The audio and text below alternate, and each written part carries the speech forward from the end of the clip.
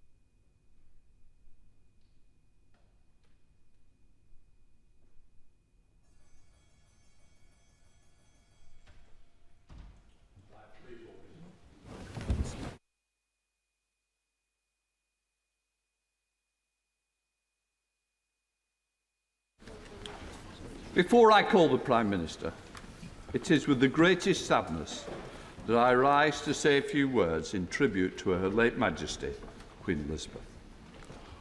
Almost all of us in the House have experienced no other monarch this country's throne but Her late Majesty. There are indeed only a score or so members in this House who have already been born, let alone who can recall a time when she wasn't the Queen. She is wedded in our minds with the crown and all it stands for. After her accession in February 1952, she first came to the Palace of Westminster to open a session of Parliament in November 1952, when Winston Churchill was the Prime Minister and Speaker William Morrison was in the chair, almost 70 years ago. 57 complete sessions of Parliament have passed since then, and as she was here to open all but 3 of them, as parliamentarians, we have celebrated with her for silver, golden, diamond jubilees, and of course marked her platinum jubilee this year, in which the lampstands have been unveiled in New Palace Yard. In this place, her reign saw 10 different speakers occupy the chair. During her reign, there were 18 general elections, and I'm sure the Prime Minister will remind of us how many of her predecessors she welcomed to, and always, I am sure, with quiet wisdom.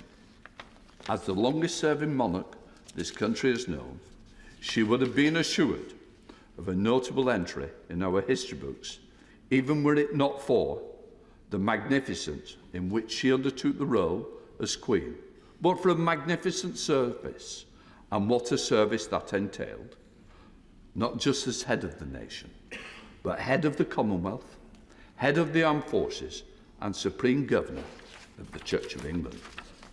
Over her reign, she has seen unprecedented social, cultural, technological change. Through it all, she was the most conscientious and dutiful of monarchs. But while she understood the inescapable nature of duty, which sometimes must have weighed upon her heavily, she also delighted in carrying it out, for she was the most devoted monarch. As well as Queen, she was a wife, a mother, a grandmother and great-grandmother, roles she carried out with the same sense of vocation as well as human kindness as the role of Queen. Her life, without unhappiness and troubles, but our memories of her will be filled with that image of a gently smiling dedication that showed throughout her life. Indeed, while this is a time of very considerable sadness, those memories of a noble, gracious lady who devoted her life to her family, the United Kingdom, and those nations around the world whom she served as Queen, will bring us some consolation and joy. My deepest sympathies are with His Majesty, the King, and other members of the royal family to whom I commend all our sincere condolences and support at this very, very sad time. Order. We are meeting today for tributes to Her late Majesty Queen Elizabeth. I would like to inform the House that we will sit today until approximately 10 p.m. for tributes. At approximately 6 o'clock, the House will be suspended while His Majesty, the King, makes his broadcast to the nation. Members present will be able to watch the broadcast on screens in the chamber. We will then resume our proceedings to continue with tributes. The House will then sit again tomorrow at 1 o'clock. The first business will be oath-taking for a small number of senior members. Members to be invited to take the oath tomorrow are being contacted by my office. All other members will have an opportunity to take the oath when the House returns. After oath-taking tomorrow, tributes will be continued. The House is expected to sit till approximately 10 p.m. The House is not expected to sit on Sunday. I now call the Prime Minister Liz Truss. Mr. Speaker, in the hours since last night's shocking news, we have witnessed the most heartfelt outpouring of grief at the loss of Her late Majesty, the Queen. Crowds have gathered, flags have been lowered to half-mast, tributes have been sent from every continent around the world. On the death of her father, King George VI, Winston Churchill said the news had stilled the clatter and traffic of 20th century life in many lands.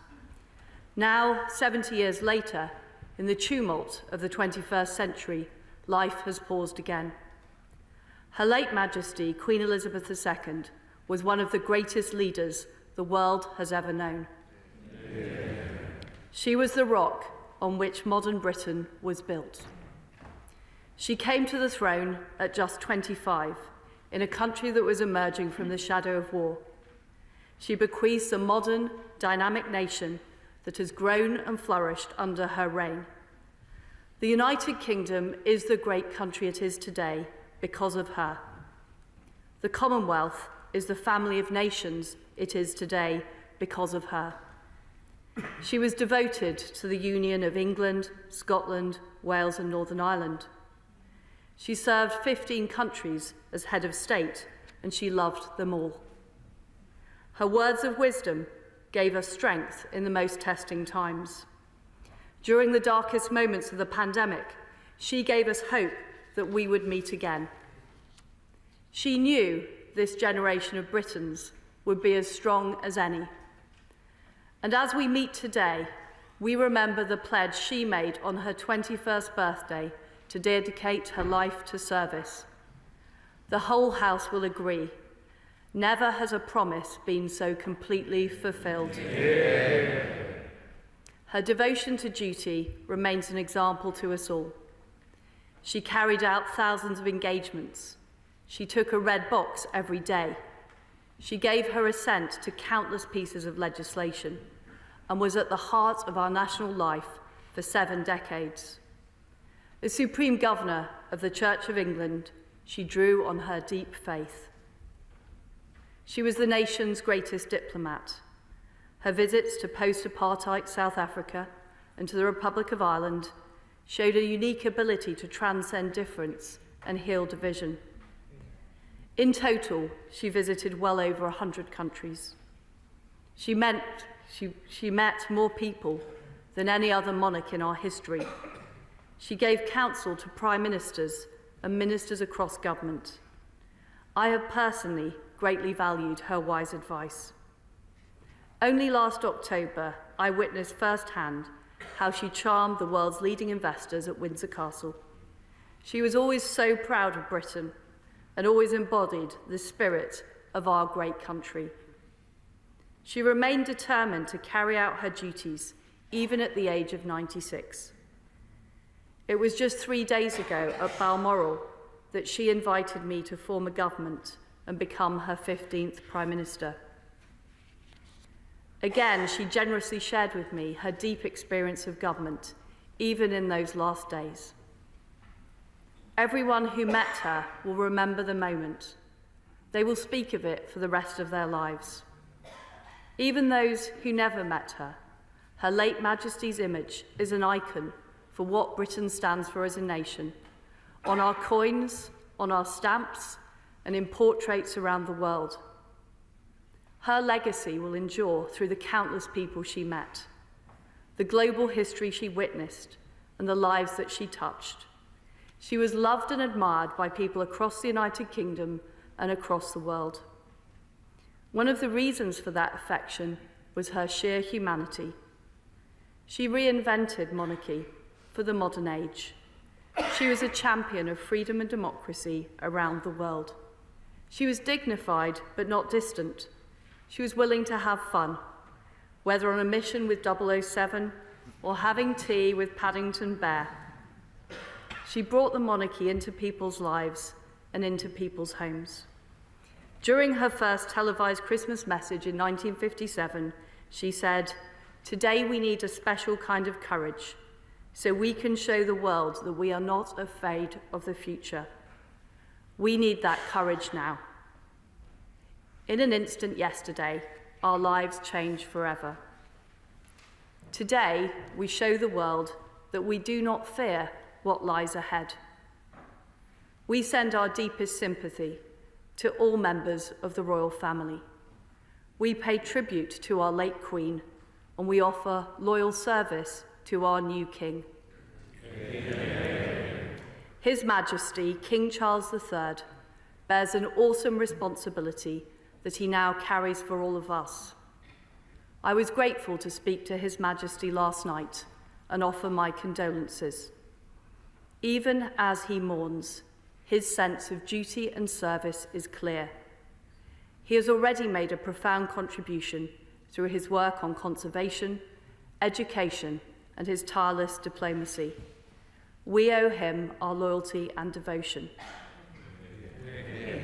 The British people, the Commonwealth, and all of us in this House will support him as he takes our country forward to a new era of hope and progress, our new Carolean age. The crown endures, our nation endures, and in that spirit, I say, God save the King. I now call the Leader of the Opposition, Keir Starmer. Thank you, Mr. Speaker. Today, our country, our people, this House, are united in mourning. Queen Elizabeth II was this great country's greatest monarch. And for the vast majority of us, it feels impossible to imagine a Britain without her. All our thoughts are with her beloved family, our royal family, at this moment of profound grief. This is a deep and private loss for them, yet it's one we all share, because Queen Elizabeth created a special personal relationship with us all. That relationship was built on the attributes that defined her reign: her total commitment to service and duty, her deep devotion to the country, the Commonwealth, and the people she loved. In return for that, we loved her. And it is because of that great shared love that we grieve today. For the 70 glorious years of her reign, our Queen was at the heart of this nation's life. She did not simply reign over us. She lived alongside us. She shared in our hopes and our fears, our joy and our pain, our good times and our bad. Our Queen played a crucial role as the thread between the history we cherish and the present we own. A reminder that our generational battle against the evil of fascism or the emergence of a new Britain out of the rubble of the Second World War do not only belong to the past, but are the inheritance of each and every one of us. A reminder that the creativity, the hard work, the enterprise that has always defined this nation is as abundant now as it ever was. A reminder that the prospect of a better future still burns brightly. Never was this link more important, that when our country was plunged into lockdown at the start of the pandemic, her simple message that we would see family again, that we would see friends again, that we would be together again, gave people strength and courage when they needed it most. But it wasn't simply the message that allowed a shaken nation to draw upon those reserves. It was the fact that she was the messenger. COVID closed the front doors of every home in the country. It made our lives smaller and more remote. But she was able to reach beyond that, to reassure us and steel us. At the time we were most alone, at a time we'd been driven apart, she held the nation close in a way no one else could have done. Yeah. For that, we say thank you. On the occasion of the Queen's Silver Jubilee in 1977, Philip Larkin wrote of her reign, "In times when nothing stood, but worsened or grew strange, there was one constant good: she did not change." It feels like we are once again in a moment in our history where, as Larkin put it, things are growing strange, where everything is spinning. A nation requires a still point. When times are difficult, it requires comfort. And when direction is hard to find, it requires leadership. The loss of our Queen robs this country of its stillest point, its greatest comfort, at precisely the time we need those things most. But our Queen's commitment to us, her life of public service, was underpinned by one crucial understanding: that the country she came to symbolise is bigger than any one individual or any one institution. It is the sum total of all our history and all our endeavours, and it will endure. The late Queen would have wanted us to redouble our efforts, to turn our collar up and face the storm, to carry on. Most of all, she would want us to remember that it is in these moments that we must pull together. This House is a place where ideas and ideals are debated. Of course, that leads to passionate disagreement.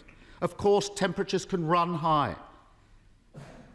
But we all do it in pursuit of something greater.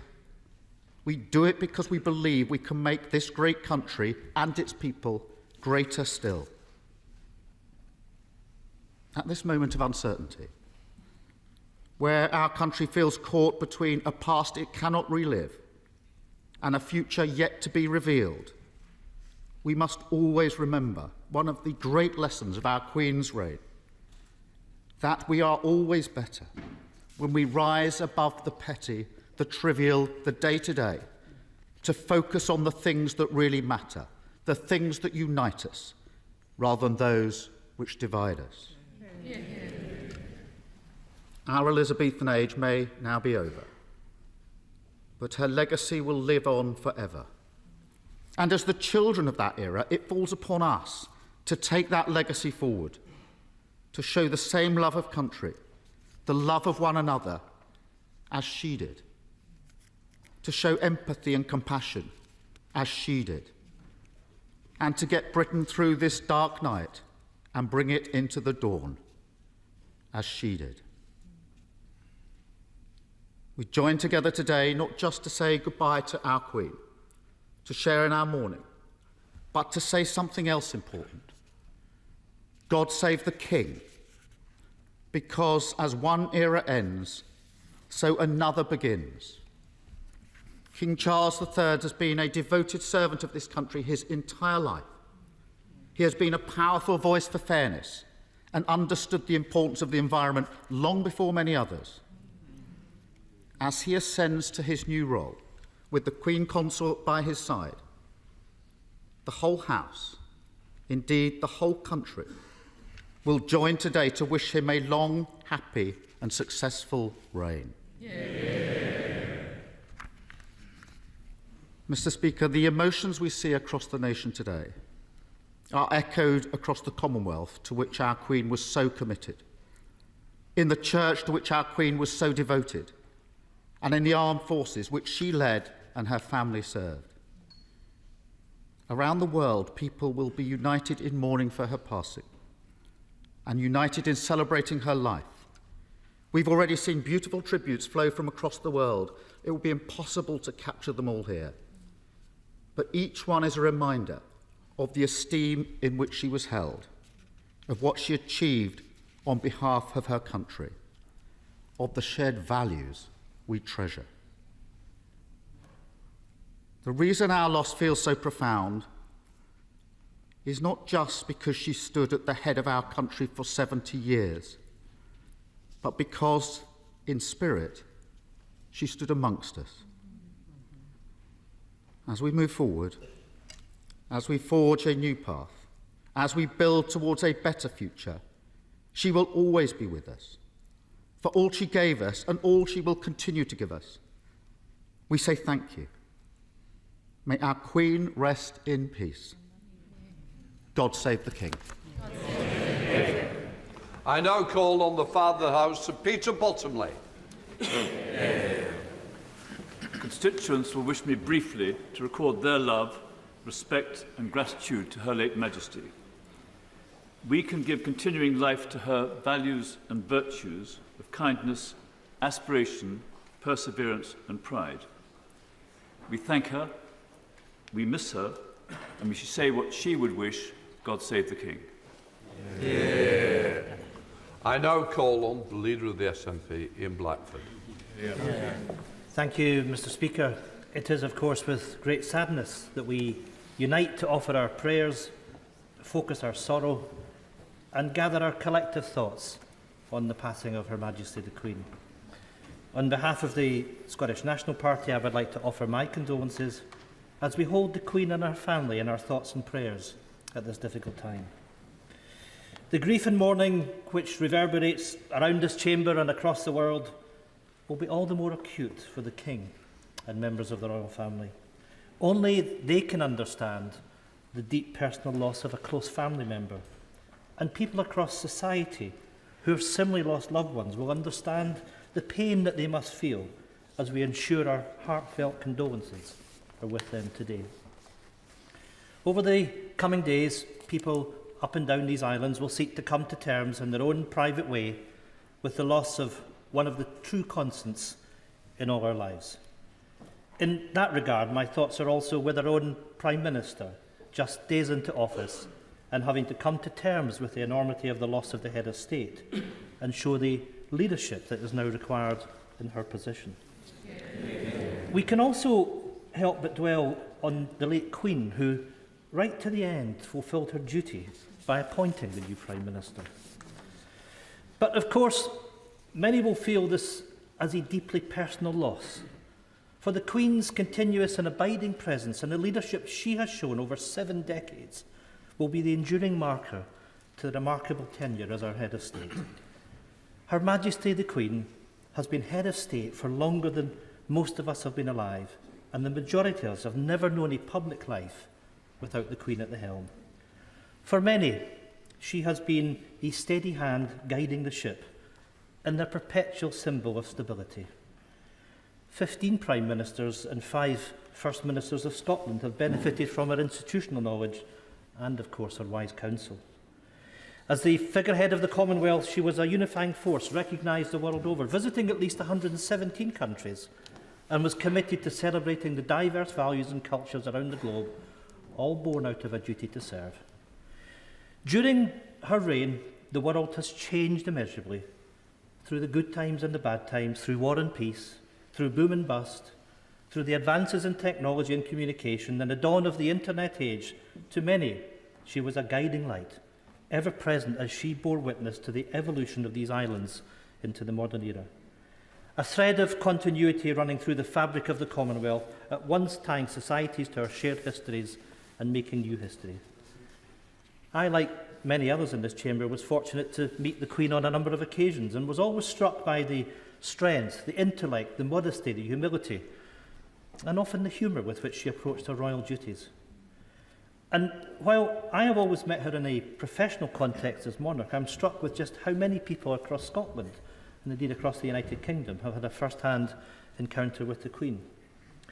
Whether they have been invited to her Holyrood garden parties or had the pleasure to meet with her in the many hundreds of events, walkabouts and official openings, including that at our Scottish Parliament, or whether she had taken them wholly by surprise with chance encounters on the countryside or villages near Balmoral, people the length and breadth of Scotland have their own tales of their individual meetings with the Queen.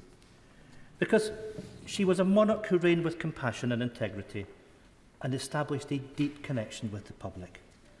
And the affection which the Queen had for Scotland and that Scotland had for the Queen cannot be underestimated.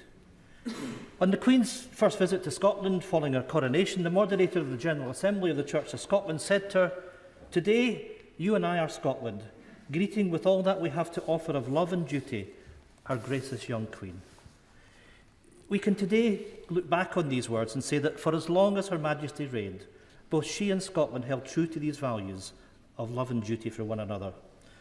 Speaking when she reconvened our Scottish Parliament in 1999, Her Majesty set out the obligation on members to set lasting standards of vision and purpose, of debate and discussion, not just for our own generation, but for future generations. And it is clear that members across the Scottish Parliament, and I trust in this place, from all walks of political life, have moved forward with that sense of vision and purpose in mind. There is a deeply held sense of responsibility across political parties to govern for the betterment of future generations. In our case, to uphold the values of the Scottish Parliament, which are described in the ceremonial mace: wisdom, justice, compassion and integrity. The values that set the aspirations for a modern Scotland, the values that so often embodied by Her Majesty herself. And in what was sadly her final ever address to the Scottish Parliament, her love of Scotland and its people was clear when she said, "It is the people that make a place, and there are few places where this is truer than it is in Scotland." The relationship between Scotland and the Queen was one of shared admiration. Indeed, whilst she was everyone's Queen, for many in Scotland, she was Elizabeth, Queen of Scots. Her Majesty's roots in Scotland run deep.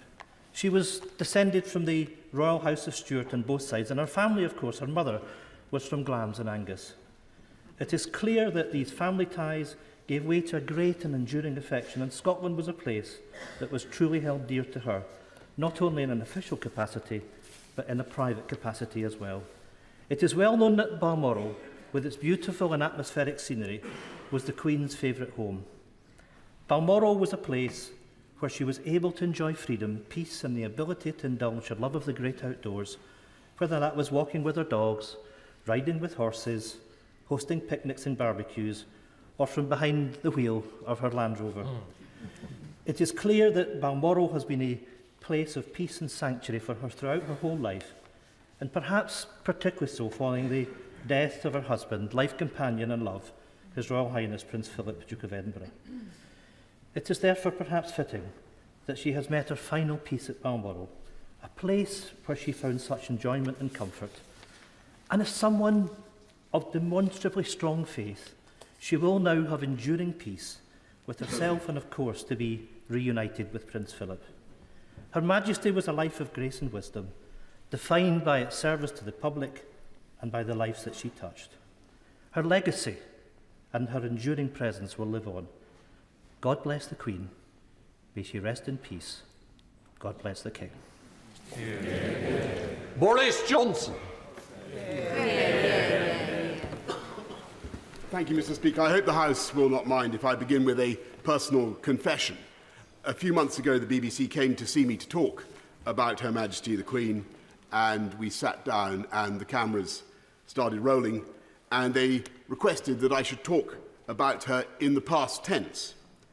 And I'm afraid I simply choked up and I couldn't go on. I'm really not easily moved to tears, but I was so overcome with sadness that I had to ask them to go away.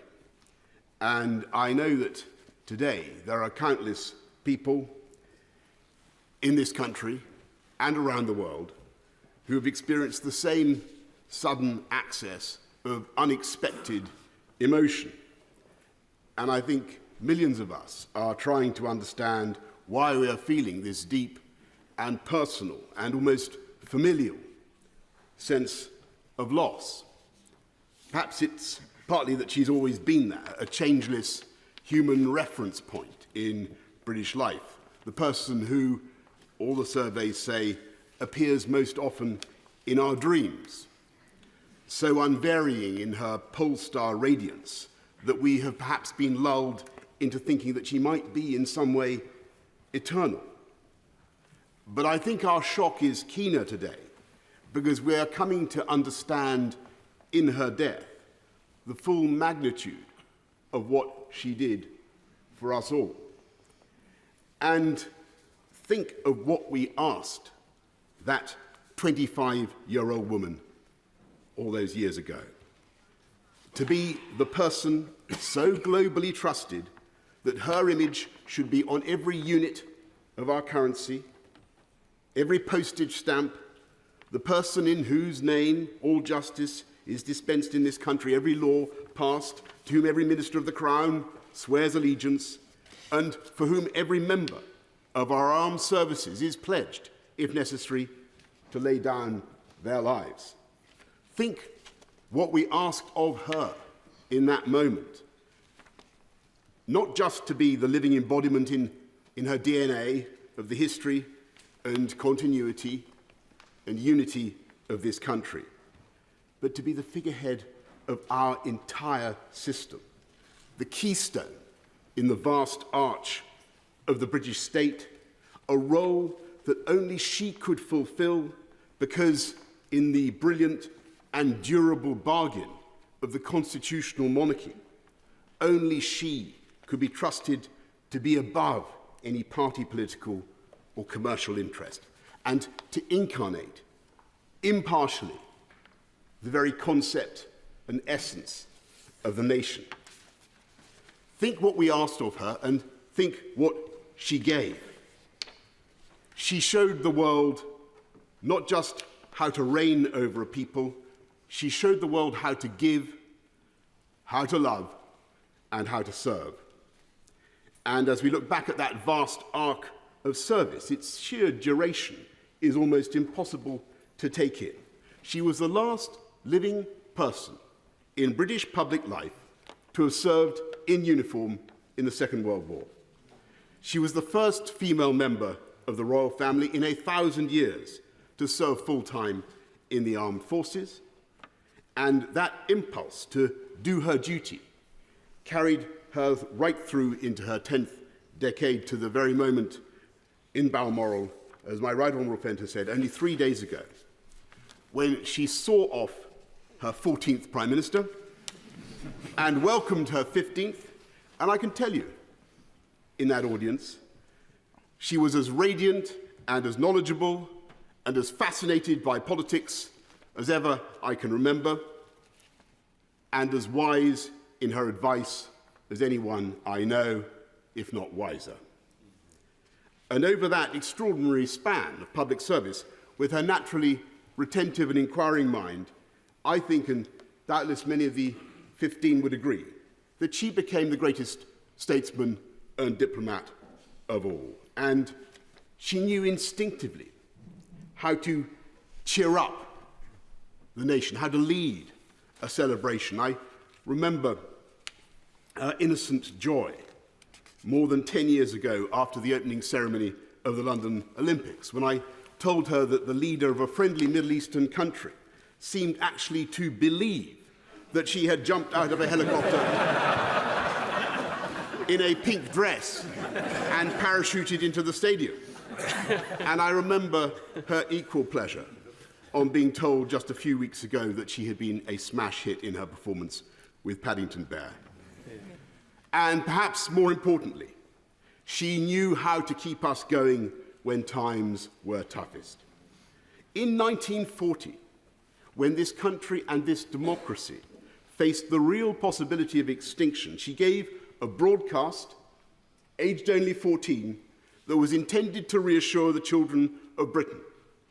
She said then, "We know, every one of us, that in the end, all will be well." She was right. And she was right again in the darkest days of the COVID pandemic, when she came on our screens and told us that we would meet again. And we did. And I know I speak for other Prime Ministers, when I say ex-Prime Ministers, when I say that she helped to comfort and guide us, as well as the nation, because she had the patience and the sense of history to see that troubles come and go, and that disasters are seldom as bad as they seem. And it was that indomitability, that humour, that work ethic, and that sense of history, which together made her Elizabeth the Great. And when I call her that, I should add one, Elizabeth the Great, I should add one final quality, of course, which was her humility. Her single-bar electric fire Tupperware using refusal to be grand. And unlike us politicians, with our outriders and our armour-plated convoys, I can tell you, as a direct eyewitness, that she drove herself in her own car with no detectives and no bodyguard, bouncing at alarming speed over the Scottish landscape to the total amazement of the ramblers and the tourists we encountered. And it is that indomitable spirit with which she created the modern constitutional monarchy. An institution so strong and so happy and so well understood, not just in this country, but in the Commonwealth and around the world, that the succession has already seamlessly taken place. And I believe she would regard it as her own highest achievement, that her son, Charles III, will clearly and amply follow her own extraordinary standards of duty and service. Yeah. And the fact that today we can say with such confidence, God save the King, is a tribute to him, but above all to Elizabeth the Great, who worked so hard for the good of her country, not just now, but for generations to come. That is why we mourn her so deeply. And it is in the depths of our grief that we understand why we loved her so much. We now come to Mother of the House, Harriet Hahn. Thank you, Mr. Speaker, and what an excellent speech from the Right Honourable Member for Uxbridge, which I'm sure will have resonated in every member of this House and indeed everyone in this country. It was a brilliant speech. I'm grateful for the opportunity to pay my tribute to the Queen and to do so on my own behalf, but also on behalf of my constituents, particularly those who, coming from Commonwealth countries in Africa and the Caribbean, held the Queen in such high regard. We're a constitutional monarchy, and for we MPs, the Queen was ever present in the interwoven relationship between the monarch and her Parliament. She underpinned our democratic system for over 70 years, underpinning it but never intervening in it. She was always salient but never meddled. She avoided controversy not by staying in the background, far from it. She performed her role to the utmost, but she did it by respecting the boundaries. She carried out her duties and gave us her full commitment for us to carry out ours. When many denigrated, she always respected and supported Parliament, and we should be very grateful for that. Between her ministers, and not just Prime Ministers, there was regular contact. After Labour won the election in 1997, I went up to the Palace where, like the other new Secretaries of State, she appointed me to the Privy Council and bestowed on me the seals of office. They are actual seals which are given to you and you take back to your department to be locked in a safe. But when just a year later I was sacked, and the taken out of the safe and taken back to Buckingham Palace. My diary was empty and my phone stopped ringing. My office was astonished to get a call from Buckingham Palace. No one else wanted to have anything to do with me, but the Queen wanted to see me. I was invited to take tea with the Queen for her to thank me for my service as Secretary of State. My point is that the relationship between our Queen and Parliament and our Queen and government was never just on paper, but was always active and always encouraging. She radiated British values of duty, patriotism, internationalism, charity and service. But while she embodied British values, she never intervened in politics.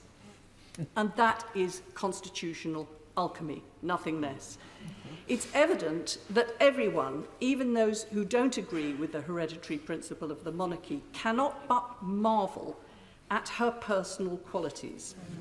And I want to marvel at how she could do all this flawlessly, not just over so many decades, but as a woman starting her reign in what was emphatically then a man's world. Yeah. We have to remember what attitudes were at the time.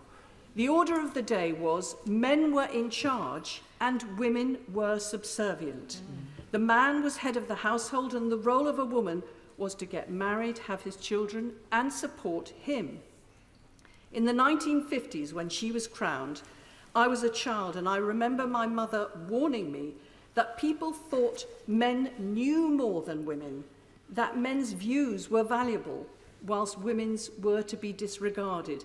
And so it was in that atmosphere that she stepped up as a 25-year-old married woman with 2 children to take her place at the head of this nation and play a huge role on the world stage.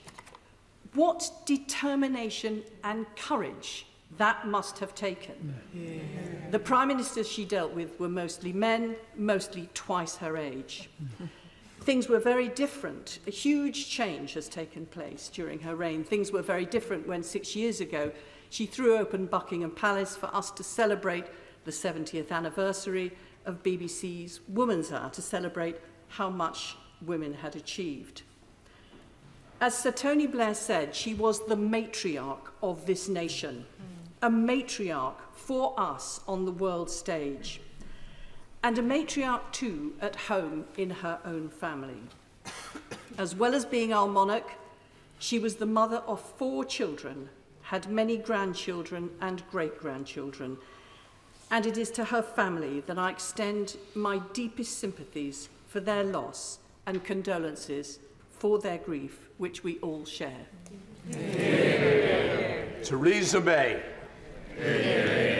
Thank you, Mr. Speaker. It is with great sadness that I rise to pay tribute to Her late Majesty Queen Elizabeth II, on my behalf and on behalf of my Maidenhead constituents. Yesterday was a day that we all knew would come sometime, but in our hearts of hearts, we hoped never would. But as we mourn a beloved monarch, we must always remember that she was a mother, a grandmother, and a great-grandmother, and my thoughts and prayers are with King Charles III and the whole of the royal family. Yeah. And I also remember the close members of her royal household. Queen Elizabeth II was quite simply the most remarkable person I have ever met. I am sometimes asked, among all the world leaders I met, who was the most impressive? And I have no hesitation in saying that from all the heads of state and government, the most impressive person I met was Her late Majesty Queen Elizabeth II. She gave a lifetime of service as she promised to do when she was 21. Her selfless devotion to duty was an inspiration and example to us all. She was respected and loved, not just here in the United Kingdom and in her other realms and the Commonwealth, but across the world. And that love, respect and admiration was born not out of her position, but because of the person she was. A woman of dignity and grace, of compassion and warmth, of mischief and joy, of wisdom and experience, and of a deep understanding of her people. Like so many until last evening, I had never known another monarch. She was a constant throughout our lives, always there for us, uniting us at times of difficulty, and as others have said, most recently during COVID, when she gave us hope that we would once more come together. Her passing marks a generational change, not just because of the length of her service, but because of what she lived through. When we marked the 75th anniversary of the D-Day landings in 2019, she was with the world leaders not just as Queen, but as someone who had worn uniform during the Second World War, an experience which, quite apart from anything else, had taught her how to strip an engine. The Queen was always interested in people. When she walked into a room, the faces of those present were lit up, and her magnificent smile would calm nerves and put people at their ease. As I said on her Platinum Jubilee, I saw that at Chogham in 2018, when there was a reception at Windsor before a lunch, and the leaders were gathered and talking amongst themselves, and I knew Her Majesty was going to join the reception, but they didn't. The minute she walked into the room, the sense of love and respect was palpable, and they all turned and they all wanted to speak to her. They loved her and she loved the Commonwealth, and the Commonwealth today is a significant part of her legacy. But I also saw that on other occasions, including on what was one of her last, if not the last, appearance she made in public, when she came to open Thames Hospice in my Maidenhead constituency in July. The moment she walked through the door, the atmosphere in the room changed. You felt the love and respect of the people there for her. And as she spoke to staff and patients, she exuded a warmth and humanity which put people at their ease. She was Queen, but she embodied us. Across the nations of the world and for so many people, meeting Queen Elizabeth simply made their day, and for many will be the memory of their life. Of course, for those of us who had the honour to serve as one of her Prime Ministers, those meetings were more frequent with the weekly audiences. These were not meetings with a high and mighty monarch, but a conversation with a woman of experience and knowledge and immense wisdom. They were also the one meeting I went to which I knew would not be briefed out to the media.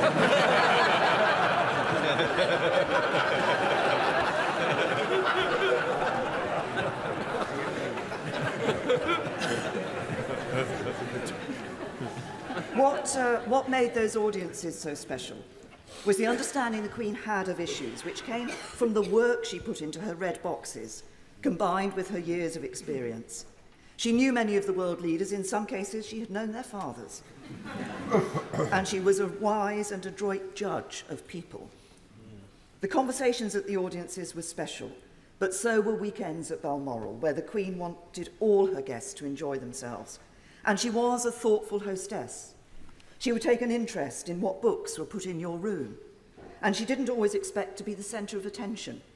She was quite happy sometimes to sit playing her form of Patience, while others were mingling around her, chatting to each other. My husband tells of the time he had a dream. He dreamt that he was sitting in the back of a Range Rover being driven around a Balmoral estate, and the driver was Her Majesty the Queen, and the passenger's seat was occupied by his wife, the Prime Minister. And then he woke up and realised it was reality.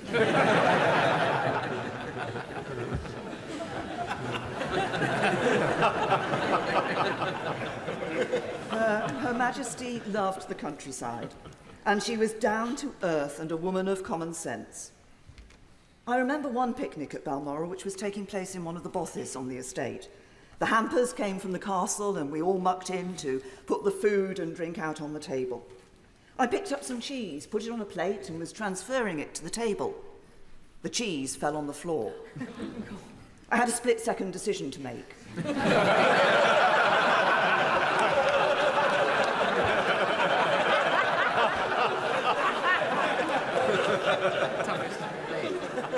I picked up the cheese, put it on the plate and put it on the table. And I turned round to see that my every move had been watched very carefully by Her Majesty the Queen. I looked at her, she looked at me, and she just smiled. And the cheese remained on the table. This is indeed a sad day, but it is also a day of celebration of a life well spent in the service of others. There have been many words of tribute and superlatives used to describe Her late Majesty Queen Elizabeth II, but these are not hype. They are entirely justified. She was our longest-serving monarch. She was respected around the world. She united our nation in times of trouble. She joined in our celebrations with joy and a mischievous smile. She gave an example to us all of faith, of service, of duty, of dignity, of decency. She was remarkable, and I doubt we will ever see her like again. May she rest in peace and rise in glory. Sir Ed Davey. It's a real pleasure to follow the Right Honourable Lady, and can I congratulate her on her lovely, heartwarming speech. Mr. Speaker, Liberal Democrats join members from all sides of the House in expressing our deepest condolences on the passing of Her Majesty the Queen. We are mourning a profound loss. The Queen was a formidable monarch who faithfully served our country for all her life and was loved the world over. She represented not only duty and courage, but warmth and compassion, and she was a living reminder of our collective past, of the greatest generation and their sacrifices for our freedom. For many people, myself included, Her Majesty was an ever-fixed mark in our lives. As the world changed around us and politicians came and went, she was our nation's constant. In challenging times, she was always a source of calm and comfort. And she tied our nations together, embodying an unwavering pride in our country, showing us that patriotism is not defined by political allegiance, and reminding us of the many things that bind us all together, even when it doesn't always feel that way. We saw this so vividly during the Platinum Jubilee celebrations in June. I'm proud to represent the oldest royal borough in England, Kingston-upon-Thames. And our Jubilee Street parties certainly lived up to that status. It was truly wonderful to see such an outpouring of affection from people across Kingston from all walks of life. School children who baked Jubilee cakes, neighbours who shared bunting, choirs who sang hymns of praise. And it was incredibly fitting, wasn't it? That after so long kept apart by COVID, it was the Queen and a celebration of Her Majesty's reign that brought our communities back together so joyfully. Just as the whole country is united today, so sadly, in grief. The deep mourning across the country now, just like the celebrations of her Jubilee a few months ago, comes not from a sense of duty, but from genuine and heartfelt affection, love, and admiration of Her Majesty. It was not because we were her subjects, but because she was truly our Queen.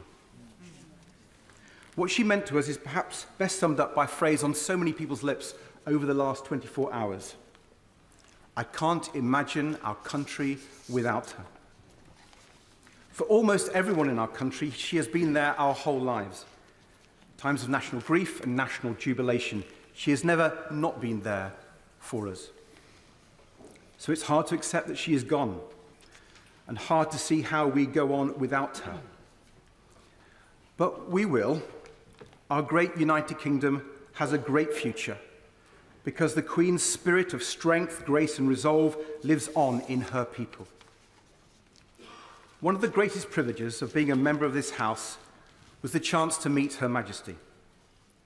Like when she visited Kingston on the occasion of her Golden Jubilee, or when I was deeply privileged to sit next to her at lunch at Windsor Castle.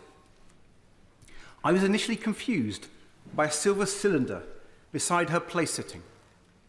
I wondered to myself what treasures it might hold.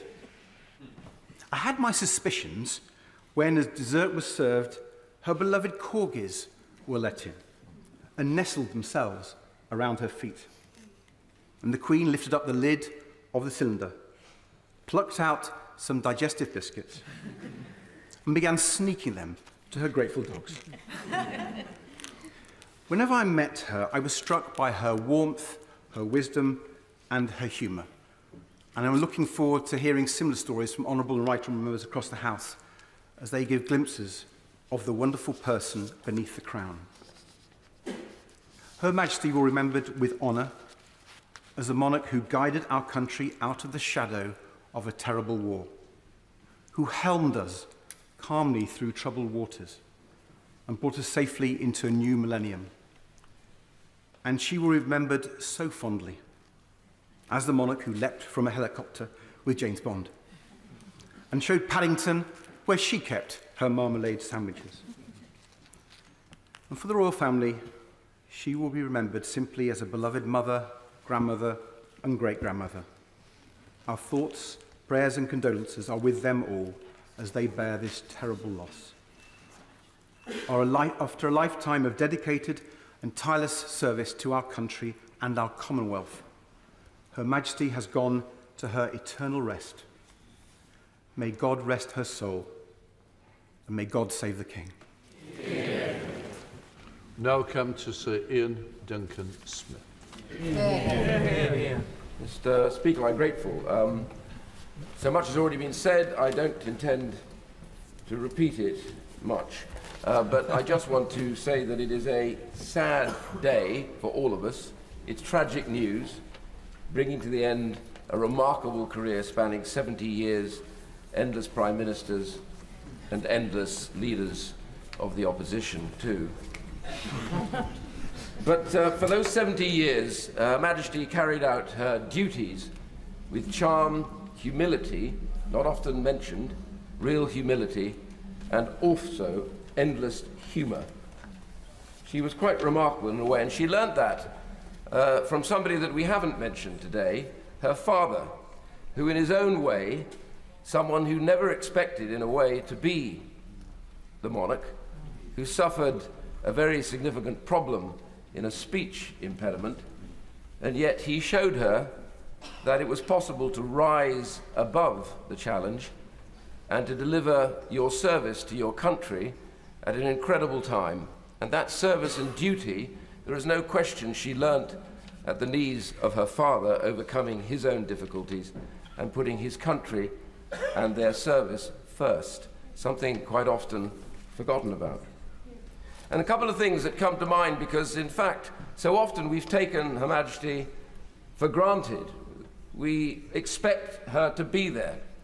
The way the crowds, whenever anything is good or bad in our country, they gather at Buckingham Palace, whether she's there, or she was there, or not there.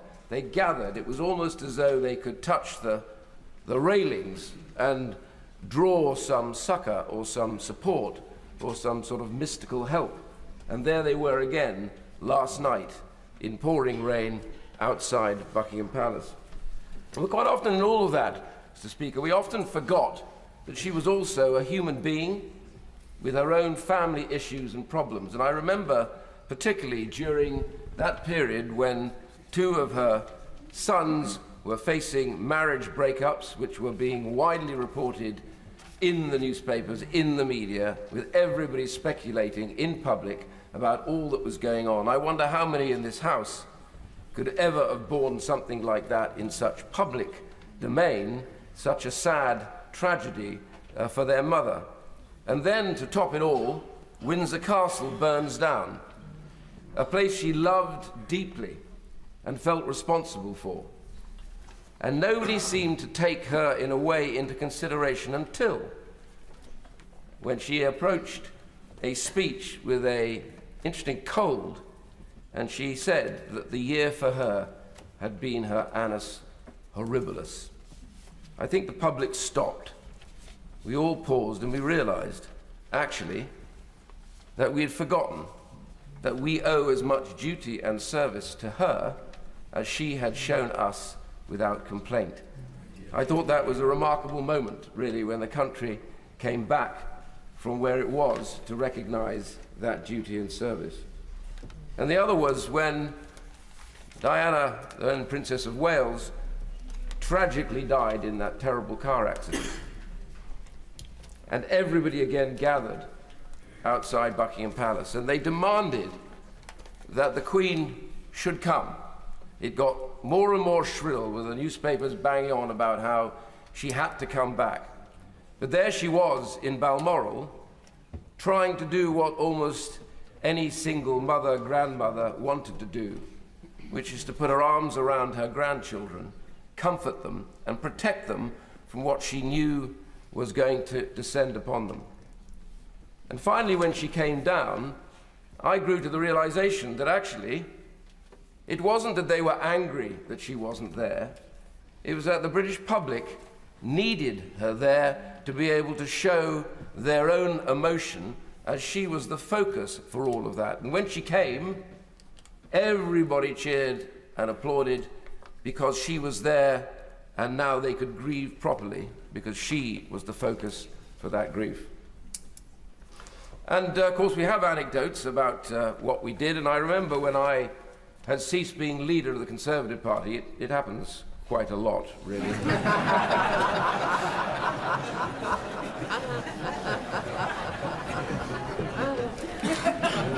I think she was pretty used to it, actually. Yes. But she kindly asked me to take leave of her officially, which I thought was pretty kind, really. As said earlier on, nobody else wanted me to do it, so it was decent of her to do it. I remember when I came to the palace and I was ushered into her drawing room, small personal sitting room, I was struck by two or three things. One was the 2-bar electric fire, which had a very strange piece of cardboard cut out in the shape of flames, coloured with crayons, I suspect by somebody in the palace, yellow and red, surrounding the 2-bar fire, which I thought was peculiarly dangerous, but notwithstanding that, I'm sure it had a purpose. The other one was the Tupperware radio sitting next to her, which I hadn't seen since my parents smashed their last one. And then she very sweetly asked me how I was, being clearly sympathetic about what had happened. And I just shrugged and said, "Well, ma'am, nobody died and I'm still here." Whereupon she roared with laughter, and the funny thing was, as she did, she paused, looking at me, not sure whether I'd actually made a joke or whether I'd not. I laughed too, and then she laughed again. Whether at me or with me, I couldn't figure that out. That was something to relish.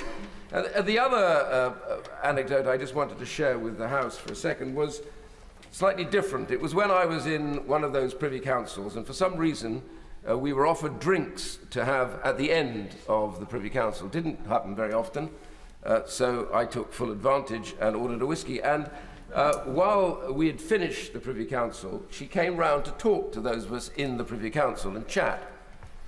And she came to me, and like everybody else, nervous as anything, I stumbled through, and then I said, "Oh, ma'am, I remember I'd just been reading some stuff about one of Churchill's speeches, and I suddenly recalled something that he had said at the time. It was 1941, and President Roosevelt had sent a note over with the person that he had just defeated in his third election. And in it, as Churchill said, he had written in his own hand a verse from Longfellow. Now remember, in 41, we didn't know whether we would survive or not. And Churchill read it out, and I started to speak it, and she started speaking it as well. And I just want to share it with the House. It was, sail on, O ship of state. Sail on, O Union, strong and great. Humanity with all its fears. with all its hopes for future years, is hanging breathless on thy fate. She said it perfectly. She smiled slightly, and I did detect a little dampness in her eye, and then she moved on. And in a way, it suddenly struck me that that was exactly her. She was the ship of state. We look to her for everything, good and in difficult times. She loved the Union with a passion. And she loved Scotland, I think probably most of all. The tract was that was who she was. She was that ship of state, and somehow we have too often taken her for granted. But she has never complained, and she always gave us service. And now for that union of hearts, if the House would indulge me, I want to quote from W.H. Auden with a few changes. Stop all the clocks, cut out the telephones, prevent the dogs from barking with the juicy bone, silence the piano, and with muffled drums, bring out the coffin, let the mourners come. She was our north, our south, our east and west, our working week and our Sunday rest, our noon, our midnight, our talk, our song. We thought that love would last forever. We were wrong. May God bless her and keep her and hold her in her hands. And may we bless the royal family. God save the King. I'm now going to bring Sir Geoffrey Donaldson in, but can I just warn others that I would hope to get so many in today that please, if we can use up to 3 minutes after Sir Geoffrey Donaldson. Sir Geoffrey. Thank you, Mr. Speaker. And on behalf of my colleagues in the Democratic Unionist Party and on behalf of many across Northern Ireland, I wish to offer our sincere sympathy to His Majesty the King and to other members of the royal family on the passing of our dear Sovereign, Queen Elizabeth II. In counties Antrim and Armagh, Down and Fermanagh, Londonderry and Tyrone, individuals and families will gather in their communities to remember a great monarch, a monarch who stood with us in our time of trouble. Her Majesty the Queen has been a steadfast and unshakable head of state for the United Kingdom and for the Commonwealth, and her gracious approach has been, as others have said, a constant throughout our lives. In 1952, during her first Christmas broadcast, Queen Elizabeth asked the nation to pray, and I quote, that God may give me wisdom and strength to carry out the solemn promises I shall be making, and that I may faithfully serve Him and you all the days of my life. She certainly fulfilled her promises. And today we mourn her passing. But we do so with tremendous honour for one who served God and her people faithfully. Her Majesty led by example in Northern Ireland and reached out the hand of friendship to help with the reconciliation process. We are duty-bound to build on that foundation.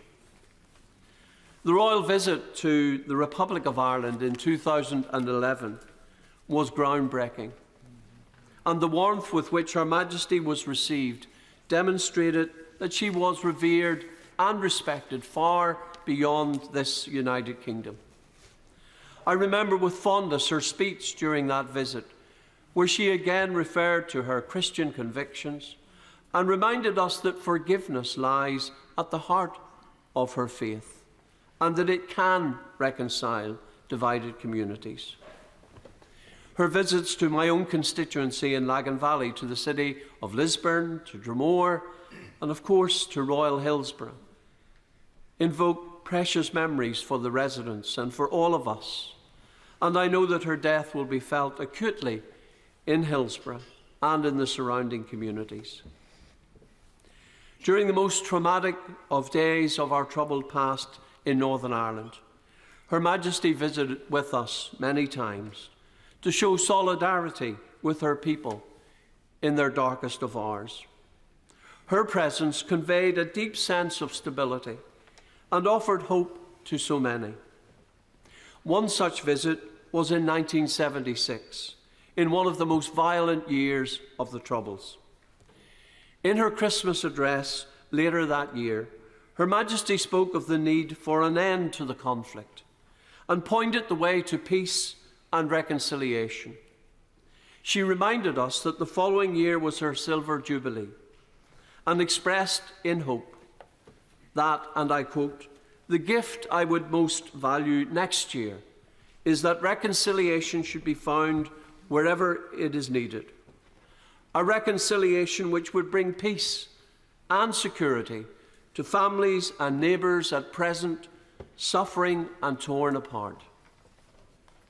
Yet just a few short years later, Her Majesty too was touched by the violence of the Troubles, and her family endured the hurt and the deep pain of losing a loved one following the assassination by the IRA of the Earl Mountbatten at Mullaghmore in County Sligo in August 1979. She shared the sense of loss felt by countless victims, and her empathy and understanding offered comfort to so many from all backgrounds. She rose above that sense of loss to reach out across divided communities in Northern Ireland and to offer hope. This is real leadership. Yet it took us almost 20 long years to complete our journey to a peace agreement, an agreement that offered the prospect of bringing about that reconciliation that Her Majesty Queen Elizabeth yearned to see. Some 25 years on from that agreement, in truth, Mr. Speaker, we still struggle to deal with the legacy of our troubled past. Your Majesty, on an island riven by conflict and division, you were a bridge builder, reaching out to those from opposite sides of the divide, and your work of reconciliation helped to heal wounds and to encourage change. Your historic visit to the Republic of Ireland was a cathartic moment in British-Irish relations. The way you conducted yourself, the language you used, and the message that you brought helped to lay to rest many of the ghosts of our shared history that have cast their shadows over relationships on these islands for centuries. It is my hope that your passing and the example you set will inspire us to even greater heights and to complete the journey that will bring true healing and reconciliation to our troubled land. Your Majesty, this United Kingdom has been truly blessed to have you as our head of state, a sovereign whose dignified and faithful service has inspired a nation. I can do no better than quote the words of a book that contains the values you sought to uphold throughout your reign. Well done, good and faithful servant. Our United Kingdom of Great Britain and Northern Ireland is stronger for your reign. And to His Majesty King Charles III, I say this: we must all work to build this kingdom, that it is even stronger and more united. And we on this side will use all our endeavours to achieve these objectives. God save the King. Yeah. Speaker, I associate with many of the very passionate comments that we have heard already this afternoon, Mr. Speaker, and there have been many thousands of moving and heartfelt tributes from across the world. Our Queen was loved, cherished, respected, and admired for her deep devotion to public service and to the people. And of course, we meet in circumstances that we all knew would happen one day, but of course none of us wanted to see. And Mr. Speaker, it was so poignant yesterday that the heavens opened and cried with the country as the devastating news broke that this period of national mourning began. For most of us, if not all in this chamber, and of course people across the country and the Commonwealth and across the world, not only knew our Queen as the head of state, one sovereign, a lady, one monarch. And the late Queen Elizabeth II's life was one that, of course, was dedicated to public service, but was deeply, deeply inspiring.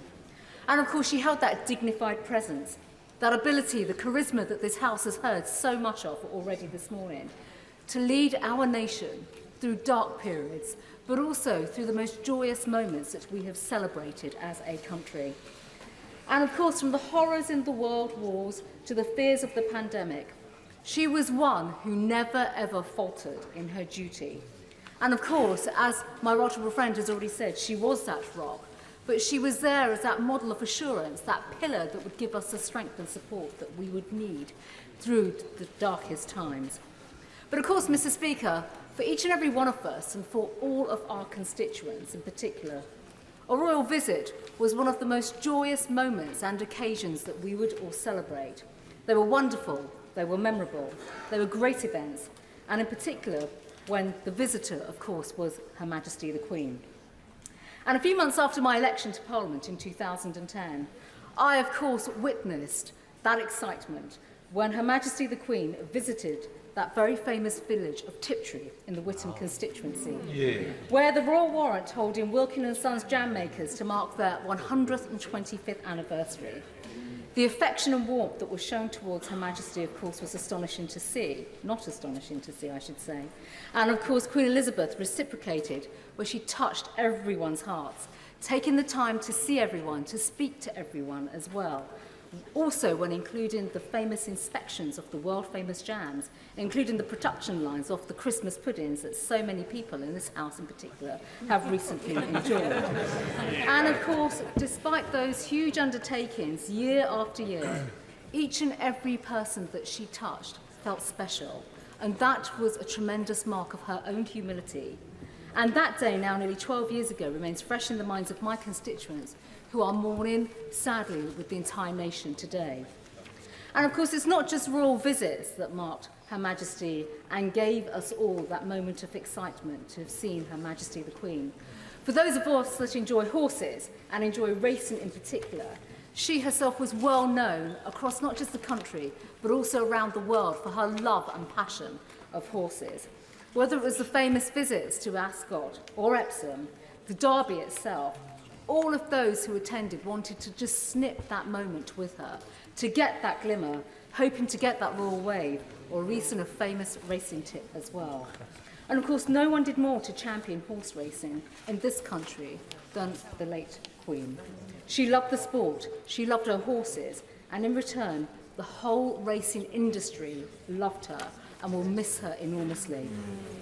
Her late Majesty led a remarkable life, Mr. Speaker, and delivered an era and reign that will stand out as being the most magnificent in the long and great history of our nation.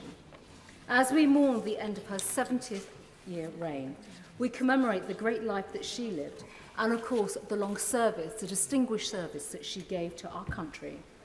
We reflect on the importance of the monarch in our public life, of course, and at this particular time, a moment in time, our thoughts and prayer are naturally with her family. And we offer our wholehearted support and, of course, our commitment to the King, King Charles III. In the years ahead, while we face, of course, while the faces on our notes and coins and stamps will, of course, change, Her late Majesty will always occupy a special place and an affectionate in the hearts of our nation. God rest her soul, and God save the King. Dame Margaret Beckett. Thank you, Mr. Speaker. I've heard it said that on occasions like this, most of us talk about ourselves, and that's inevitable because we're talking about the links we have in our memories with the person who is gone. But I think perhaps I'm one of the few in this House who does remember when the Queen's father died. I must admit my memories are twofold. First, how surprised I was that people thought 25 was young. And secondly, that when she came to the throne, we all got a bar of chocolate. I first encountered Her Majesty at One Remove, soon after I was first elected to this House in October 1974, and I do recognise that many honourable members here were not born then. By 1975, I was a junior government whip. We had a small majority and a large legislative programme. And there was a duty that usually fell to a very senior whip, one of writing every day, by hand, direct to Her Majesty the Queen to tell her what was happening in her Parliament. I was told this had probably originated with the first Prime Minister, who wrote to the King to tell him what was happening in the House. And I was asked to undertake this duty to help my colleague. It seemed to me, I was told, by the way, this is very important, that this was a personal message from a member of the government to Her Majesty for her eyes only. That is relevant. And it seemed to me that there was very little point in telling her the things she knew from her red box, or that she had read probably in the chat column in the Daily Telegraph.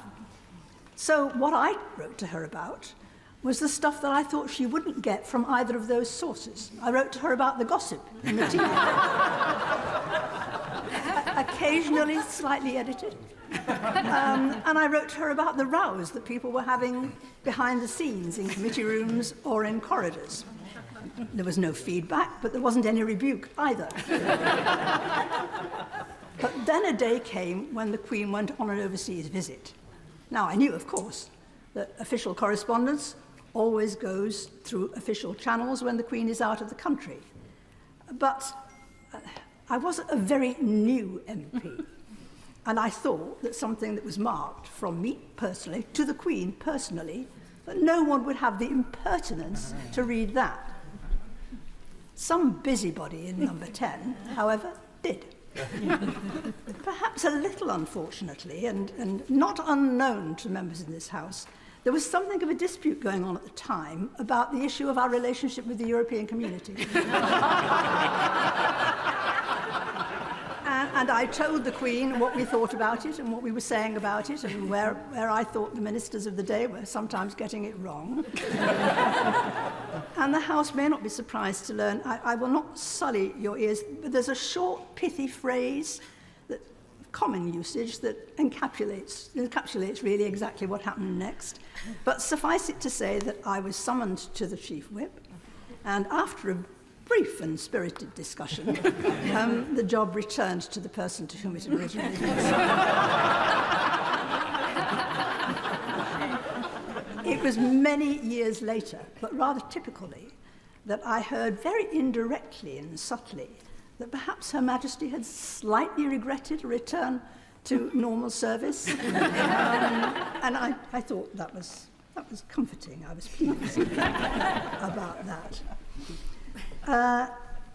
It was many years later, after a short involuntary break in my service in this House, that I returned for my present constituency, where we have had the great honour to entertain Her Majesty on many occasions, not least in everybody's memory, when she opened our new football stadium and indeed our brand new hospital, to which she was gracious enough to agree we could give the title of the Royal Derby Hospital, in which it rejoices to this day.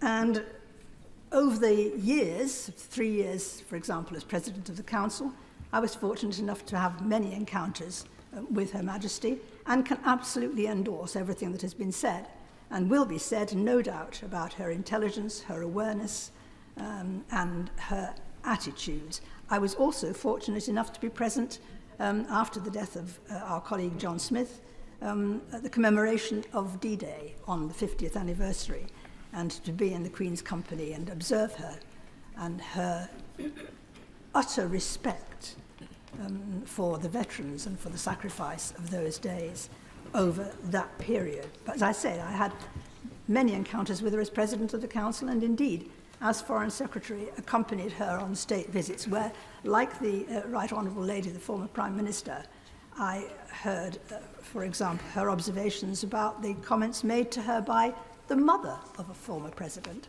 about the then present incumbent, and very interesting it was. So I would just testify to the qualities of which everyone else has spoken and to which I'm sure everyone else will give testimony of her intelligence, her knowledge, her sense of humour. One of my abiding and favourite memories is fairly, not very recently, but of recent years. People will probably recall it's often been on the news. It's one of my favourite clips of, I think the Duke of Edinburgh was being chased by a persistent bee, and there's a picture of the Queen coming through an archway, giggling uncontrollably, and clearly quite unable to suppress how hysterically funny she found it. And I think that very much sums up the person that you could see and admire. She was a remarkable person, a remarkable monarch, and we are the poorer for her going. Douglas Ross. Thank you very much, Mr. Speaker. Often this place can be criticised for the debates we have, but I think it has risen to the occasion today in memory of the late Her Majesty the Queen, and the contributions from all sides of the House show the heartfelt thoughts of members who have had close experience and those of us who have met the Queen very infrequently.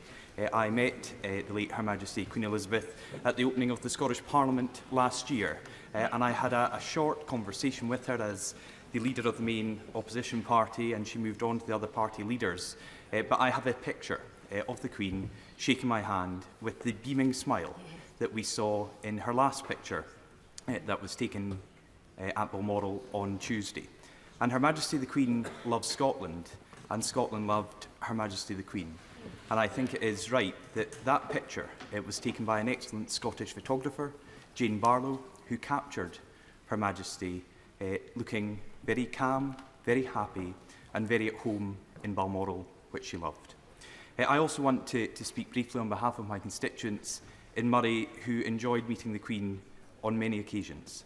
The most recent visit, and her last visit to Murray, was in November 2014, when she arrived on the Royal Train at Elgin train station, and she went to meet our armed forces at RAF Lossiemouth and at Kinloss Barracks, because it has been mentioned today, but the armed forces are important and were important to Her Majesty and are important to King Charles III and will play an extremely important role in the coming days and weeks.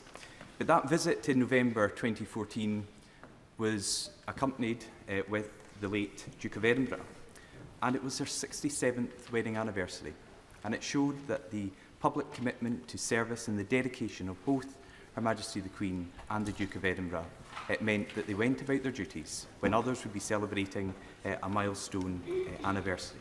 But that was what the Queen provided: commitment and dedication at every opportunity to deliver for people across the country. We will, over the next few days and weeks, remember that commitment from Her Majesty the Queen, and we will, in our thoughts and our prayers, think about King Charles III and the royal family, who are grieving the loss of a loving mother, grandmother and great-grandmother. But as we join together to grieve and mourn, we also unite to give thanks and to celebrate a life well lived, to celebrate a life committed and dedicated to public service, a life which has shone a light throughout the United Kingdom, the Commonwealth and around the world. And the tributes we've heard in this place today and from leaders across the globe show the respect rightly held for the late Her Majesty the Queen. May she rest in peace, and God save the King. John Cryer. Thank you, Madam Deputy Speaker. I think probably unlike every previous speaker, I only met the Queen once, and that was when she visited, appropriately enough, the Queen's Theatre in Hornchurch, which was then my constituency. And when she left, she went on, as she always did, to go from strength to strength. I left to be ejected from Parliament by the voters at the following election.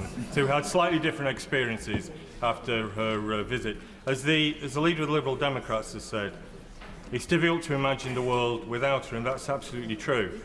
But it's worth remembering something that is very rarely remembered, and that is that in 1936, after the abdication crisis, the monarchy teetered on the brink.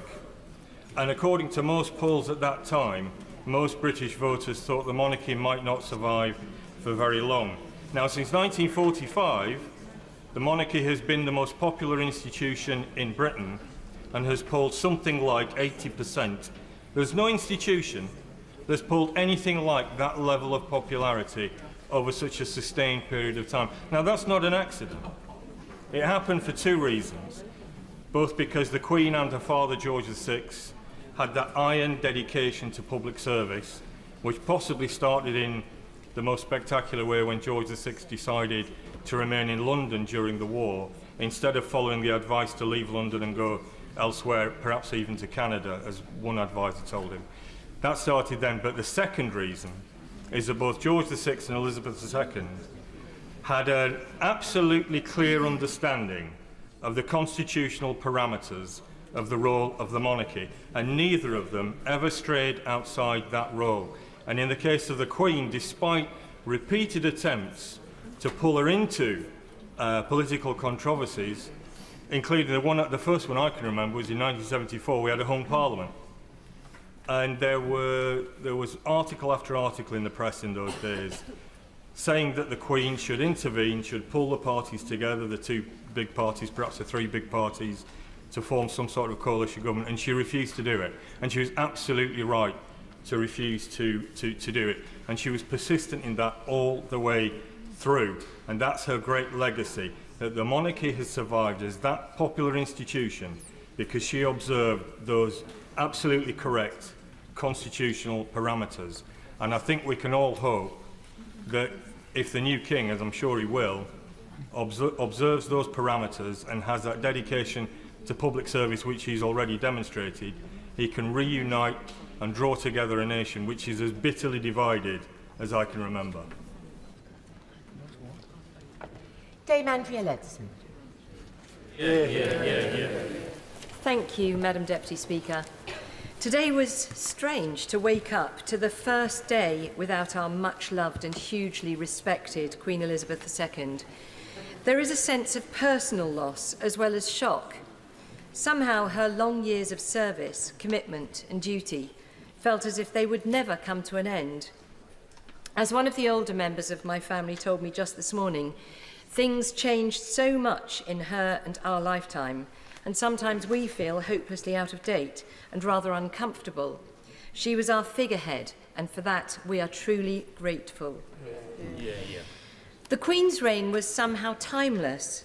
Listening back this morning to her first televised Christmas broadcast in 1957, and then to her broadcast to the nation during COVID, Queen Elizabeth II proved continuity right from the post-war years through 15 different Prime Ministers, from Sir Winston Churchill to my right honourable friend, the member for South West Norfolk, and to the extraordinary, heartwarming royal digital performances with James Bond and with Paddington Bear.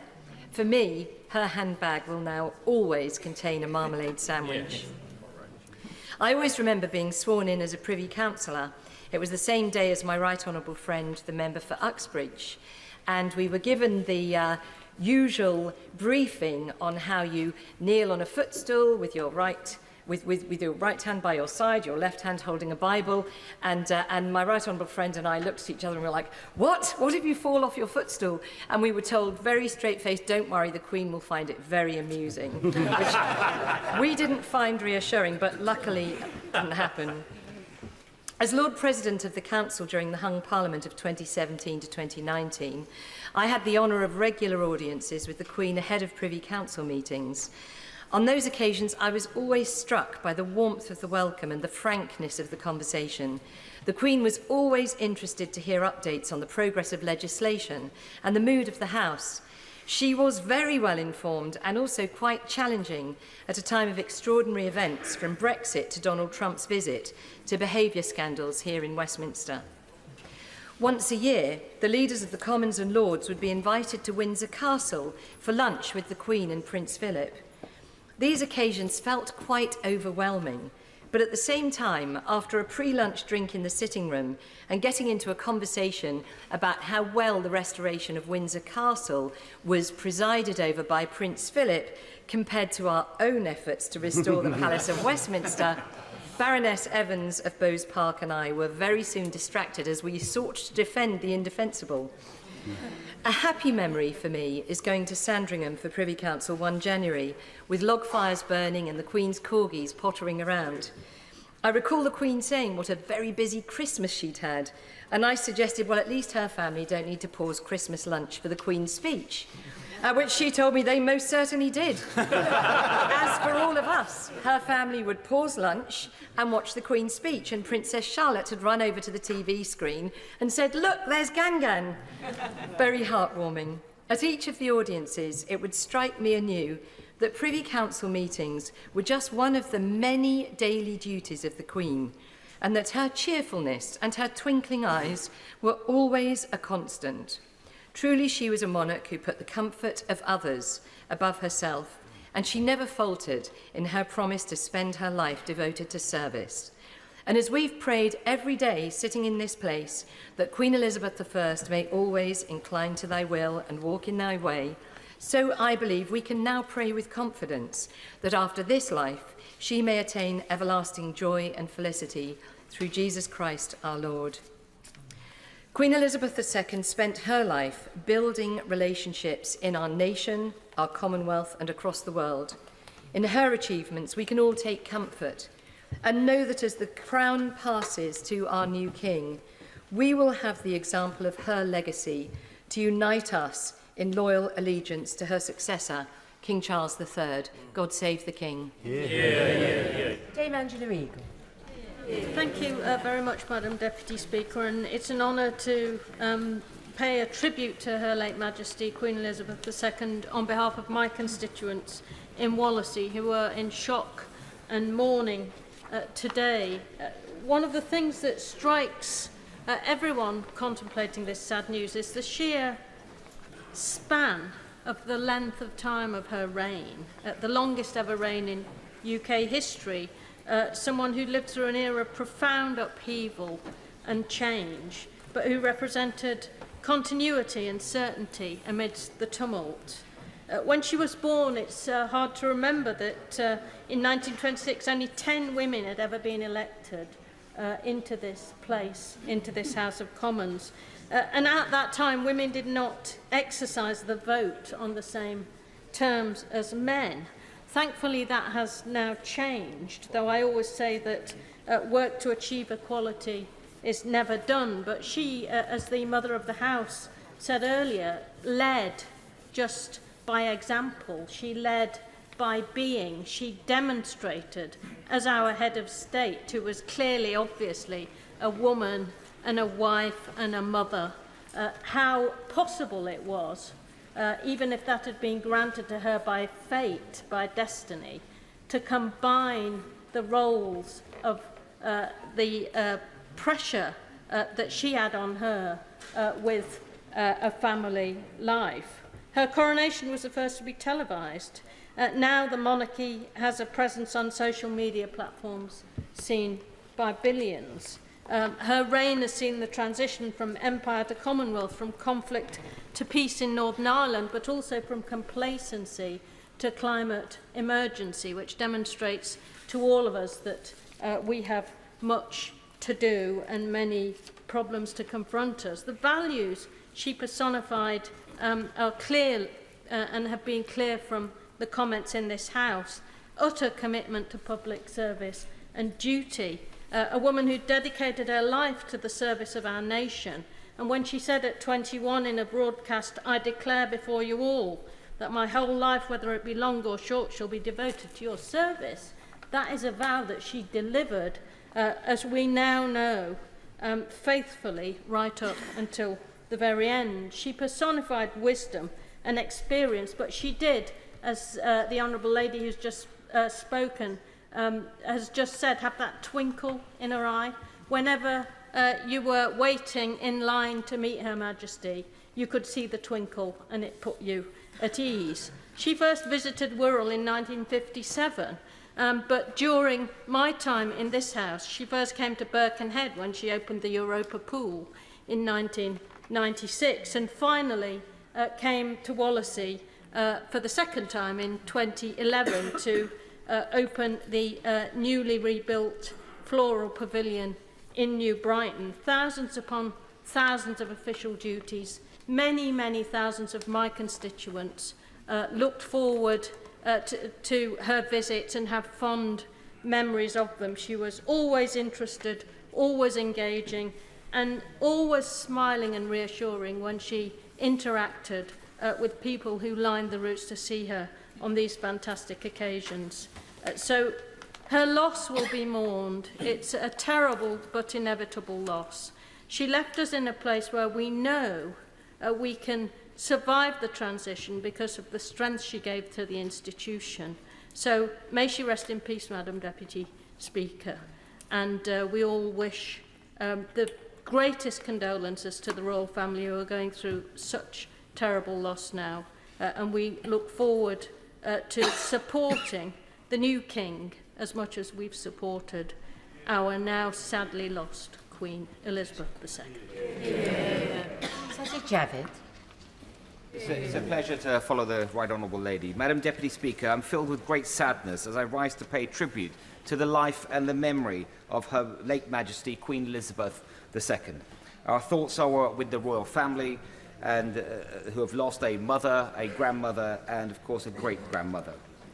Her Majesty lived an extraordinary life of service, and the touching tributes that we have already heard from Right Honourable and Honourable members so far, along with the outpouring of emotion from across the world, including from my own constituents in Bromsgrove District, reflect the deep affection and love in which she was held. For over 7 decades, she was a source of our strength and comfort, a representative of our closest held values and beliefs, a defender of faith, and an embodiment of the very best of public service and duty. She was our North Star, a symbol of strength in difficult times. To put it simply, she was our Queen. Right Honourable and Honourable members, many have shared their times of when they were privileged to meet Her late Majesty. And I was able to do so on many occasions, and I always welcomed the huge wisdom she would share, the advice, and of course the good humour. I will never forget, during the occasion of the final Privy Council meeting of 2017, as the formalities ended, Her Majesty suddenly said, "Gin and tonic, anybody?" and proceeded to press a buzzer. And with that, her staff promptly burst through the doors of the 1844 room in Buckingham Palace, armed with trays of G&T and nibbles. Now, I'm not much of a G&T drinker myself, but I certainly was not going to turn down the opportunity of enjoying one with Her late Majesty. I later learned that she'd like to make the last Privy Council meeting of the year extra special so that she could wish everyone a Merry Christmas. Madam Deputy Speaker, our country faces immense challenges at home and abroad, and the person that has always been there is there no longer. However, in the wake of this terrible loss, it is an opportunity for parliamentarians from across this House to renew their commitment to the values that were embodied by Her late Majesty: public service, duty, the national interest. If we can leave this place having achieved but the smallest fraction of what Her late Majesty achieved, our country would be the better for it. After a lifetime of service, Her late Majesty is now at rest. May she rest in peace, and God save the King. Liz Roberts. Diolch yn fawr iawn, Dirprwy. And on behalf of Plaid Cymru, I would like to offer my sincerest sympathies and condolences to Her Majesty the Queen's children and her extended family as they come to terms with their grief. Queen Elizabeth II has been a constant presence throughout all our lives. She stood as a figure of stability in a world that is changing at a rapid and sometimes frightening pace. The loss of the continuity that Her Majesty embodied is a source of sorrow and anxiety for people across the world. Up to her final days, she conducted her duties with an extraordinary dedication that has been an inspiration for so many of us. Her values of duty, service, reconciliation and forgiveness are values that the people of Wales hold very dear. In Wales, we respect people who embody that sense of dedication to society and to public service, who put their public duty first. Her Majesty the Queen personified that duty for so many people for so many years. And Her Majesty had a canny ability to put people at ease in the midst of palace formality. When I was fortunate to be appointed to the Privy Council 3 years ago, I remember being nervous, being intimidated by the protocols and the rules that govern interactions with the royal family. Your mind, as it would do, tots up an infinite checklist of everything that could possibly go wrong. And what struck me was something she said. She said, "You may well be worrying that you'll do something wrong or in the wrong order. Don't worry. Whatever could possibly go wrong, I've seen it all before. There's nothing that you could do that would shock me now." Even among all the pomp and ceremony, there was that characteristic warmth and courtesy to the Queen. And Her Majesty was a magnificent role model for older women across the world. Historically, of course, older women have disappeared from public life. The Queen was a constant, visible figure throughout the 70 years of her reign. From historic buildings and charities to football, she always showed an interest in Wales. People of all walks of Welsh life have been touched by the Queen's keen interest and constant support of Welsh organisations. She attended every official opening of the Senedd and showed due respect for Wales's nationhood and our growing democracy. She was patron to organisations as diverse as the Royal Welsh Agricultural Society, the Football Association of Wales, Cardiff Royal Infirmary and the Welsh Pony and Cob Society. Her love of horses, from thoroughbreds to native ponies, shone through. You see it in those sparkling smiles. Everyone in public life knows you have a public smile, but the photos with the horses, that was her real smile. We now see one era drawing to a close and a new one at its very beginning. For now we will say, Diolch yn fawr iawn. Thank you very much, Your Majesty. Cwsg mewn hedd, may she rest in peace. Bendith Dew ar y brenin. God's blessing on the King. Matt Hancock. Thank you very much, Madam Deputy Speaker. I rise to share gratitude for the life of Her late Majesty the Queen, share sadness for her, especially for her family, and also sadness for the country and the world at the loss of the greatest statesman of our time. I also want to mark my own personal gratitude for the advice that Her Majesty gave me, for her role in particular, as has been mentioned by the most recent former Prime Minister, for her role in bringing the country together and giving hope in dark times during the pandemic. And I'd also add for taking the rare step of going public with her health status when declaring that she'd taken a vaccination and showing further leadership. She was much loved, of course, and loved across my West Suffolk constituency, but perhaps no more anywhere than in Newmarket, which she visited so often. Newmarket, of course, is the jewel in the crown of horse racing, certainly domestically and probably across the world. And on her many, many visits there, she showed that she could walk with sovereigns and the general public alike. She visited many times. It was where I first met her. The first time I met her, I was lucky to be with my small daughter, who handed her a posy, and it's my daughter's first memory, and no doubt will be an abiding one for the rest of her life. And it reminds me of the many times that I've seen Her Majesty meeting the public and been impressed and inspired by her sheer ability to ensure that each person she meets understands that she is focused entirely on them and she listened so well to them, knowing, no doubt, that for each person she met, it was a moment that that person would remember for the rest of her life. Her fortitude at continuing to do that well into her 90s was incredible to behold. Now, we in Newmarket are not always known for our humility, but the one thing we do know is that the reason that Her Majesty loved to come to Newmarket was not because of us two-legged beings, but because of the four-legged beings. And her love of horse racing was perhaps her greatest love outside her duty to her family and her country.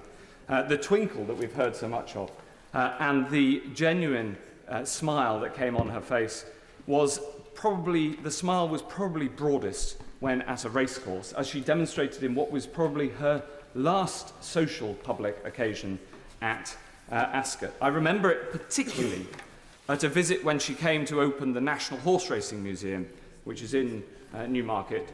She went down the line of dignitaries, she went down and met the public, she gave them her customary focus, but she was clearly doing her duty because the museum is full of retired racehorses, and it was only when she got to the horses that she really lit up.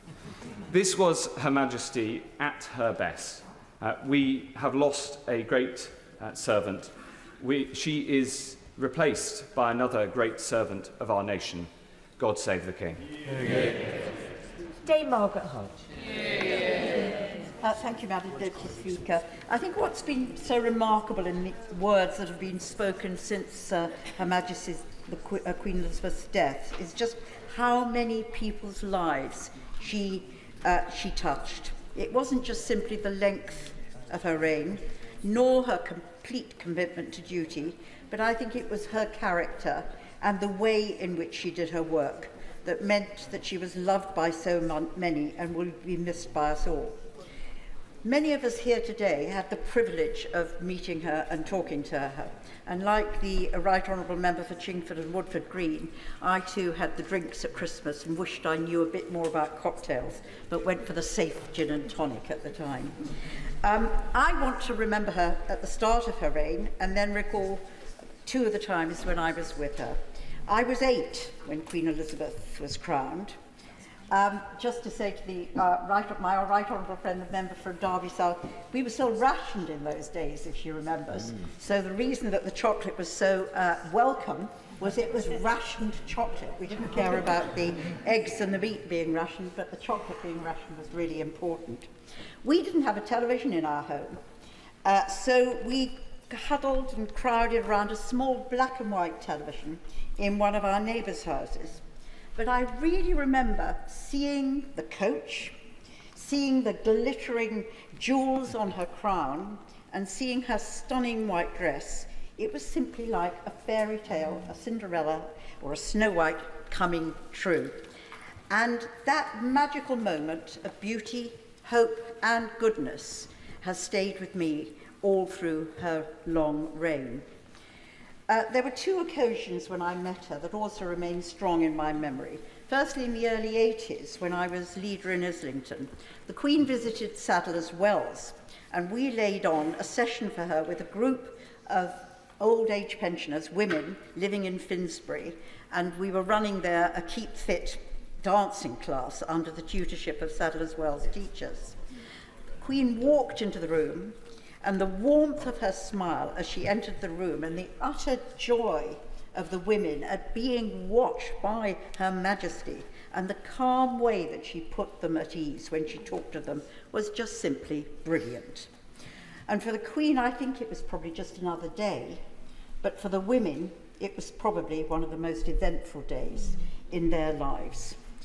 The second was when the Queen came to visit Barking and Dagenham in July 2015, when she was nearly 90, to mark the 50th anniversary of the creation of the borough.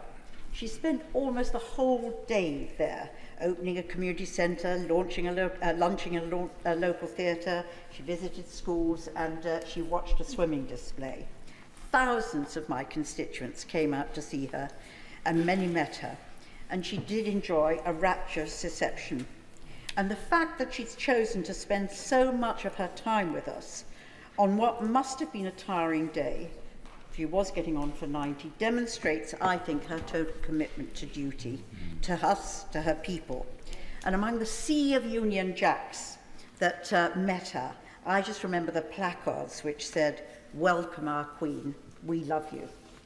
Madam Deputy Speaker, at a time of constant change, Queen Elizabeth II gave us stability.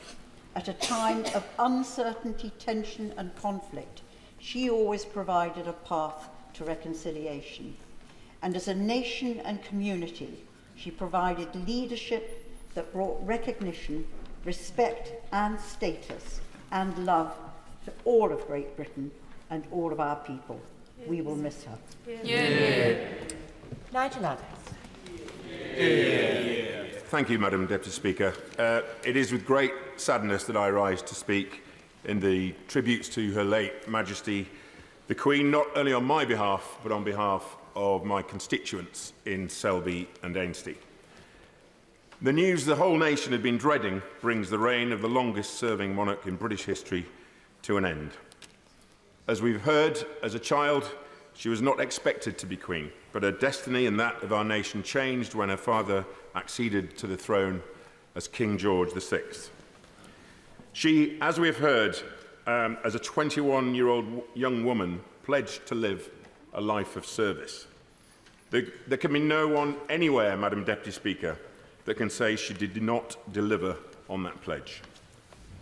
I vividly recall the celebrations for the Queen's Silver Jubilee in my village and across the nation. It's also incredible that she has also celebrated golden, diamond and platinum jubilees. Her life spanned some of the most amazing milestones over the last century, from the discovery of penicillin, the moon landings and the invention of the World Wide Web. She was also a monarch that circumnavigated the world, visiting hundreds of countries, including those Commonwealth countries which she held with such affection. And Madam Deputy Speaker, the Queen also visited Selby in my constituency alongside her beloved husband, the Duke of Edinburgh.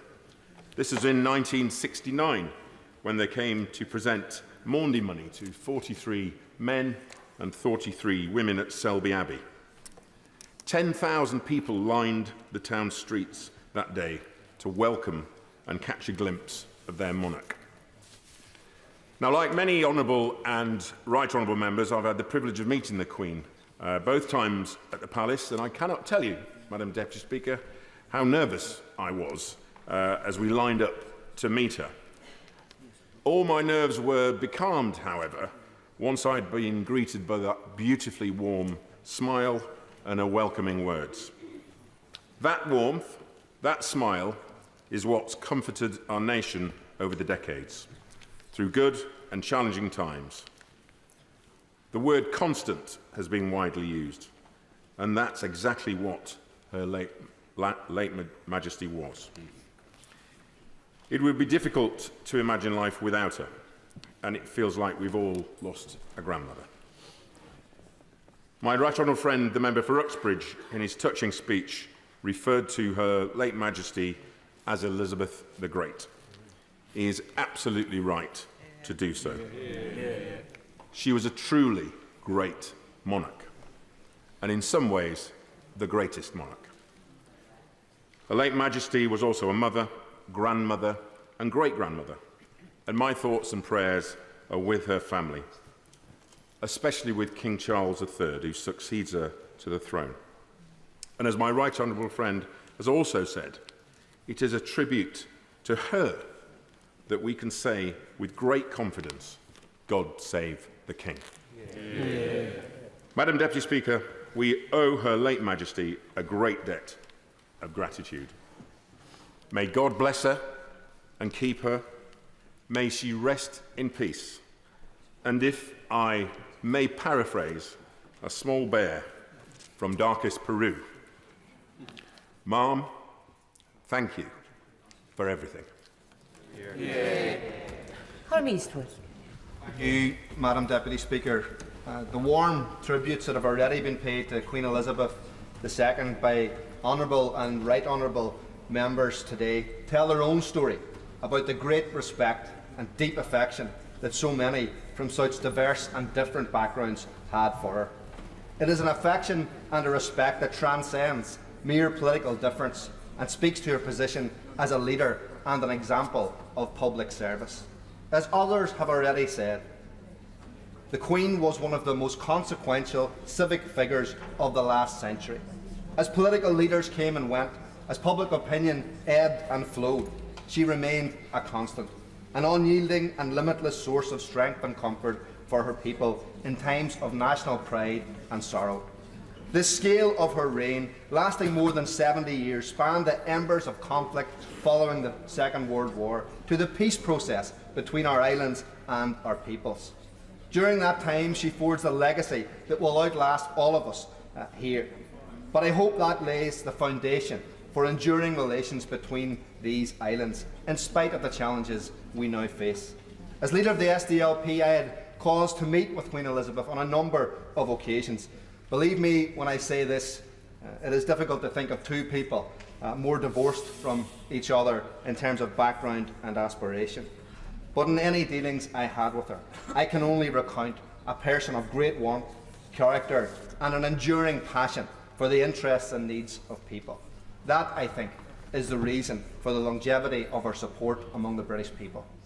But as a leader of Irish nationalism, I want to place on record my deep appreciation and respect for the Queen's role in forging new bonds of friendship between our islands and between our people.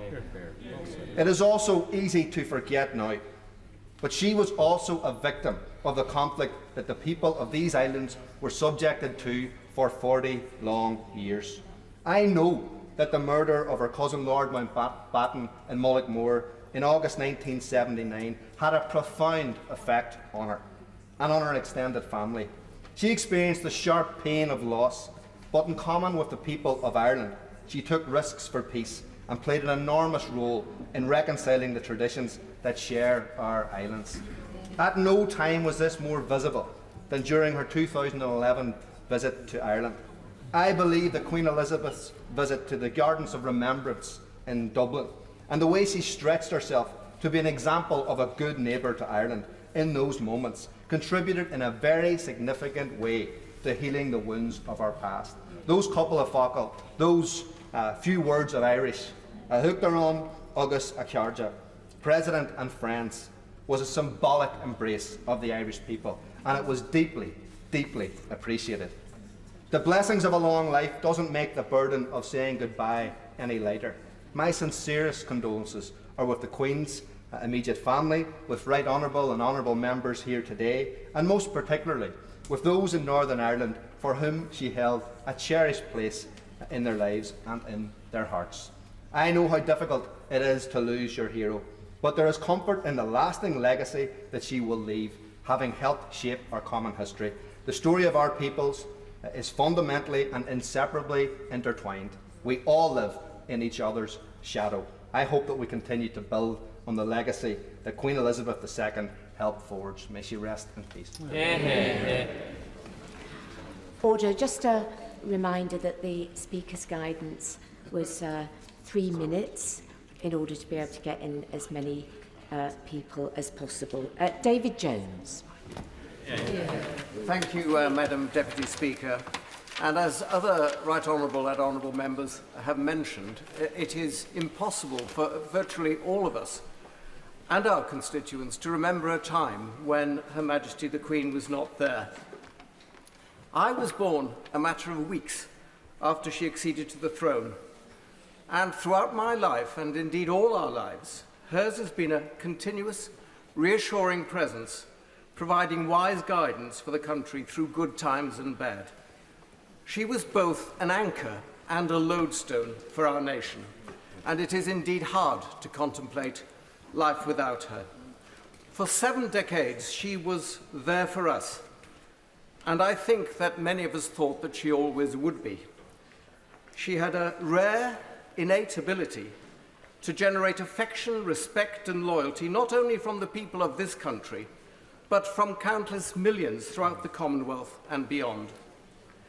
Hers was arguably the most recognized face on the planet, and it's not only here that she will be missed, but in other lands across the world, even in the few countries that she never visited during her long reign. At the time of her Platinum Jubilee, the BBC broadcast a remarkable documentary called Elizabeth, the Unseen Queen, which was part narrated by the Queen herself. And in the documentary, she spoke the following words of an Australian Aboriginal proverb. "We are all visitors to this time, this place. We are just passing through. Our purpose here is to observe, to learn, to grow, to love, and then we return home." And Madam Deputy Speaker, while we and our constituents feel the most profound grief at her passing, and our mourning will undoubtedly continue long beyond her funeral. We must find comfort in the knowledge that our Queen, strong in the Christian faith that sustained her throughout her life, has returned home and is at peace. God bless the lovely memory of Her Majesty. God save the King.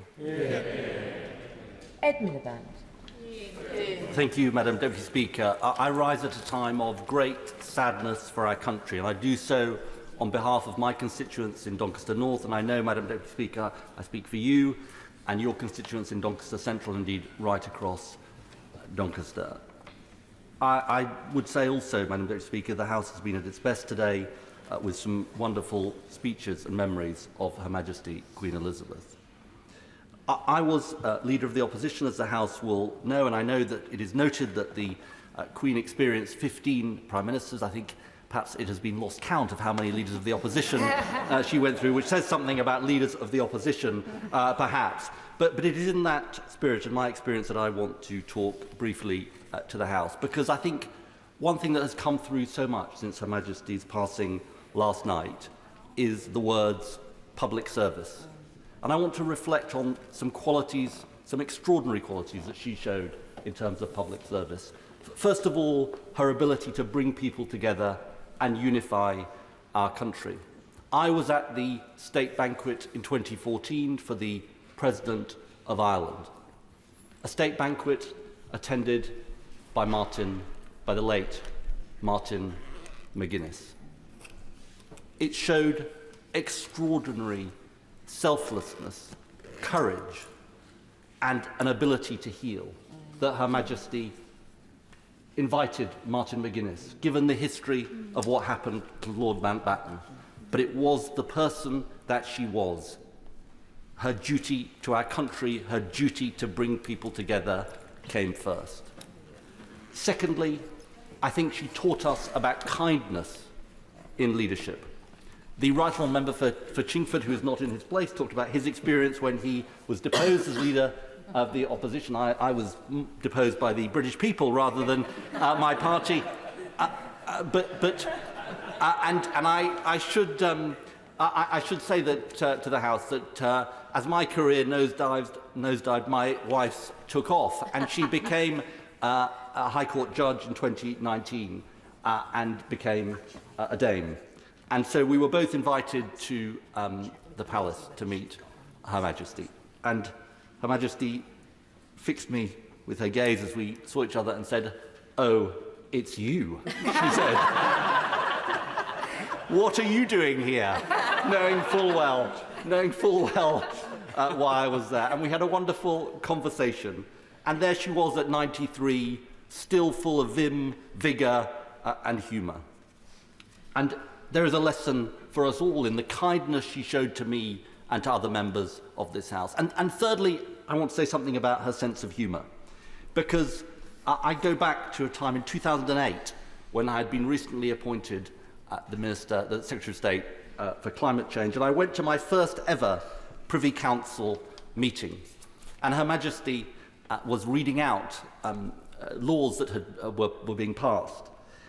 And as she did so, she paused for a moment and said, because she was having trouble reading, and she said, "Yes, it's these new long-life light bulbs that we've introduced."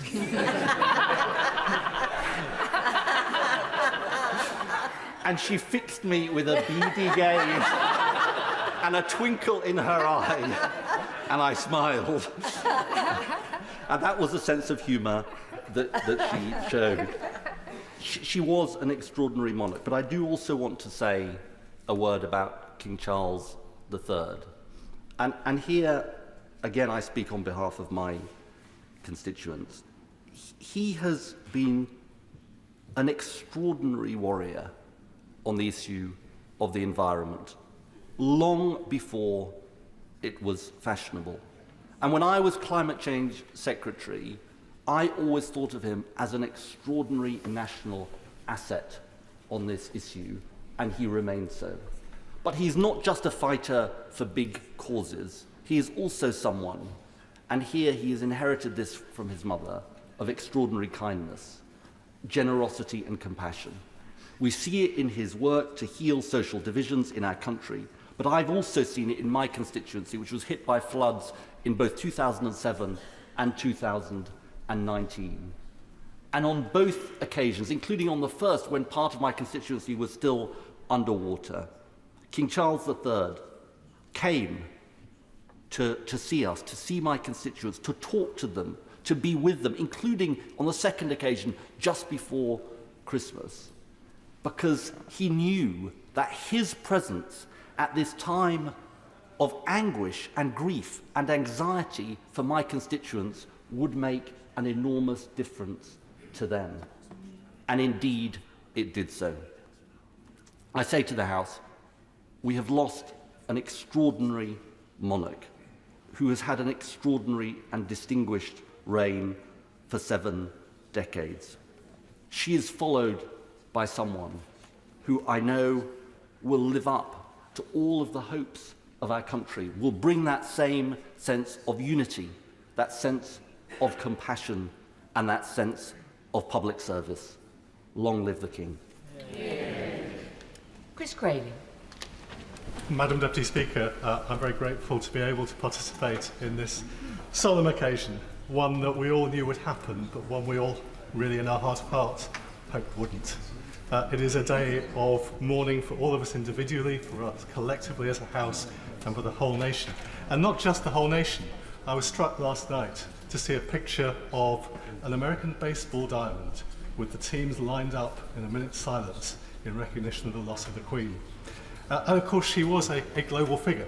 I remember when I hosted the Global Law Summit in 2015 and the Queen very kindly hosted a reception at the Palace. The US Justice Secretary, a powerful man in that country, coming up to me after he'd been introduced to the Queen going, I feel like a 9-year-old, it's just amazing, I'm here, it's extraordinary. And that's what the world thinks of her, thought of her, and that's why they will all be mourning with us now. And I have a particular reason for mourning, 2 reasons actually. My constituency is one of the places she came to every year as a committed racing watcher to attend the Derby, and she will be much missed there in the future. And I had an email from a constituent this morning saying we will miss now that moment every year when she drove up the road at the end of our street and we could all see her and wave as she went past. She'll be missed by everybody in Epsom. But I'll particularly miss her because I had the privilege of serving for 5 years, first as her Lord Chancellor and then as Lord President of her Council. And in those 2 roles, one gets to spend not as much time as the Prime Minister, but a considerable amount of time with her. And she was an extraordinary, welcoming, kind, smart person. I remember the moment when the current Archbishop of Canterbury was sworn in. And we've been through the formula that you go through on these occasions. And then, when we finished, she and the Archbishop, who used to work for Shell in Nigeria, embarked in the most extraordinary conversation about the politics of Nigeria. And she knew it inside out. She was incredibly knowledgeable about what was going on in this country and elsewhere. She was incredibly welcoming for all those of us who've had the privilege of spending time working with her in our various capacities. We know she was a kind person, or a warm person, always welcoming, always that twinkle in the eye that the Right Honourable Member referred to a moment ago. Always a light-hearted conversation, sometimes about great issues, sometimes about simple matters like how you manage all the dogs at Sandringham at Christmas time. I remember so many occasions going in with this incredible global figure and being made to feel welcome, being made to feel that she was interested in what I and we were doing, and to feel incredibly proud that she was our monarch. And I join the Right Honourable Member in wishing all the very best to King Charles III. He has had a long apprenticeship. He will, I believe, be a great monarch, and I know everyone in this House will wish him all the very best for what is a very difficult time for him. We'll also want to extend their condolences to all members of the royal family who've lost their grandmother and their great-grandmother. It is a very sad occasion for them. But I particularly today think back to one conversation I had with her. We were, before a Privy Council meeting, talking about the way technology is changing the world. And said, it's extraordinary. The world's changing so fast. Who knows where we'll be in 30 years' time? And she said, the only thing I know is I won't be there. And sadly, Madam Deputy Speaker, she isn't. And we all miss her. Hilary Byrne. Thank you very much indeed, Madam Deputy Speaker. I rise on behalf of my constituents in Leeds Central as we together mourn the Queen's passing, offer our heartfelt condolences to His Majesty the King and to the royal family on their private grief borne so publicly, and to mark an extraordinary life. It was at my first meeting of the Privy Council that I came to understand that the Queen was determined that things should be done correctly. We were waiting outside the door, and one of the footmen opened it to see what was going on, and as he closed it, he turned to his colleague and said, "She's moving the footstools again." To which he received the reply, "She's the Queen. If she wants to move the footstools, she can move the footstools." Now, hers was a life that above all else embodied constancy. We have known no other, and we feel the Queen's passing so keenly precisely because she was always here. Her devotion to duty, to service, and to representing our country ran like an unbroken thread through the decades and through each of our lives. Like the passing of time and the changing of the seasons, she was always here. And although, as we have heard, so many things changed during her reign, she did not change.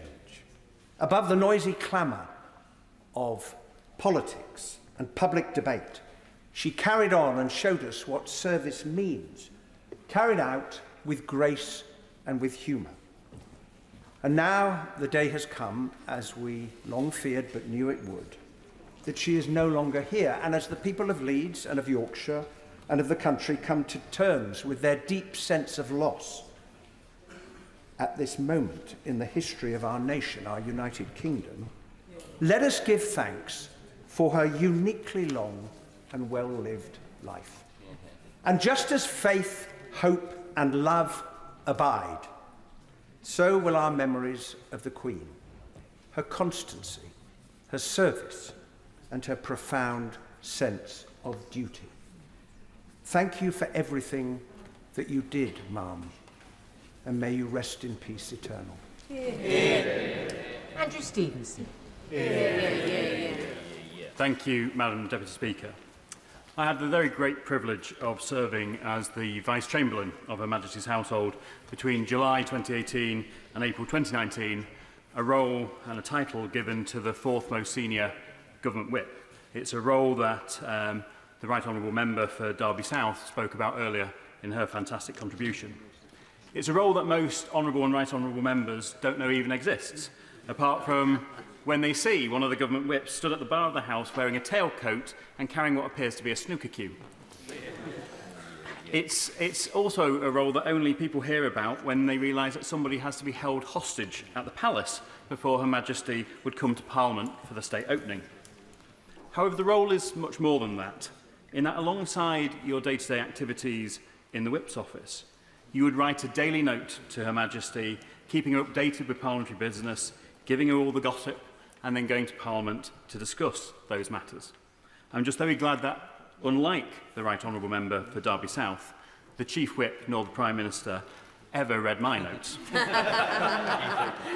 Given my period in office coincided with some of the most acrimonious Brexit debates, a confidence vote in our Prime Minister, my Right Honourable friend, the Member for Maidenhead, and the 2019 vote of confidence, there are very few issues Her Majesty and I have not discussed.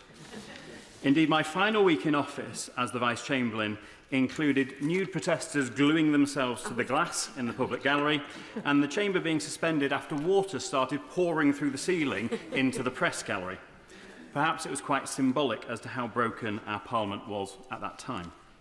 However, despite this being an immensely stressful and politically charged period, on every occasion I met Her Majesty, I found her calm, warm, and reassuring. Like all who have spoken today, I was struck by her interest in current events and her lifelong service to our nation. As our longest reigning monarch and the world's longest serving head of state, She had an incredible insight into current affairs and was a great symbol of continuity in a rapidly changing world. I remember vividly a discussion we had about the online abuse that many members across the House face on social media. Her Majesty recalled a conversation she'd had with Sir Tim Berners-Lee, the inventor of the World Wide Web, and talked knowledgeably about the subject, despite social media being something most people in the 90s wouldn't know or care anything about. We also discussed interviews that she'd watched on the BBC News at 10 the night before, demonstrating that Her Majesty's desire to stay on top of current affairs stretched well beyond the papers she received in her daily red box. All these meetings took place with Her Majesty standing throughout and were often sandwiched between multiple other official engagements that she was undertaking.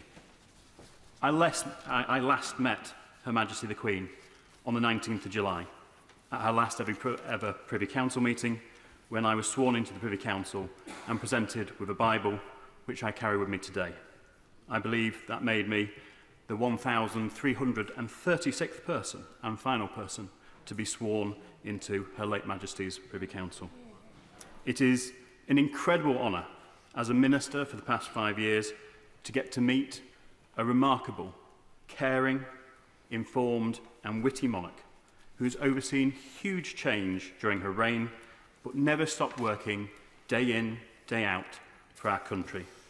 And it is an incredible honour for me as a Lancastrian MP to see the love felt towards Her Majesty Duke of Lancaster by so many of my constituents in Pendle, who I will be joining with in remembering and celebrating her life over this period of national mourning. May she rest in peace, and God save the King. Yeah. Drew Hendry. Thank you, Madam Deputy Speaker. I never had the pleasure of meeting the late Queen personally, but I have met her son, the new King, on several occasions, and I can testify personally to his deep love for the Highlands. And I know that my constituents in Inverness, Nairn, Badenoch and Strathspey will want to join me in holding him in our thoughts as he deals with this most personal of losses, that of his mother. But of course, as we know, the late Queen was also a grandmother and a great-grandmother, and she acceded to the throne as a young woman at the age of 25 and was an inspiration and icon for many young women, and as we've also heard this morning, became an inspiration and an icon for many older women too. She was someone, as we can see from the tributes internationally, who was respected and admired far and wide. The vast majority of my constituents, whether they be monarchists or Republican or anything in between, have never known a time when she was not our head of state. Our sympathy goes to her family and all of those who are so deeply affected by her passing. Sir Bernard Jenkins. Thank you, Madam Deputy Speaker. And on behalf of the constituents of Harwich and North Essex, I rise to pay tribute to Her late Majesty, whose whole life was the greatest example of public service we shall ever witness, whose kind heart, sharp intellect, huge wisdom was such a gift to the nation, and who had love in her soul for everyone and a serenity which even now calms the nation in these troubled times. She inspired so many good causes. I single out one, the Commonwealth. In 1952, a mere 8 nations, which she led from being an emerging relic of a lost empire to become a network of nations representing 2.5 billion people in the network world we now live in. Just one of her achievements, but what an achievement. What a legacy for future generations, including, may I say, the Commonwealth Youth Orchestra, whose foundation she supported, about which she spoke to me with such passion, knowing that we both had such interest in music. Her devotion brought her to every corner of the kingdom, where she would show her humour and humanity. When in 2004 she came to Harwich to commemorate the 400th anniversary of the town charter, when Ivan Henderson was still the Member of Parliament, her programme included seeing the historic carvings in the town jail. But when the late Andy Morrison, the Mayor, announced, "You will now be taken to the jail, Your Majesty," a pall fell over the royal party. So he attempted to rephrase the invitation. But Prince Philip just retorted, "That wasn't much better." and she threw back her head and roared with laughter.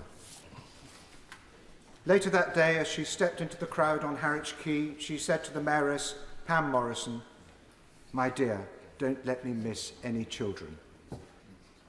A 3-year-old boy was duly lifted over the barrier, who gave his flowers to the Mayoress at first. But Her Majesty, unfazed, chatted to the boy and charmed him, and he saw her take the little bunch of flowers which he had given her into her own hands, and she carried them for the rest of the tour. So she combined global leadership, such principle and dedication, with such humanity and care. She has gone to the light, who some call God, who inspires us all. God rest her soul. May he comfort all those who were closest to her. God save the King. Shabana Mahmood.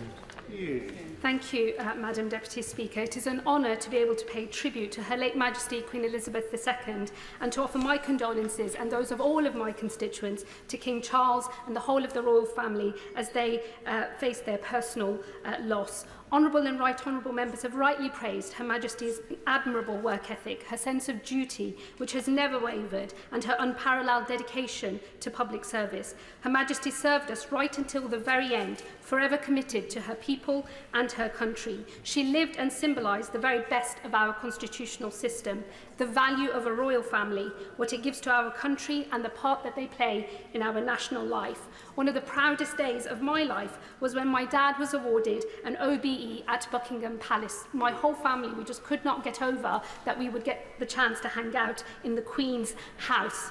On that day, it fell to the Queen's daughter, the Princess Royal, to hand out the honours, but the whole occasion was made magical because it followed precisely the exact example of the Queen herself. And I will also never forget arriving in this place for the very first time in 2010, standing in front of the Speaker's chair, taking hold of this House's copy of the Holy Quran, upon which I swore my loyalty to Her Majesty the Queen as one of this House's first ever female Muslim members of Parliament. Her relationship with Birmingham was strong, and in return we Brummies had a deep affection for her and gratitude for the time that she devoted to us in the 70 years of her reign. Over the years, she visited Villa Park, the Bull Ring, many of our railway stations, the NEC, the International Convention Centre, Pebble Mill and the Hippodrome. And of course, we have just hosted the Commonwealth Games, an important moment for our city that has such a deep connection with the Commonwealth and which is inextricably linked with the Queen herself. Like so many thousands of Brummies, as much as I am a child of Birmingham, of England and of Britain, I am also a child and grandchild of the Commonwealth. Millions of British citizens have a similar family history, making them a part of the Commonwealth family, and we recognise Her Majesty as the loving matriarch of the Commonwealth, its guardian and its guiding light. Her commitment to the Commonwealth and her championing of it recognised and respected our heritage. She gave institutional and spiritual meaning and the heart and soul of belonging to those of us who are citizens of our great nation, equal before the laws of our land, but who do not have centuries of birthright claim upon these our islands, and we thank her for it.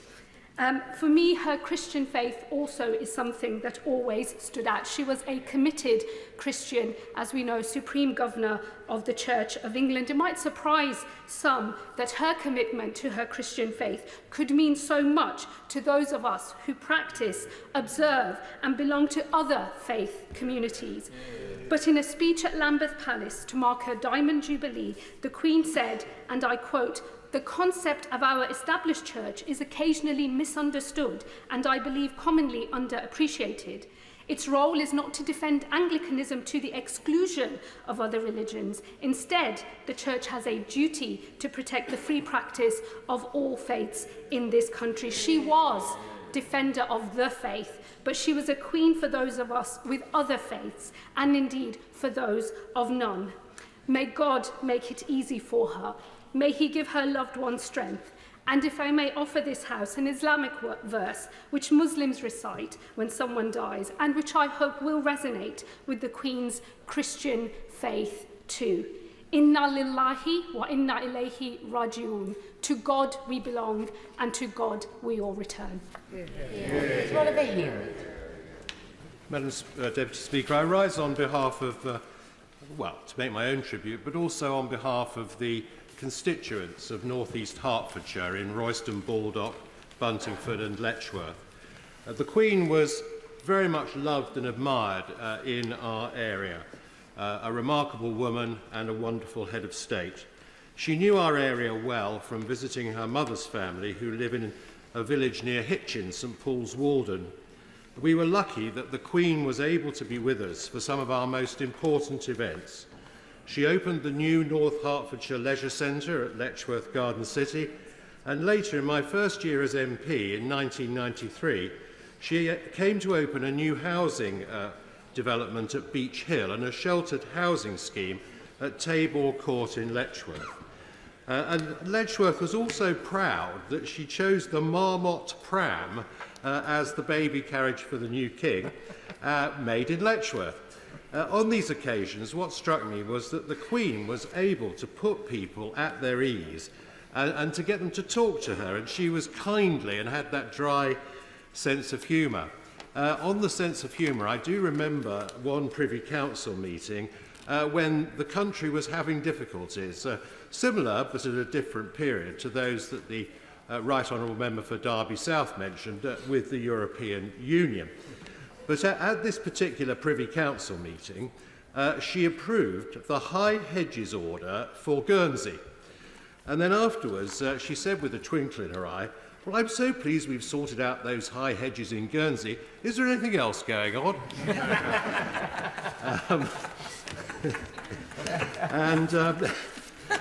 People in North East Hertfordshire loved the Queen, and we will miss her. Our thoughts are with the royal family, and long live the King. Dame Diana Johnson. Thank you, Madam Deputy Speaker. I think there have been some wonderful tributes to Her late Majesty the Queen. Particularly, I just want to comment on the contribution from my honourable friend, the member for Birmingham Ladywood, who talked about the Commonwealth and the importance of faith to the late Queen.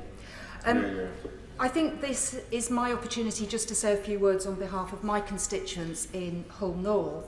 I was very pleased indeed that the leader of the opposition, my right honourable friend, referred to the words of the adopted son of Kingston upon Hull, the poet Philip Larkin. He penned those words 45 years ago for the Silver Jubilee celebrations.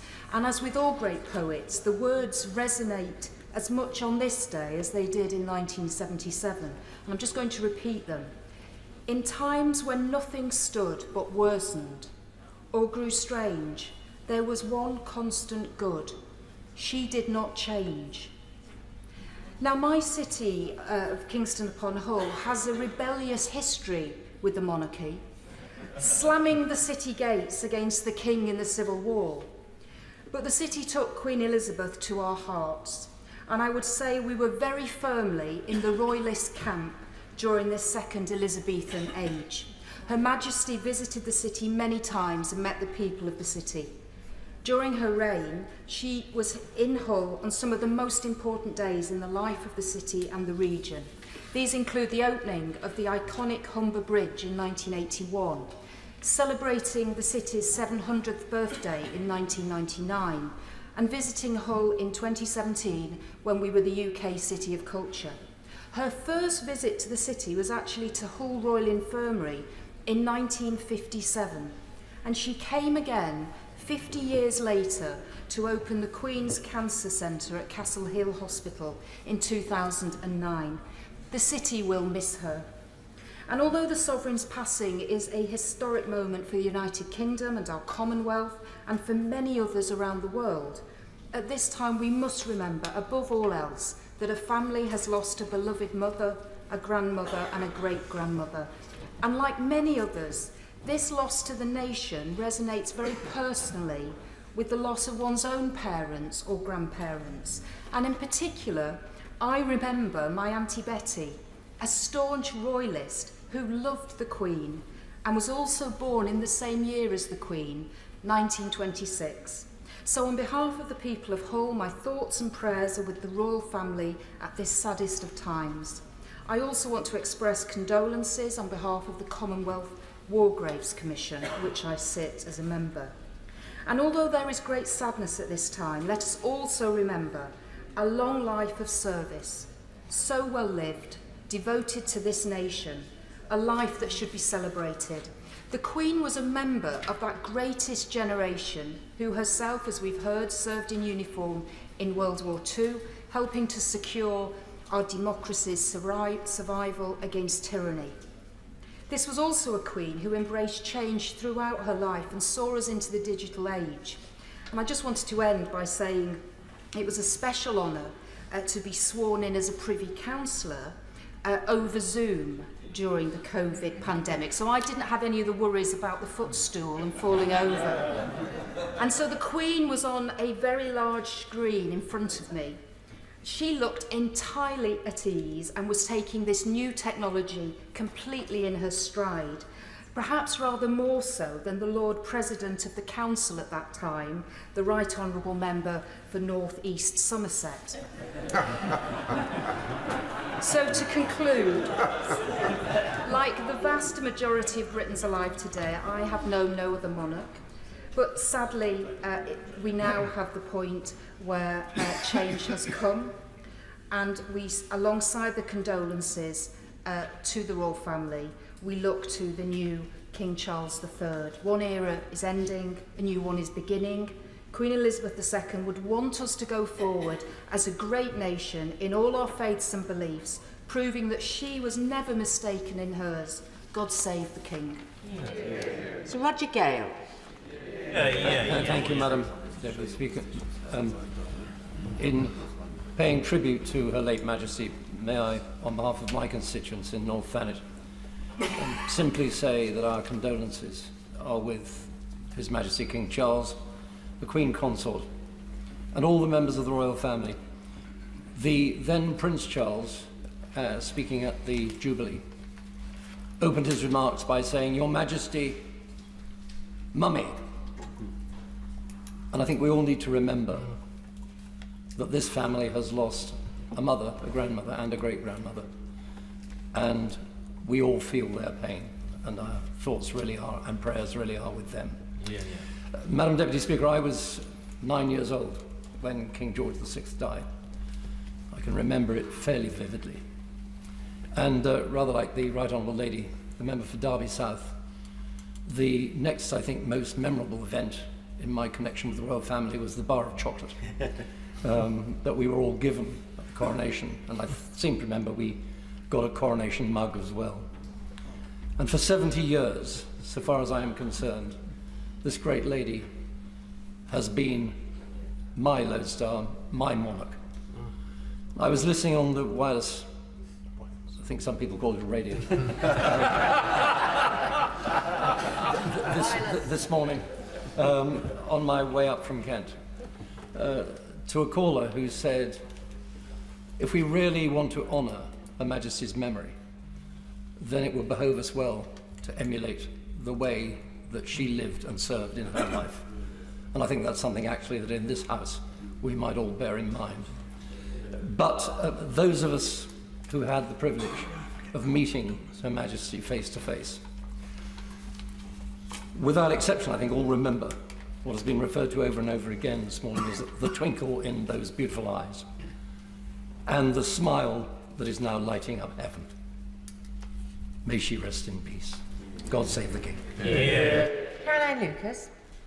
Thank you very much, Madam Deputy Speaker. It is a privilege to speak on behalf of the Green Party of England and Wales and pay tribute to Queen Elizabeth II. Above all else, she was a mother, a grandmother, and a great-grandmother. And I know I speak for the people of Brighton Pavilion when I offer my sincerest condolences, in particular to her immediate family and to her loved ones. They've lost someone very dear to them on a deeply personal level, and our thoughts are with them all. But we have lost her too. Perhaps the most recognisable public figure in the world today, the Queen has been a uniquely enduring part of the fabric of our lives for 9 remarkable decades. In moments of national crisis and in moments of national pride, she was always there. Through turbulence, through uncertainty, she was always there as a fixed point, as a steadying, guiding figure that we all felt we knew. And of course, for most of us, she is indeed the only monarch that we have ever known. I too was drawn to the lines of Philip Larkin, and I find it symbolic that so many in the House have been drawn to the words that he wrote, and which are engraved on a memorial in Queen Square in Bloomsbury, erected to mark Her Majesty's Silver Jubilee, and I hope the House will indulge me just when I bear repetition to them again. In times when nothing stood but worsened or grew strange, there was one constant good. She did not change. Listening to the radio, watching the news over the past 24 hours or so, I've been struck by just how much that dependability and stability meant to people, by how many people's lives she touched in a very direct way, by the memories from those who met her of her deep humanity.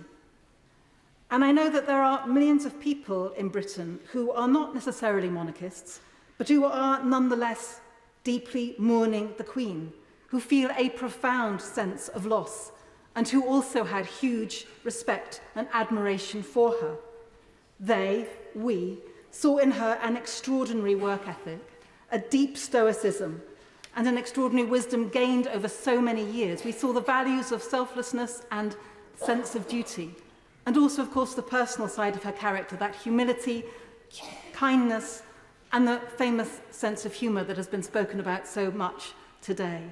From the marmalade sandwiches allegedly secreted away in her iconic black handbag, to joining James Bond on the zip wire, she was a queen unafraid to be playful, and so many speak of the twinkle in her eye and of her genuine interest in the world across which she travelled so extensively. That determination to be seen, to connect with people, saw her become the most travelled monarch in history, making over 285 state visits.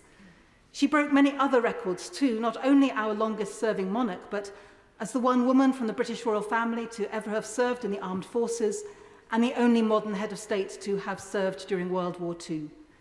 All of which speaks to her driving purpose, that deep sense of duty. Today, young and old, people of all faiths and none, royalists and republicans across our 4 nations, the Commonwealth and the world, are united in that recognition that she worked so tirelessly and did so until the very last days of her remarkable life. From all walks of life and all corners of the globe, people want to pay their respects. And Her Majesty did inspire genuine respect, as well as admiration, love and affection.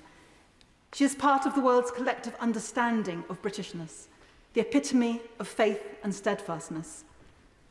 So I want to thank her for her devotion and for her dignity. Her enduring legacy will be as multifaceted as she was herself in life.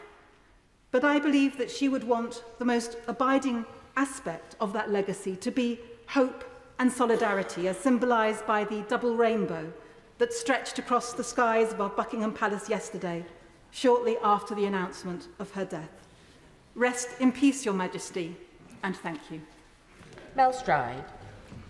Madam Deputy Speaker, and I rise to pay tribute to a very remarkable and wonderful lady, not just on my behalf, but on behalf of the constituents of Central Devon. Queen Elizabeth II, our longest reigning monarch, a passionate head of the Commonwealth for which she did so much, loved, admired, and of course recognised throughout the world. A life that spanned so much. When she came to the throne, of course, World War II was a very fresh memory. There was still rationing. Man had yet to walk upon the moon. She reigned through Suez, the Cuban Missile Crisis. She saw the Beatles, a solitary football World Cup victory. She saw Concorde fly. She witnessed industrial unrest on an industrial scale within her own family. She suffered, of course, great personal tragedy. She was there alongside us for the dawn of a new millennium. She joined James Bond for the opening, as we have heard, of the London Olympics, and Paddington for the Jubilee. And she said of the Lionesses and their recent triumph, "You have all set an example that will be an inspiration for girls and women today and for future generations." That could equally be said for her. Elizabeth, as we have heard, has always been here. She's always been a part of our lives, a part of our world, and perhaps in essence, that is why she will be so sorely missed. She was certainly with us in Devon and the West Country, Madam Deputy Speaker. She would have known my constituency well, along with, no doubt, the constituencies of all of us in this House. She was a frequent visitor to the Southwest, as recently as the G7 summit, where she for the first time met President Biden, one of 13 presidents of the United States with whom she was to make an acquaintance, all of them since Harry S. Truman, with the exception of Lyndon Johnson. When she was 13, she accompanied her family, including her father, King George VI, to the Britannia Royal Naval College in Dartmouth. And she was to remember this as the first time that she met a then young cadet, her future husband, Prince Philip of Greece and Denmark. Now that is something, Madam Deputy Speaker, of which Devon can be particularly proud. And as Queen, she returned to Dartmouth with Prince Philip, of course, before the coronation.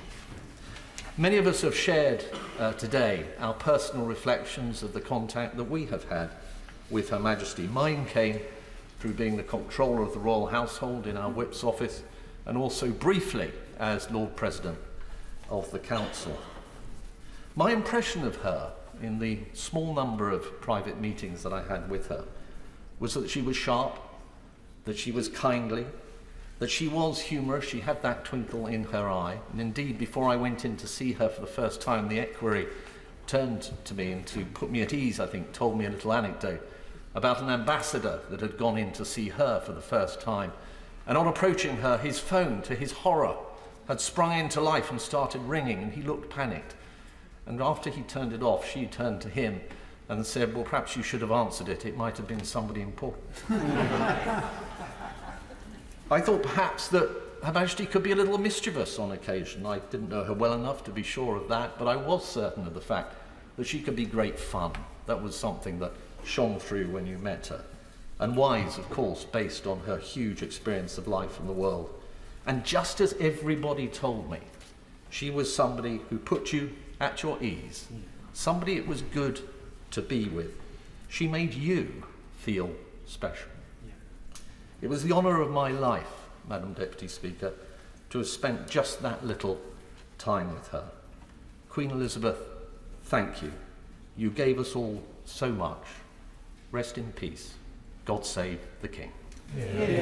Chris Bryant. Thank you, Madam Deputy Speaker. Ring out the old, ring in the new, wrote Tennyson on the death of his much-loved friend. And we proclaim, the Queen is dead, long live the King. But it feels too sudden, too soon, too sharp a turn in our lives, because the death of the Queen is painful. It hurts. We don't have to ask, "Oh, death, where is thy sting?" because we know. The nation feels that sting of death. It is as if a member of our own family has departed, and weirdly we feel as if we ought to tell the members of our family who've already long departed the news. Even Google, with its brightly coloured logo, is grey today, which is sort of ironic for Her Majesty, who wore every colour under the sun at some point in her life. The poet, priest and Member of Parliament John Donne said, when preaching to Whitehall in 1627, that the best protection against a fearful death was a life devoted to a calling. Well, that's exactly what it was, wasn't it? A life devoted to a calling. How often must she have thought, not another opening, not another Royal Variety performance, not another unfunny comedian, not another Prime Minister. Yet she did her duty. In the words, perhaps, of the Boy Scouts and the Guides promise, to do my best, to do my duty to God and to the Queen. She did her duty to herself. I pledged my allegiance to her 10 times as a clergyman and as a Member of Parliament, and of course we all have, and to her heirs and successors. And in one sense, that's not personal at all. Our allegiance was to her as head of state, the embodiment of our shared life as a United Kingdom. But I suspect we all also felt we owed allegiance to her personally, because she had earned her moral authority. She donned a uniform to do her bit to fight fascism. She could not lead us into battle or give us laws or administer justice, but she gave us her heart and her devotion to these old islands and to all the peoples of our Brotherhood of Nations, as she herself faithfully promised in 1957. There are other queens. I've met a few.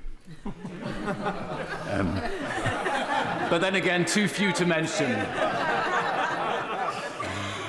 But we, and I note also the President of France, only call one the Queen. Her face was on the coins my constituents started producing at the Royal Mint in Llantrisant in 1953. But to mix my poets, she knew our little systems have their day. We are dressed in a little brief authority. I know some people deify the monarchy, but I think that's to miss the point. The point is the humanity of the monarchy. Richard II, under whose great hammerbeam ceiling Her Majesty will lie in state in a few days' time, is given a great speech by Shakespeare, which ends, "You have mistook me all this while. I live with bread like you, feel want, taste grief, need friends." Not just bread, of course, marmalade sandwiches as well. Most movingly of all, I think, she was as human as any other widow in losing her husband, her consort, her life companion. None will forget her sitting alone at Philip's funeral. It is a sign of their enduring love that her and Philip's deaths came closer in time than any other reigning monarch and their consort in our history. And I thank God that it was in her reign that men were able to declare their love to one another and women were able to do the same. I end with words that have never felt more appropriate, I think, than for our longest reigning monarch, who lived through Holocaust and war and led us through years of unimaginable turbulence. The weight of this sad time we must obey. Speak what we feel, not what we ought to say. The oldest hath mourned most. We that are young shall never see so much, nor live so long. God save the King. I do want to remind honourable and right honourable members that the Speaker did ask that remarks be confined to 3 minutes. David Mundell. Thank you, Madam Deputy Speaker. Her Majesty Queen Elizabeth II had a lifelong and deep-felt love for Scotland, which we've already heard about, and that was reciprocated by the people of Scotland, who held her and indeed still hold her in deep affection. And I had the opportunity myself to see that close up, both as a member of the Scottish Parliament when it reconvened in 1999 and subsequently as Secretary of State for Scotland. And I do recall at the opening of the Scottish Parliament the Queen declaring, "I have trust in the good judgment of the Scottish people. I have faith in your commitment to their service, and I am confident in the future of Scotland." And it was a belief and a commitment in Scotland that she reaffirmed on each subsequent opening of the Scottish Parliament, although she told me that she always found it very amusing that as soon as the Scottish Parliament was formally opened, it went on recess, or holiday as she referred to it.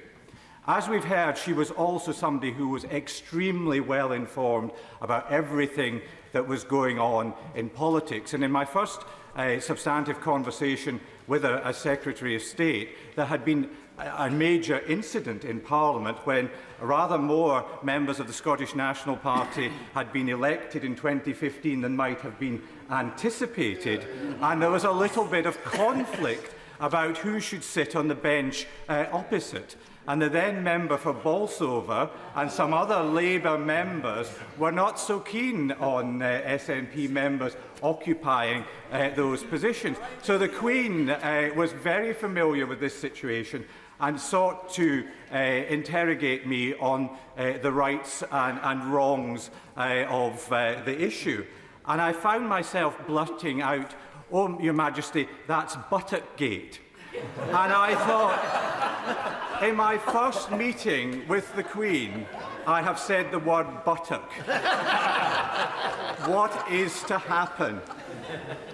But rather than me be taken off to the Tower or to some other place, the Queen just laughed. She found it all very amusing, but also, she was interested in what was happening in Parliament and the day-to-day events. She had many connections with my own constituency, from opening the Dumfries Royal Infirmary to visiting the town of Lockerbie after the devastating effects of the air disaster. But I think most tellingly, I found a clipping from a 1956 edition of the Glasgow Herald newspaper, and it stated, "Previous royal visits to Scotland having neglected to include Biggar in South Lanarkshire, the Queen decided to make amends in October 1956. As the paper observed, a thoughtful gesture by Her Majesty added 90 minutes in time and 35 miles in distance to her programme, but she felt that Biggar was the only county town omitted from recent royal tours." And that was the Queen. She wanted to include every community across the United Kingdom. And of course, the people of Biggar turned out in their masses to thank her for that very generous gesture. Madam Deputy Speaker, Scotland and the whole of the United Kingdom has lost not just the Queen, but we've lost a dear and true friend whose like we shall not see again. God bless her and God save the King. Ian Murray. Thank you very much, Madam Deputy Speaker, and it's a great pleasure to follow the honourable gentleman's buttocks. I'm very... First time he's heard that as well, I think. I'm very grateful for the opportunity, Madam Deputy Speaker, to pass on my condolences to the royal family, but also to pay a tribute to Her late Majesty the Queen on behalf of my own family, constituents in Edinburgh South, and from people all over her beloved Scotland. Her Majesty Queen Elizabeth was a mother, a grandmother and a great-grandmother to her own family, but she was also the mother, grandmother and great-grandmother to the nation. We will all remember where we were when we learnt of her death yesterday. We will always remember that it was in Scotland where she spent her last weeks and days, and as we've heard already, she loved being in Scotland, and particularly the Balmoral estate, the tranquillity, the great outdoors and the complete absence of any speed limits. The Queen loved Scotland, and Scotland loved the Queen. The ties between Scotland and our longest reigning monarch are plentiful. From her very first public speech as a young princess in Aberdeen at the opening of the British Sailors' Society, and the yarn of her wedding dress being woven in Scotland, to her Royal Yacht Britannia being built on the Clyde and retired to the Forth, the opening of the first Forth Bridge and the second one 53 years later, and she always looked forward to the Royal Week in Edinburgh each year. Scotland was, as she described it, her special place. She said at the opening of the Scottish Parliament in 1999 that, and I quote, "If I may make a personal point, Scotland occupies such a special place in my own and my family's affections." I remember my own childhood, the traditions which revolved around Her late Majesty. Every Christmas she was part of her family, as much as the rituals of the tree and the turkey was every generation of her family crowded round the television for her 3 o'clock Christmas address. She transcended every generation, all the way to my 2-year-old daughter, who now knows who that was drinking tea with Paddington. I've yet to explain to Zola that Paddington's friend has passed away. Over the last 24 hours, I've tried and struggled to find the language to describe her. But the one word that a constituent said to me late last night was iconic. And she's the very definition of iconic. She was in every pound I ever spent, admittedly fewer than many others, because I'm a Scot, in every letter that I've ever sent. Her name is on dozens of plaques on buildings all over my constituency and tens of thousands all over the country. She embodied what it means to be British. She epitomised public duty, decency and dignity. She picked us up when we were down. And when our grandchildren and their grandchildren look back at this time, it will be Elizabeth II, above all else, they will remember as the thread through every part of our post-war history. She was truly our greatest monarch. I'd love to tell a humorous anecdote, and I hope someone else will tell it, about the visit to Balmoral that she had with Dick Griffin, one of our former protection officers. But, Madam Deputy Speaker, there's no time to do that, but someone else may tell that shortly. I never met Her Majesty, but we all think we did because she was such an integral part and influence on our lives. And everyone thinks they did meet her, because anyone that did never stops telling you. That's the impact that she had on each of their lives. Finally, Madam Deputy Speaker, I can only imagine the pain and grief the royal family are having today, and that pain and grief compounded by the duty that King Charles III now has to lead this nation. I, the people of Edinburgh South and the people of Scotland simply say, thank you for everything, ma'am. Rest in peace, and God save the King. Please, Villiers. Madam Deputy Speaker, I feel I can't match the eloquence of the many wonderful speeches we've heard today, but I do want to share for a few moments my personal sadness at this terrible loss. And I'm sure that sense of sadness is shared also by my constituents in Chipping Barnet. Her late Majesty was a woman of remarkable charm, warmth and kindness, typified by that lovely smile that adorned so many hundreds of millions of images published of her during her 70-year reign. She could come out with rather unnervingly direct comments sometimes on the news, on matters on the news, often with a twinkle in her eye, deploying that mischievous sense of humour about which so many this morning have spoken. I have to say, when I met her, I was so starstruck in her presence that I scarcely felt able to string a sentence together. If she noticed, she was far too kind and polite to mention this. Her enthusiasm for Northern Ireland is something which featured in many of our conversations during my time as Secretary of State. At an audience she kindly granted me at Hillsborough Castle, she remarked gleefully that she always felt a sense of such excitement flying into Belfast and catching sight of the Harland and Wolff cranes. She said, "You know, there is only one place in the world you can be when you see those landmark cranes." As Northern Ireland Secretary, I and my team had provided some suggestions on the itinerary for the 2014 royal visit, and I felt they might be a little more daring than what had been the previous plans for the visit. So it was with some nervousness that I arrived at the first stage of the programme at St George's Market, which saw Her Majesty mingle amongst the crowds in a way which would have been inconceivable in Belfast just a few years previously. Later, a walk by Her Majesty around the set of Game of Thrones in the Paint Hall studios was a social media phenomenon, but politely and probably wisely, she declined the invitation to sit on the Iron Throne. But history, I'm confident, will record her role in promoting peace and reconciliation on the island of Ireland as one of the greatest achievements of Queen Elizabeth II. As we've heard and as we all know, she herself suffered personal tragedy at the hands of the Provisional IRA. And yet she was willing to shake hands with the late Martin McGuinness and even welcome him to her home in Windsor. And her visit to the Republic of Ireland in 2011 was a truly landmark moment. Britain and Ireland share hundreds of years of contested and often violent history, and for centuries to come, I'm sure people will recall that 2011 state visit as a turning point which played a significant role in moving us on from a conflicted past towards a better future. In conclusion, Her Majesty was the last head of state anywhere in the world to have donned a uniform in World War II. As our new Prime Minister said, Queen Elizabeth was the rock upon which we built the modern nation we are today. She has been an unchanging constant in all our lives, there for us in good times and bad. As we move on from the Elizabeth to a new Carolingian age, this loss truly marks the end of an era. Without her presence, life in this country will never be the same again. God save the King. Well done. Catherine McKinnell. My thoughts, prayers and condolences and those of communities across Newcastle North are with His Majesty the King, the royal family and the country as we mourn, remember and celebrate the incredible life of Her Majesty. As I learned the news of her passing yesterday, as I'm sure is the case for many, I shed a tear.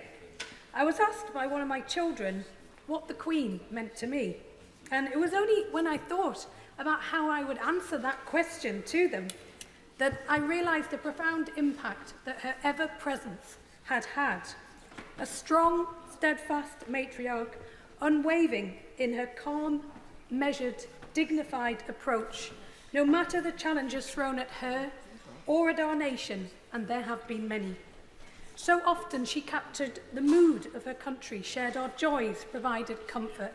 Her intervention during the pandemic, a time of such anxiety and unease, was pitch perfect and soothed the nation. The tributes have been global, as was her reach, yet at the same time so deeply personal. A unique, unrivalled and personal connection to millions of people across the globe. As I'm sure with many members across this House, on every school visit I make, I'm asked whether I know the Queen. And whilst Newcastle can seem a very long way from Buckingham Palace, Her Majesty is felt very closely. We've been privileged in Newcastle to have had many visits from Her Majesty over the years. Images of her visits show sheer joy that she brought every time she came, whether it was opening Newcastle's Eldon Square, visiting the Millennium Bridge, or her visit to the City Library. Indeed, I was only just in Eldon Square buying new school shoes for my children, and we stopped and remarked upon the plaque that is very prominent there of her visit when she opened it in 1977. Her legacy will live on for many years to come. Her Majesty had a particular connection with our metro service, first opening the Tyne and Wear Metro in 1981, which included naming the Queen Elizabeth II Metro Bridge over the Tyne and travelling on the 4020 Metro car.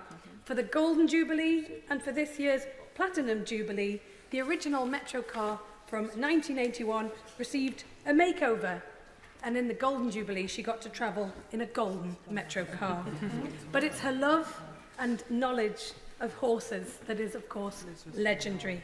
So we were really honoured to have Her Majesty visit Newcastle Gosforth Park Racecourse in my constituency for the famous Northumberland Plate Race Day. The photos from that day show her beaming from ear to ear, only in the way that racing can bring about.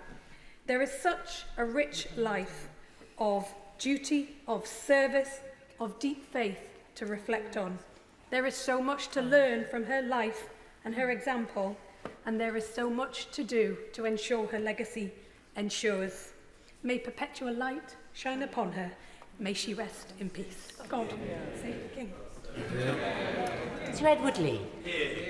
I'm sure I speak with for other colleagues when I say that when a debate's been going on for 3 hours, one feels more and more inadequate about what one's going to say and how one can do true justice to this magnificent tapestry.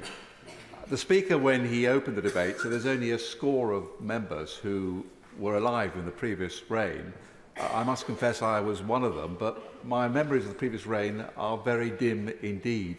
I was so young when the present Queen came to the throne, and she has been, as so many people have said, an extraordinary guiding star to us. I think some of the best parts of the debates have, of course, been wonderful literary allusions, but also personal memories. And I remember when I was talking to her once during my time on the Public Accounts Committee, I was very nervous because we were trying to abolish the Royal Train, a train which was so expensive and so slow that it could only travel during the night. But when I raised it with her, she immediately diffused the whole issue. She was charm itself, and despite our efforts, I think the Royal Train carried on running for many years after that. Still does. And still does. And I remember at a Privy Council meeting, I was quite nervous, although quite proud, to mention to her that my father, decades before, had been clerk of the Privy Council. I was particularly nervous because when I mentioned that as a younger man, very proudly, the Duke of Edinburgh, he said that the whole Privy Council was a bloody waste of time.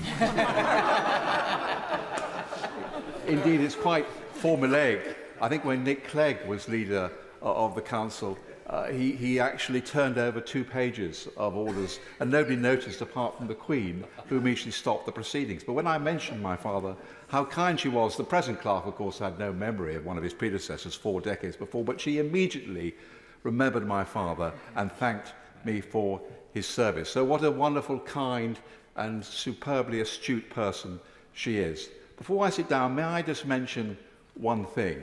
And I was very struck by the wonderful speech from the Honourable Member for Ladywood, who talked on behalf of Muslims. Now, I'm not an Anglican, and indeed, under the first Elizabeth, us Catholics had a bit of a torrid time. Indeed, one of my ancestors was hung, drawn and quartered merely for being a Catholic priest. And we didn't do so well under the second Charles either. But I think she has played, if I may put it this way, an absolute blinder in the way that she has carried out her role as Supreme Governor of the Church of England.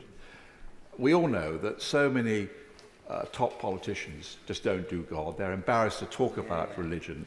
They feel they're putting themselves on the pedestal, they'll be dragged down.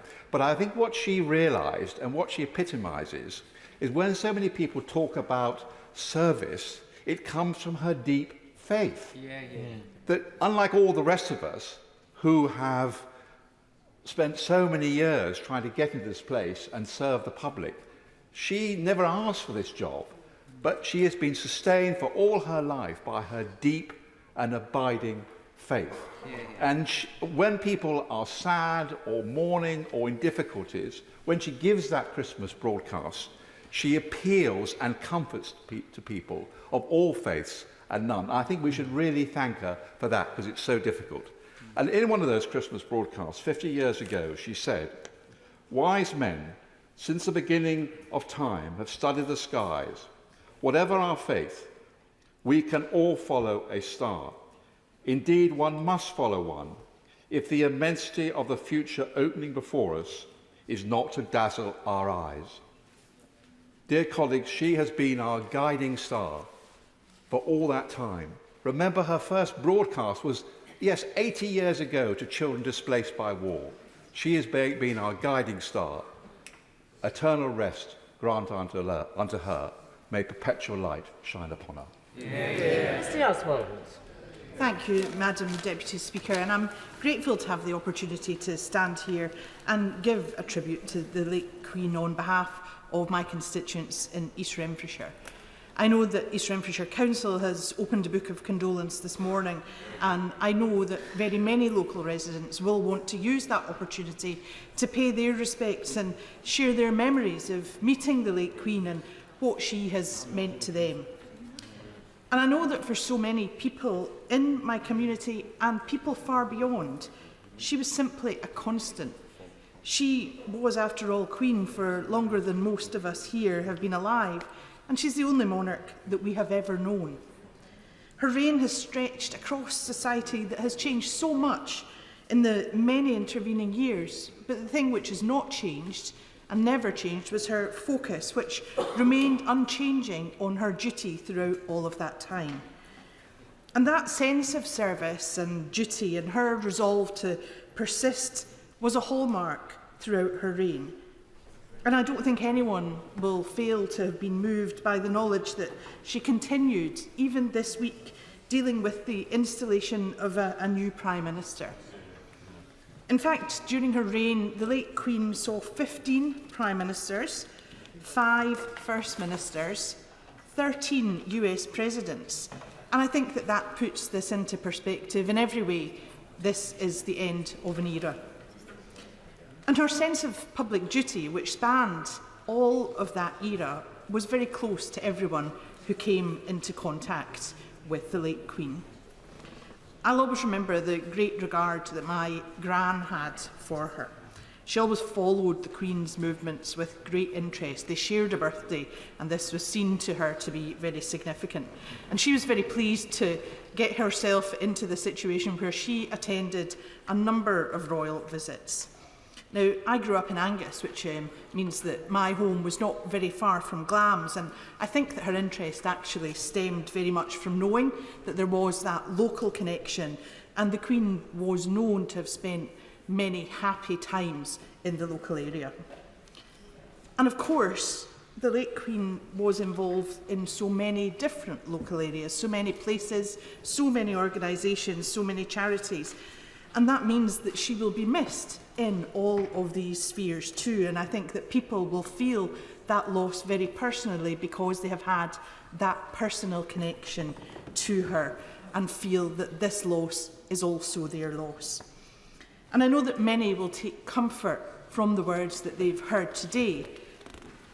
But I think that for all of her public presence and for all of her influence, it's obvious that most of all she will be missed by her family.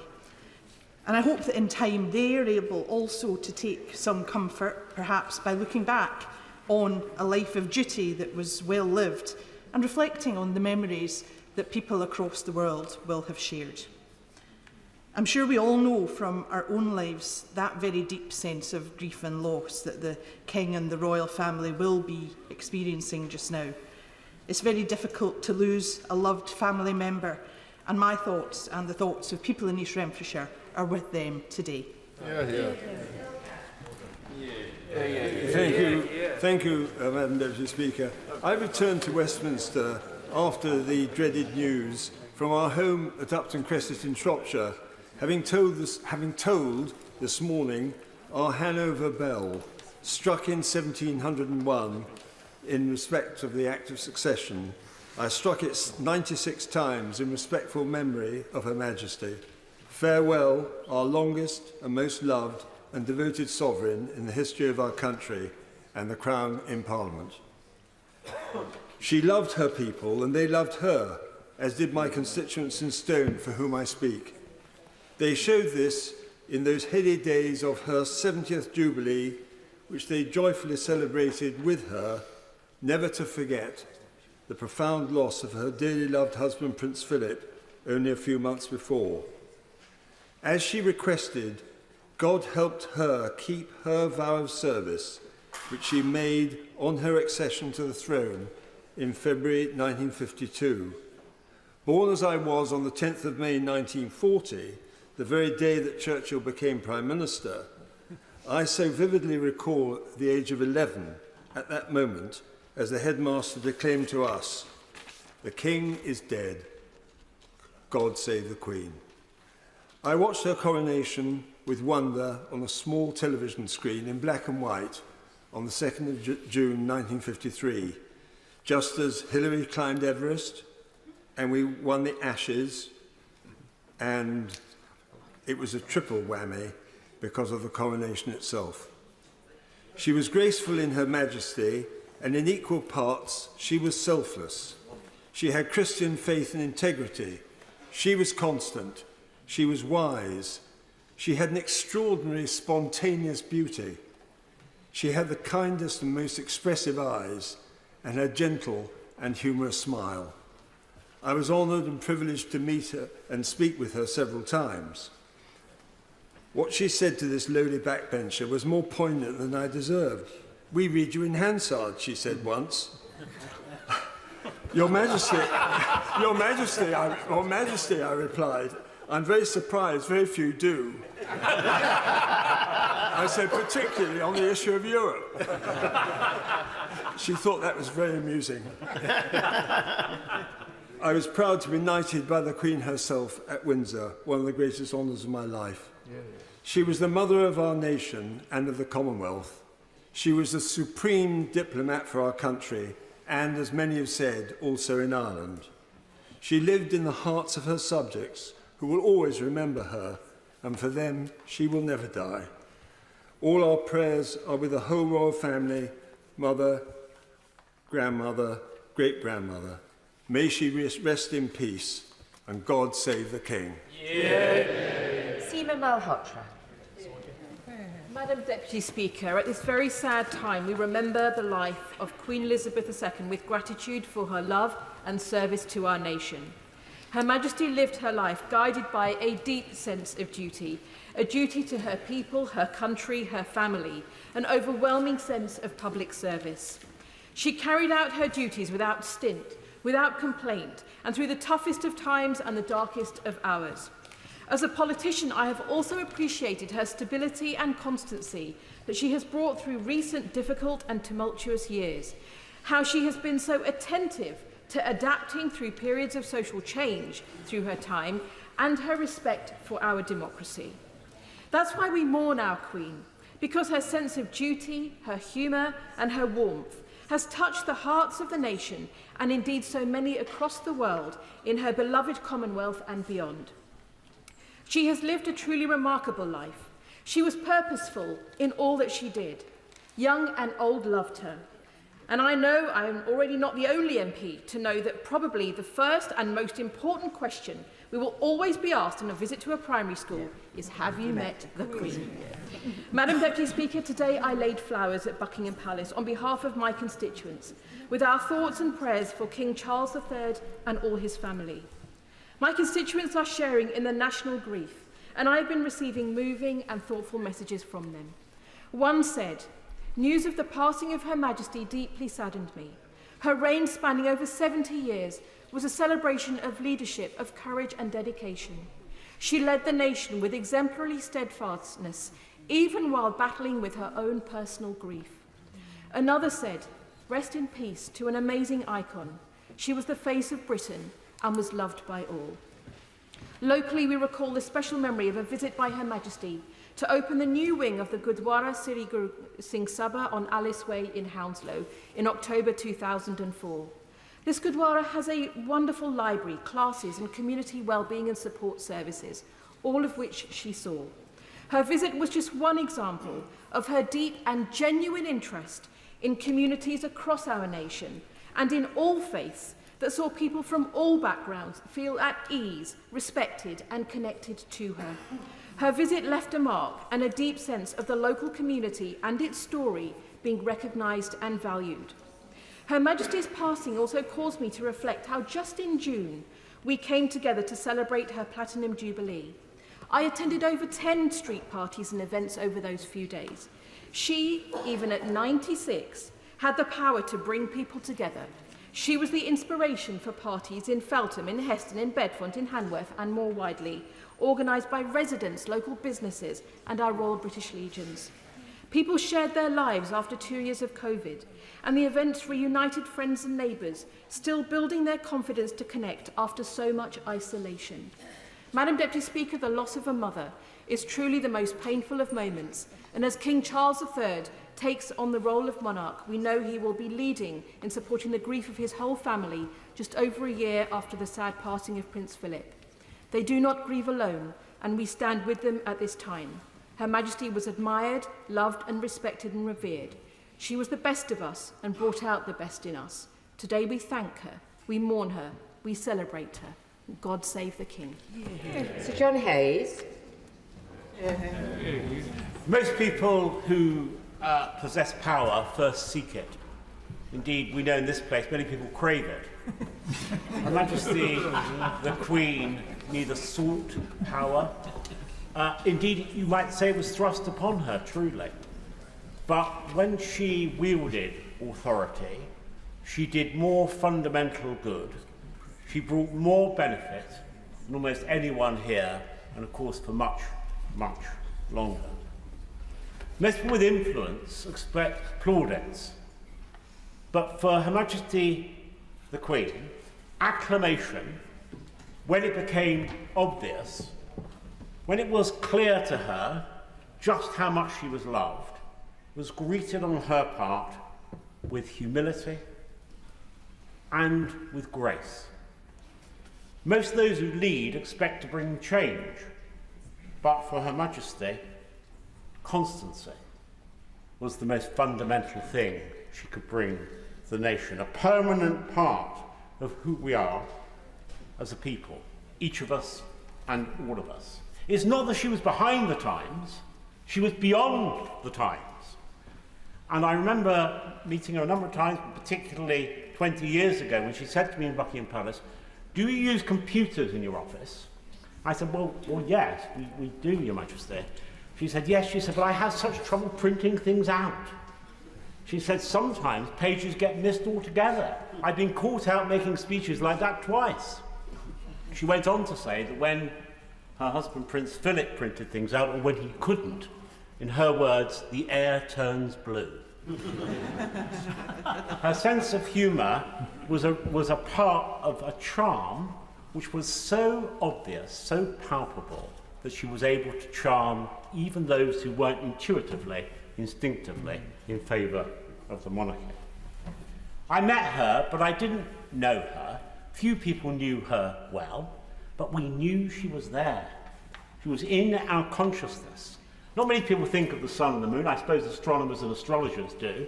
I'm thinking they're a sort of fusion of Herschel and Russell Grant. But we know they're there. We expect the sun to come up in the morning. We expect to bathe in the light of the moon. And so it was with Her Majesty. Well, now our days are a little dimmer, and our nights are a little colder for her passing. For Her Majesty the Queen was in all of our lives for so long. She wore the crown, but of course she wasn't the crown. The crown has a permanent life. It goes on. The institution she graced is secure in the hands of her heir, her son, our king. This woman who lasted so long in her life, who personified dignity, who was grateful, gracious, and, by the way, who brought a beauty to her job. For there was, as my right honourable friend for Stone said, a beauty about her grace, a quiet and enduring and palpable beauty. Now that the crown passes to her dear son, our wonderful king, we must hope that he, in his grief, will know that he shares that grief with everyone in this house and with all her people, for whom she will remain not merely as a memory, but as a presence in the crown itself. May God, as he welcomes Her Majesty to heaven, keep and bless her successor, our King Charles. God save the King. Yeah. Dan Jarvis.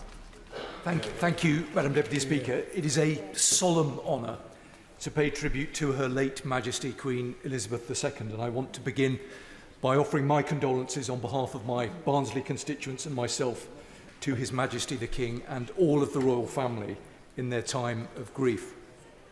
It's hard to believe that Her late Majesty the Queen is no longer with us. For nearly all of us in this place and beyond, her presence is all we've ever known. There is a sense of loss in the country so profound that it will take time to mourn and to come to terms with. She was not only our Queen, she was someone embedded in our hearts. This special place was earned by her devotion to each and every one of us. She embodied dignity, dedication, duty, and a service that was unwavering throughout. Her long life and remarkable reign saw our country through the best of times. But our late Queen was also a source of strength in the worst of times, not least in recent years during the pandemic. Her address to the nation in April 2020 was the tonic to a fear and hopelessness that seemed almost insurmountable. She said, "We will meet again," and we did. We will miss her deeply.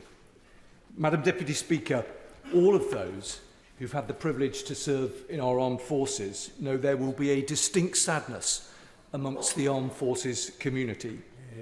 This is because, as our head, the late Queen cared about us deeply.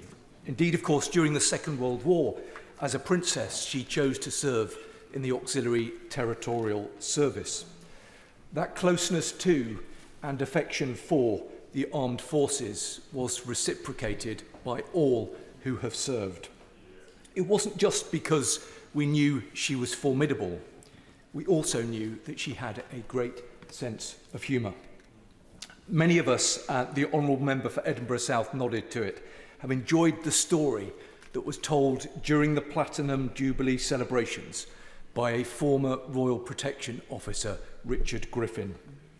Whilst accompanying Her late Majesty on a walk near Balmoral, a group approached, asking, "Have you ever met the Queen?" Her response was no, before pointing to the protection officer and saying, "But he has." People did not have to be close to the late Queen to appreciate her sense of humour, and the world remembers and will always remember the opening ceremony of the 2012 Olympics, when she famously was seen to parachute out of a helicopter with Commander James Bond. And who could forget, of course, her double act with Paddington. I am certain, Madam Deputy Speaker, that history will judge Her late Majesty as an extraordinary monarch adored by her people. But it will also note that while the world changed at a rapid rate, the Queen struck the balance perfectly between stability and tradition versus change and modernisation. A new era now begins, and at this testing moment we must now support the King, who is grieving for his mother while leading our nation through a time of mourning. He has already lived a life of service to others in so many ways, serving in the Royal Navy and the Royal Air Force, establishing the Prince's Trust and being the patron of many, many charities. Just one example is his role as the Colonel-in-Chief of my old regiment, the Parachute Regiment. Recounting the time he took the parachute training course at RAF Bryce Norton, he said, "I felt I should lead from the front, or at least be able to do some of the things that one expects others to do for our country." It is clear that the King will follow the example that has been set before him, to serve, to lead. The torch has been handed to a new monarch, and that sense of duty will continue to burn brightly. Rest in peace, Queen Elizabeth. God save King Charles.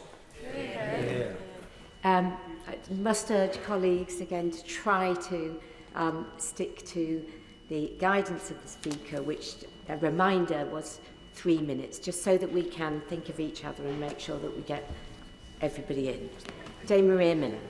Thank you, Madam Deputy Speaker, and it's with great sadness that I rise to pay tribute to Her late Majesty the Queen on behalf of my constituents in Basingstoke. The late Queen was held in the highest esteem in my constituency and throughout the borough of Basingstoke and Dean, and our Mayor, Councillor Paul Miller, said only today that the commitment that Her Majesty made to her role and public service, the service that she has given, is matchless.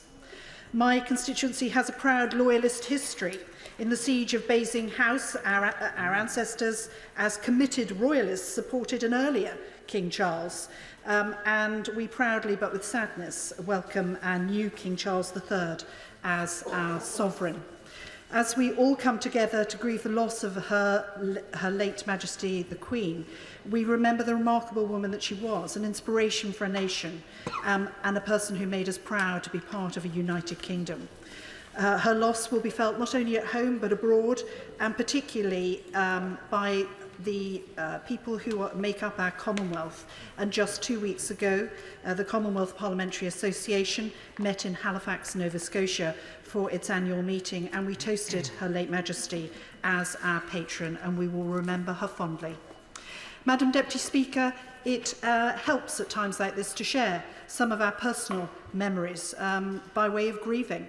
And I will always remember the first time I had the privilege of meeting Her late Majesty. It was at Balmoral in September 2012, being appointed as a Privy Councillor. As many have already referred to, there are a number of briefings when you have these sorts of encounters.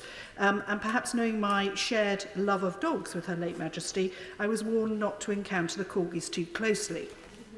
Because they can, Madam Deputy Speaker, be quite selective in who they like and demonstrate their feelings towards strangers quite overtly. I kept my distance, but my right honourable friend, the member for Chipping Barnet, did not. She was far more daring with me than me, but left with all her fingers intact. Madam Deputy Speaker, I also remember the great honour that I had in hosting Her Majesty on Remembrance Sunday on 2 occasions as Secretary of State for Culture, Media and Sport. Walking with Her late Majesty through the Foreign Office can be a nerve-wracking task in its own right. If you know the layout of the Foreign Office, it's quite complicated.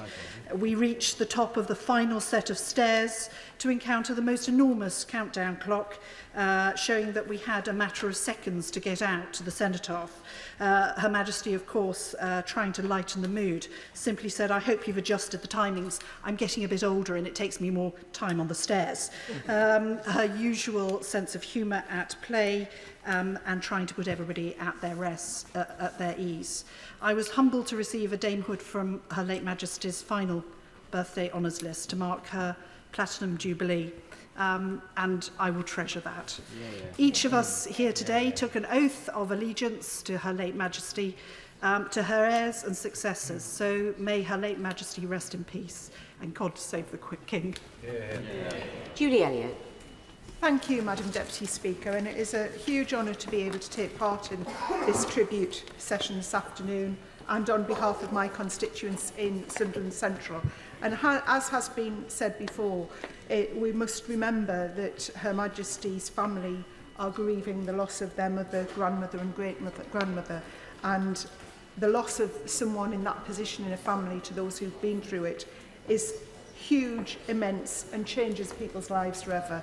And my sincere condolences go to the family. The role of public service we all chose to do. The Queen did not. The Queen was born to serve, and how she has served for her 96 years. To have seen that photograph the other day, receiving the new Prime Minister, she looked very frail, clearly not in the best of health. But did any of us really think that a day or two later she wouldn't be with us? So serving to the very end has been her life. And I think we are all grateful for that. And her wisdom and the way she has done that has been immense. I just want to mention a couple of things in my life and memories of the Queen. The first time I saw the Queen was in the Silver Jubilee, when the Queen was travelling from Gypsy's Green Stadium in South Shields to Sunderland. And the village I'm from is right in the middle of those two places. And we all went to the Coast Road, and we only saw her for probably seconds, but it felt like a lifetime, and we'd stood there an hour. But it was so exciting and so uplifting. And over the years, every time Her Majesty has come to Sunderland, you get hundreds and thousands of people just standing just to see her car pass. I never dreamt in those days that I would get to meet Her Majesty, but I have had the privilege of meeting her twice in her Diamond Jubilee year. And when she came to Sunderland that year, she came off a yacht, and as she came off the yacht in the port, because it was the most secure place for her to have slept, a Vulcan bomber went past, and she came off and she engaged, and as everyone has said, that smile, that engagement she had with everybody, as if you were the most important person in the world. And I'll never forget that. And finally, I just want to mention the occasion I visited London with my twin daughters to visit a concert, and the traffic stopped when we were at Trafalgar Square, and we thought, oh, who's coming past? And it was the Queen. So in our family, the nursery rhyme of when you go to London to see the Queen, my daughters say, when we went to London, we saw the Queen.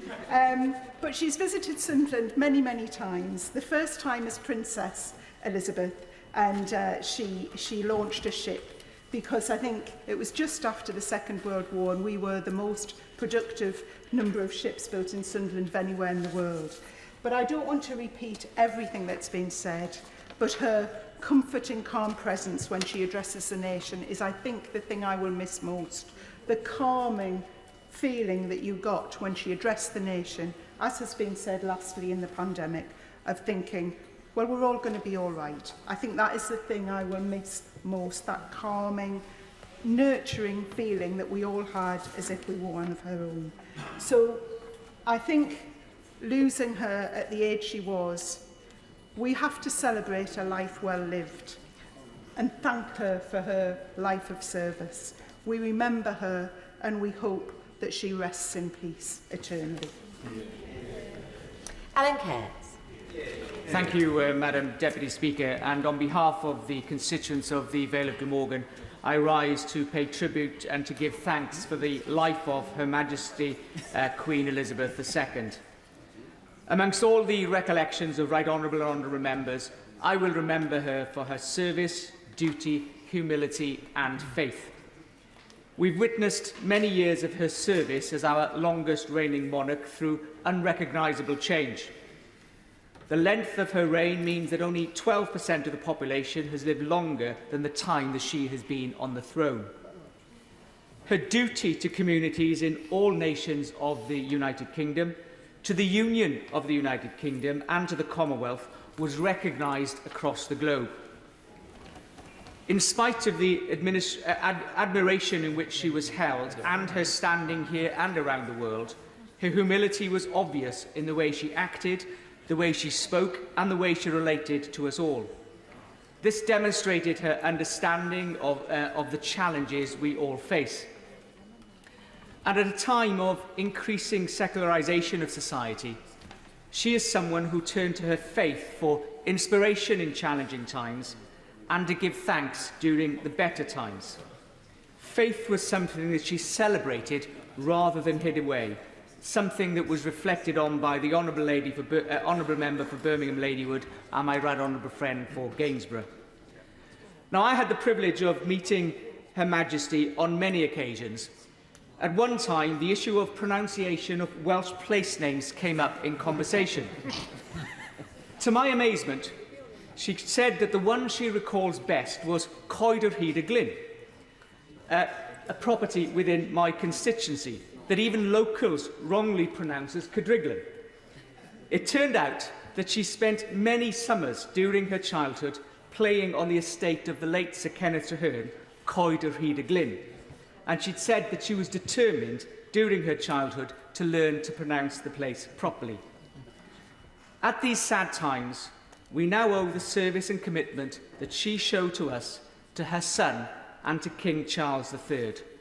Madam Deputy Speaker, God save the King. Tim Farron. Thank you, Madam Deputy Speaker. Cumbria mourns the loss of Her Majesty Queen Elizabeth II, and I personally and all of us in our county want to express our genuine and deep condolences to the royal family. We have lost our Queen, and it touches every one of us. We can tell in the contributions so far today that this is a personal loss for us, but how much more is it a personal loss for those who have lost a mother, a grandmother, a great-grandmother? We grieve with them and we thank her for her service. The news reached us yesterday as we were winding down the Westmoreland County show. The news was devastating, and yet it caught us while we were together. And it feels like an honour that that was the case. There had been a tremendous couple of days of thousands of us being in the same place in those same muddy fields, enjoying time together, and then that moment of dismal unity came about.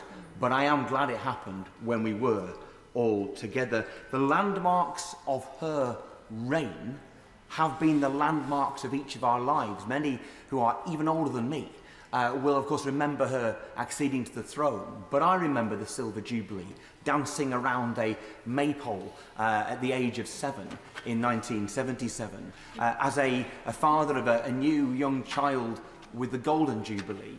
We think of the Diamond Jubilee and the joy earlier this year of the Platinum Jubilee. Her life was our life, and her history has become our history. They are inseparable, indivisible, and we will ever be touched by it. Her reign united us.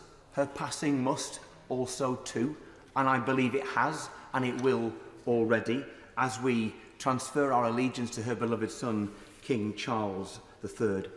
Cumbria, the lakes and the dales were loved by Her Majesty the Queen, and we loved her in return.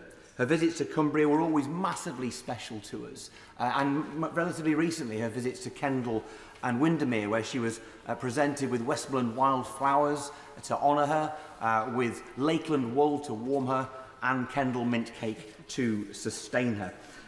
My times of spending time with the Queen was relatively few, but one in particular I recall where I'd been an MP for a very short period of time at this stage, and she offered me some advice about what you do when a constituent who has had a letter from you thanks you for it and you don't remember the details. And she said, that happens to me all the time.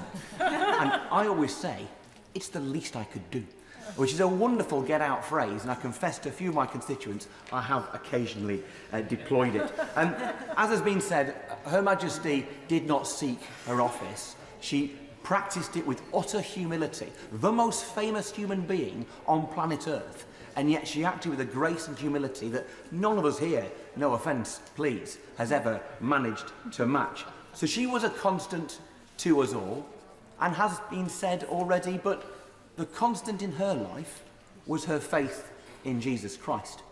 Now, let's remember this, that for many people, you know, it may have been, but for her, it was not a perfunctory, ceremonial faith. It was a living, active faith in a living Saviour. Let us remember this, that we have sung for 70 years, God Save the Queen. If her faith is accurate, I am certain it was. God has saved the Queen. We now transfer our allegiance to King Charles III, who I am proud and honoured to serve. God save the King. Robert Jenrick.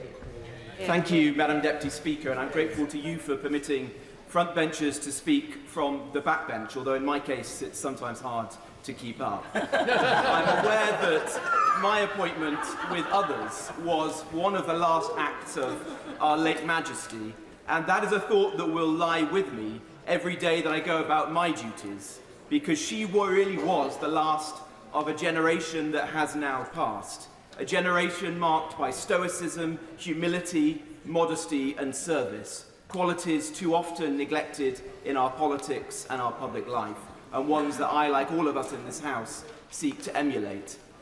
I am here to represent my constituents in the loyal borough of Newark-upon-Trent. Loyal because in May 1646, we were the last town to hold out in the English Civil War, a town that only surrendered when the King himself, a forebear of Her Majesty, another Charles, said that we must do so. And at the end of the war, the town was racked with disease and pestilence, but all of the contemporary accounts show that no one regretted their decision to stand by the monarch. And that to me shows that even in a hereditary monarchy, and certainly in our modern democracy, loyalty of the people to the crown is not something that anyone or any monarch can take for granted. It has to be earned. And from the speeches made across the chamber today, we can see that Her Majesty the Queen, over the course of her long and remarkable reign, earned the respect and admiration, indeed the love of her people. She really has been the golden thread that has run through the weave and the weft of our national story. My grandmother stood in the crowds on the Mall and watched her and her family celebrate on VE Day. My dad watched, like others have spoken, on a small rented television set, the coronation, marvelled at her beauty. Afterwards, he went and created a bonfire on the street, and it took the council years to fill in the pothole, so some things clearly never change. I met Her Majesty only a few times. One, as has been said by other members, on Zoom at a Privy Council meeting. And as we all experienced during the pandemic so many times, the Zoom failed. And then out of the darkness, suddenly a voice emerged. And it was Her Majesty the Queen, and she said, well, thank goodness someone kept a landline. Just the other day, I went with my family, my children, who are the great-grandchildren of Holocaust survivors, to see Anne Frank's house. And my children came to me, they were ahead of us in the tour, and they said that in the secret annex ahead, amongst the images on the walls, were photos of Her Majesty the Queen, Princess Elizabeth, and her sister Princess Margaret. And I later researched with my daughters, why was that? And Otto Frank, their father, is recorded later in life in saying, Anne Frank loved the royals, but it wasn't just that. He wanted to put some photos on the wall that would give the children strength. And Anne Frank said, it was also the beautiful smile that kept her going. May she rest in peace, and God save the King. Valerie Vance. Madam Deputy Speaker, it's a pleasure to follow the Honourable Member for the loyal constituency of Newark. Madam Deputy Speaker, it falls to our generation to tell of the passing of our gracious sovereign, of the passing of a platinum Elizabethan age, of a young woman with responsibility thrust on her, but without a manual. She wrote her own story, and in doing so, wrote the story of our nation through which we've all lived. We have known her as the young woman who actively supported the war effort and danced in the street when it was over, jumping out of planes, showing us her sense of humour at the Olympic ceremony in 2012 that showed us we were more than just medals. I was in Walsall yesterday when I heard the sad news of Queen Elizabeth's passing. I know my constituents in Walsall South are grieving. The owner of Fortune Cookie, our local Chinese takeaway, was in tears. And again, like every other member, every school I've ever visited, the question is always asked, have you met the Queen? And Lorna, based in Walsall South, makes her handbags. I hope that link will continue, especially now that we know, thanks to a refugee from Peru, she used to keep her marmalade sandwiches to keep her going. As a lawyer, all I ever knew was the Queen's Bench Division or Queen's Counsel. That, like our stamps and notes, will change to herald a new era. Having been born in Aden to Goan parents, I had never imagined I would meet Queen Elizabeth. But I did, in the gallery in the other place, the British Museum, or at the Privy Council. Those who've had an audience with her can testify to her wisdom and generosity of spirit. She had the ability to speak with you as though she'd known you forever, whether to a winning jockey or a little girl with a posy, or working to the end to welcome her 15th Prime Minister. Like all of us, she knew life is a roller coaster, but she never complained, and only ever mentioned 1 year as an annus horribilis. Our Queen carried out her duties with dignity, grace, and love for us and her country, and yet embraced different countries and cultures through the Commonwealth, while always respecting differences and dealing with changes, acknowledging past mistakes, knowing that life and history moves on. Queen Elizabeth reminded us that we are human beings first and members of a race second, and our duty is to help each other make this world a better place and live in peace, just as she said in her first broadcast, and how we will miss those quiet, reassuring messages to the nation at Christmas and at difficult times. Duty, service, defender of the faith, and love for her United Kingdom, a constant that brought us all together. The bright full moon shone down last night and there was a rainbow over Windsor Castle, and it reminded us of God's promise to his faithful. We pray for her grieving family to get through this difficult time, and especially for King Charles III. Eternal rest grant unto Queen Elizabeth Alexandra Mary Windsor. May she rest in peace. Tobias Elwood. Thank you very much, Madam Deputy Speaker. These are indeed the saddest of times for us to gather here today to pay tribute to the late Majesty the Queen. I suspect that we all will remember where we were yesterday when news came that doctors were gravely concerned about Her Majesty's health. Our world was suddenly put on hold, and then came the announcement that we had dreaded to hear. Our rock of stability, the one person who came to symbolise the very best of Britain, was no longer with us. Her Majesty's sense of duty to serve was especially appreciated by our armed forces. That phrase, for Queen and country, is not just a catchphrase, it's the allegiance you pledge when you join Her Majesty's armed forces. The Queen was our Commander-in-Chief, and she was only too aware, having served herself, of the sacrifices personnel were willing to make, all done in her name. This emptiness that we now feel is a testament to the admiration, the respect, and the affection that we all had for her. We have not known a Britain, indeed, without her. Perhaps we can consider ourselves fortunate that the nation was able to come together this year to mark the Queen's Platinum Jubilee and celebrate with her a most incredible life of service. From the street parties across the country, including in my constituency in Bournemouth East, to that wonderful celebration outside Buckingham Palace where the Queen and Paddington Bear stole the show. Only on one occasion did I have cause to formally write to Her Majesty, and that was to ask her if she would agree to Parliament's clock tower to be renamed the Elizabeth Tower to mark the Diamond Jubilee 10 years ago. I was truly honoured when she accepted. That name was formally changed, and we now have a constant parliamentary landmark honouring Her Majesty. As we now mourn the person we knew, we should reflect the constant is also the monarchy itself, the British monarchy that has matured over centuries and allowed our great country to advance, to mature, to thrive as a democracy. Her loss does, of course, leave a mark, the end of an era. But in our new king, who is well prepared to serve, the monarchy will continue to play its role in how our state functions. So yes, we do mourn the loss of our Queen, but we also transfer our faith, our allegiance to our new King, His Majesty Charles III. Long live the King. Angela Rayner.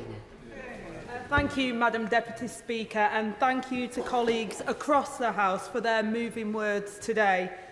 Like other members, I have found the outpouring of affection from both our shores and across the world for our Queen deeply heartwarming.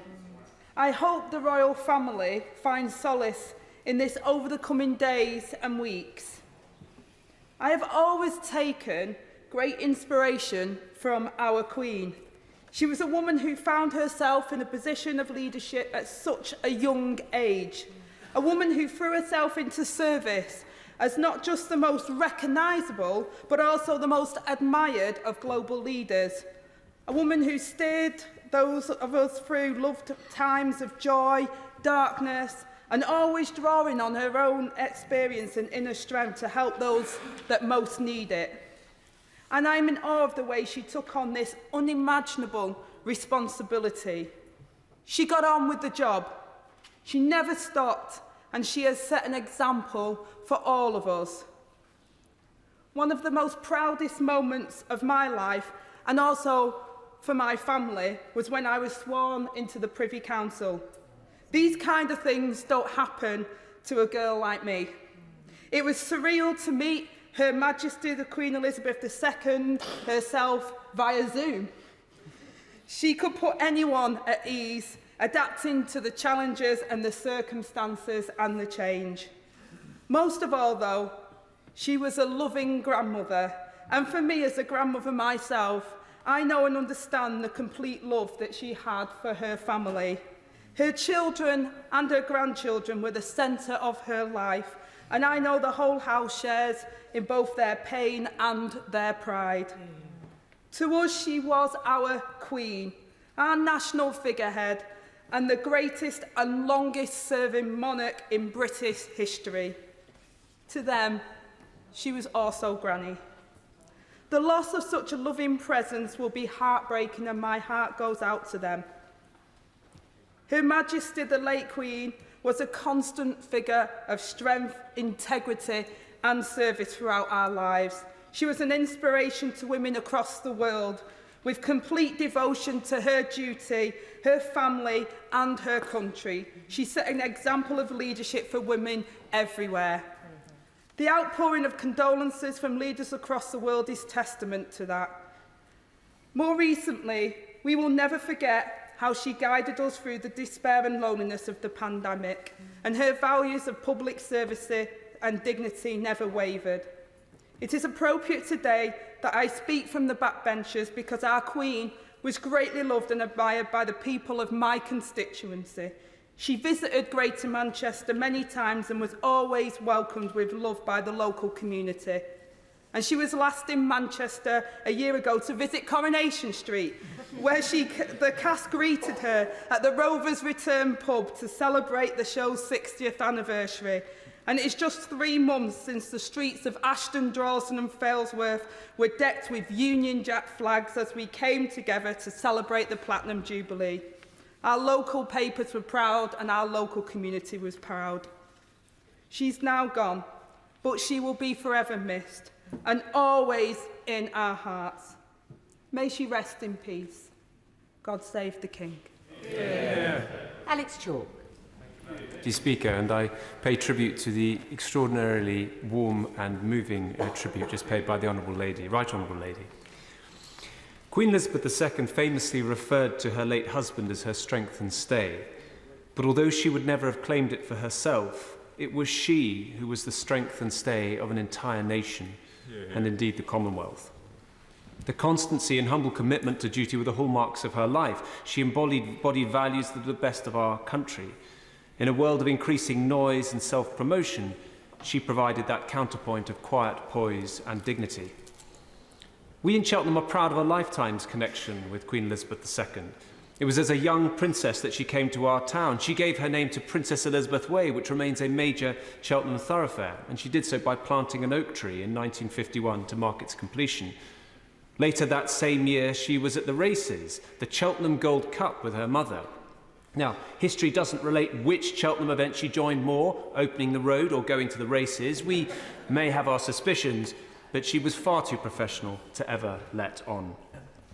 Prince Philip was back in 1957 to open an extension to what is now the University of Gloucestershire.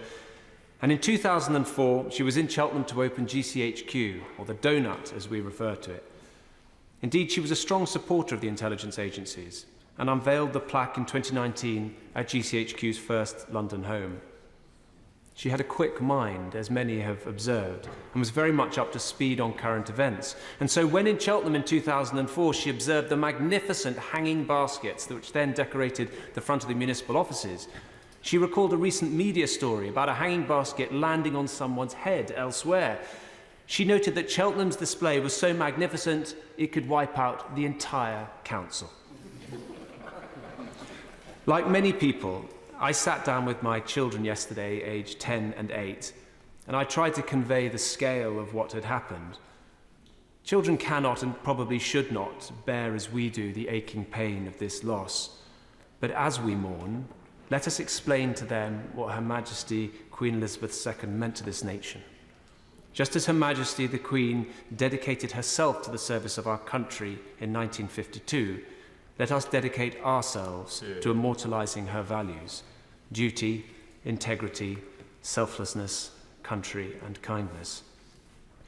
As a woman of faith, I hope she will have approached the end with peace. Yesterday, as her death was announced, I thought of her family and those who were close by as, in the words of a young RAF pilot in 1941, she slipped the surly bonds of earth to touch the face of God. God save the King. Ali. Thank you, Mr. Deputy Speaker. On behalf of my constituents, I rise to pay tribute to Her Majesty the Queen. We mourn the passing of an icon. She was admired across the world and touched our lives in so many positive ways. The Queen was a constant example of service, of duty, of wisdom, of dedication to her people, her country and the Commonwealth. These were her civic virtues, needed now more than ever. She began her life of service as a child and worked until the final days of her life. The tone was set during World War II when the then King and Queen chose to stay in London during the Blitz, and the young Princess Elizabeth joined the Auxiliary Territorial Army. When their home, Buckingham Palace, was bombed, the Queen Mother famously said that she could now look the East End in the face. Ever since then, EastEnders have embraced the Queen and her family with a particular bond of love and loyalty. Of course, today's East End is a very different place, more diverse and more connected to the rest of the world, and in particular the Commonwealth countries. Her Majesty reimagined Britain's post-colonial place in the world, and the Commonwealth has grown to 54 nations with nearly 2.5 billion people. Mr. Deputy Speaker, I can personally relate to the story of the Commonwealth. as a child born in a Commonwealth country, Bangladesh, which joined in 1972. And I remember in 1983 watching with pride the Queen visiting that very new country with Prince Philip. It was a state visit and a big moment for a new nation. And it was a time and a moment that made us feel proud to be British, made us feel we belonged not only to this country, but also to the Commonwealth family. And across the Commonwealth, people are remembering when the Queen came to town with a great sense of warmth and affection. And here at home, in my constituency, I had the honour of receiving the Queen during the Royal London Hospital visit when the new facilities were opened. The hospital that was at the heart of our national life and at the epicentre of coping with the pandemic. The Queen's words during the pandemic was so necessary to give hope and comfort when constituencies like mine were hit so hard.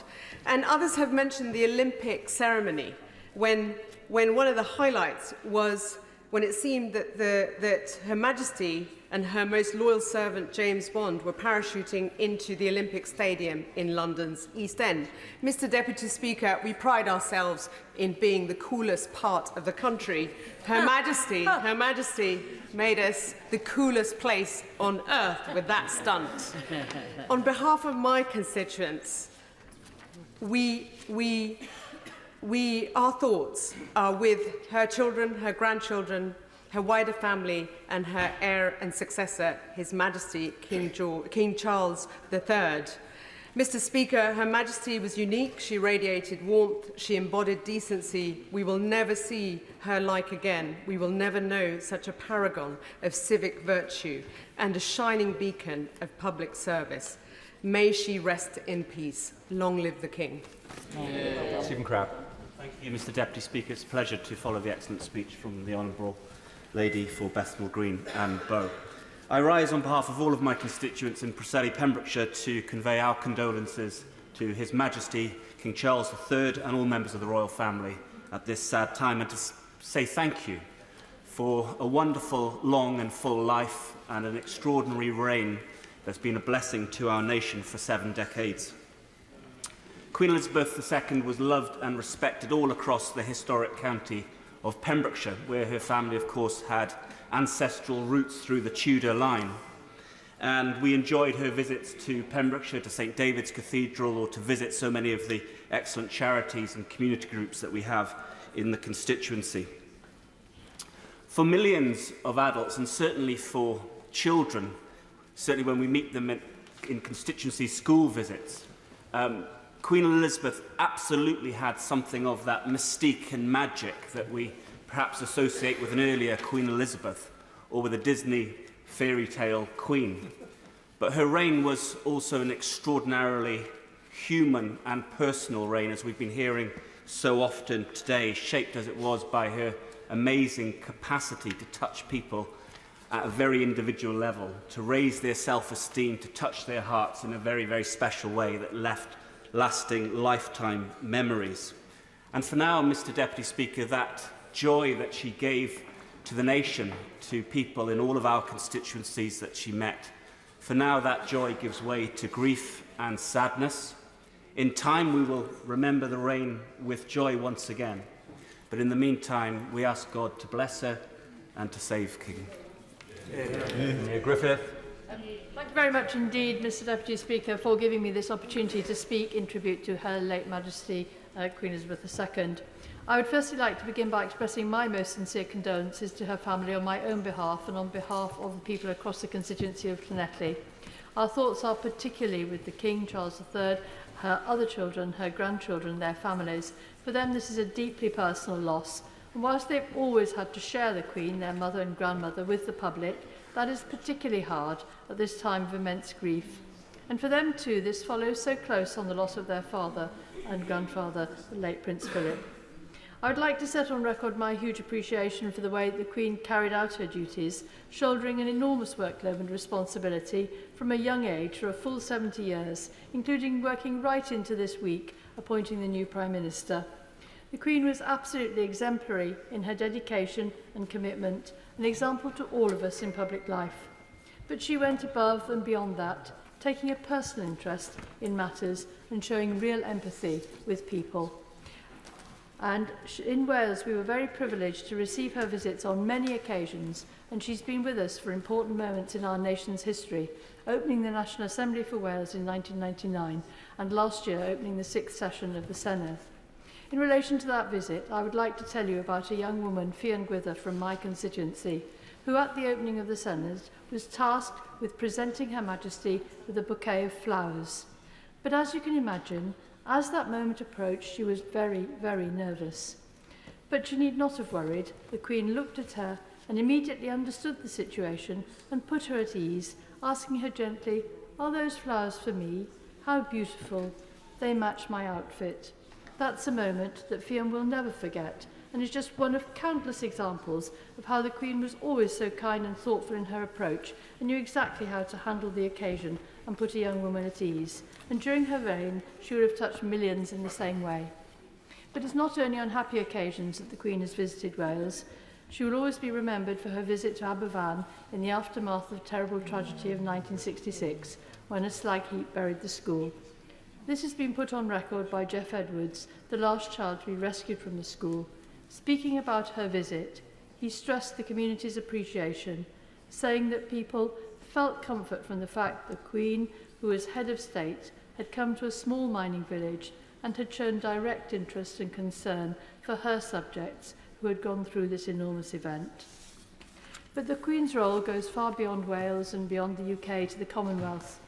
There we have seen huge changes, a complex transition from the Empire to today's Commonwealth.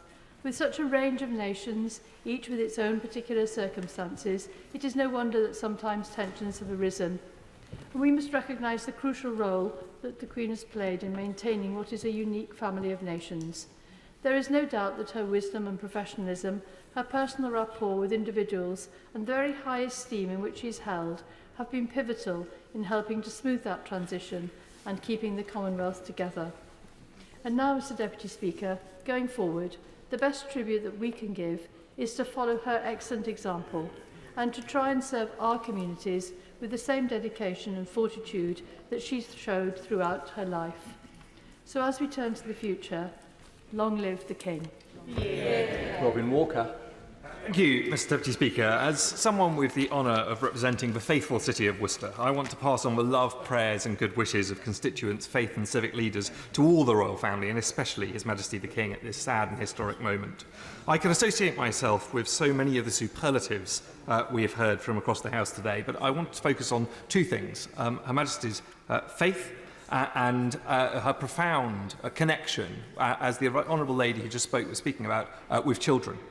Her late Majesty swore at her coronation to be a defender of the faith, and in so many messages over the decades, she not only defended, but enhanced and gently protected the role of faith in our society, not only for her own Church of England, but as we've heard from people of all faiths and denominations, for people across the whole of the United Kingdom of all faiths and none.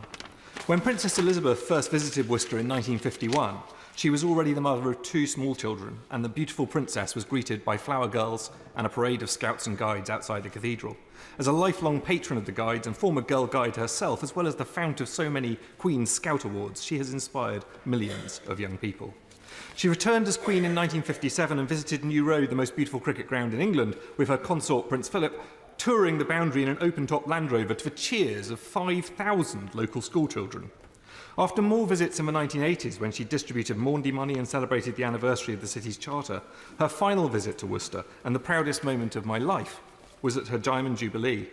Her Majesty opened the Hive Library, a joint city and university library, which is the first of its kind in Europe and a fabulous repository of children's books. And I was fortunate enough to be among the welcoming party on that visit, to join some volunteers from local charities and children from local schools at the event and being presented to Her Majesty the Queen. And what struck me, as so many have already reported, was her smile, her bright, humorous eyes, her genuine interest in the people to whom she was introduced, and the instant connection she formed with the children.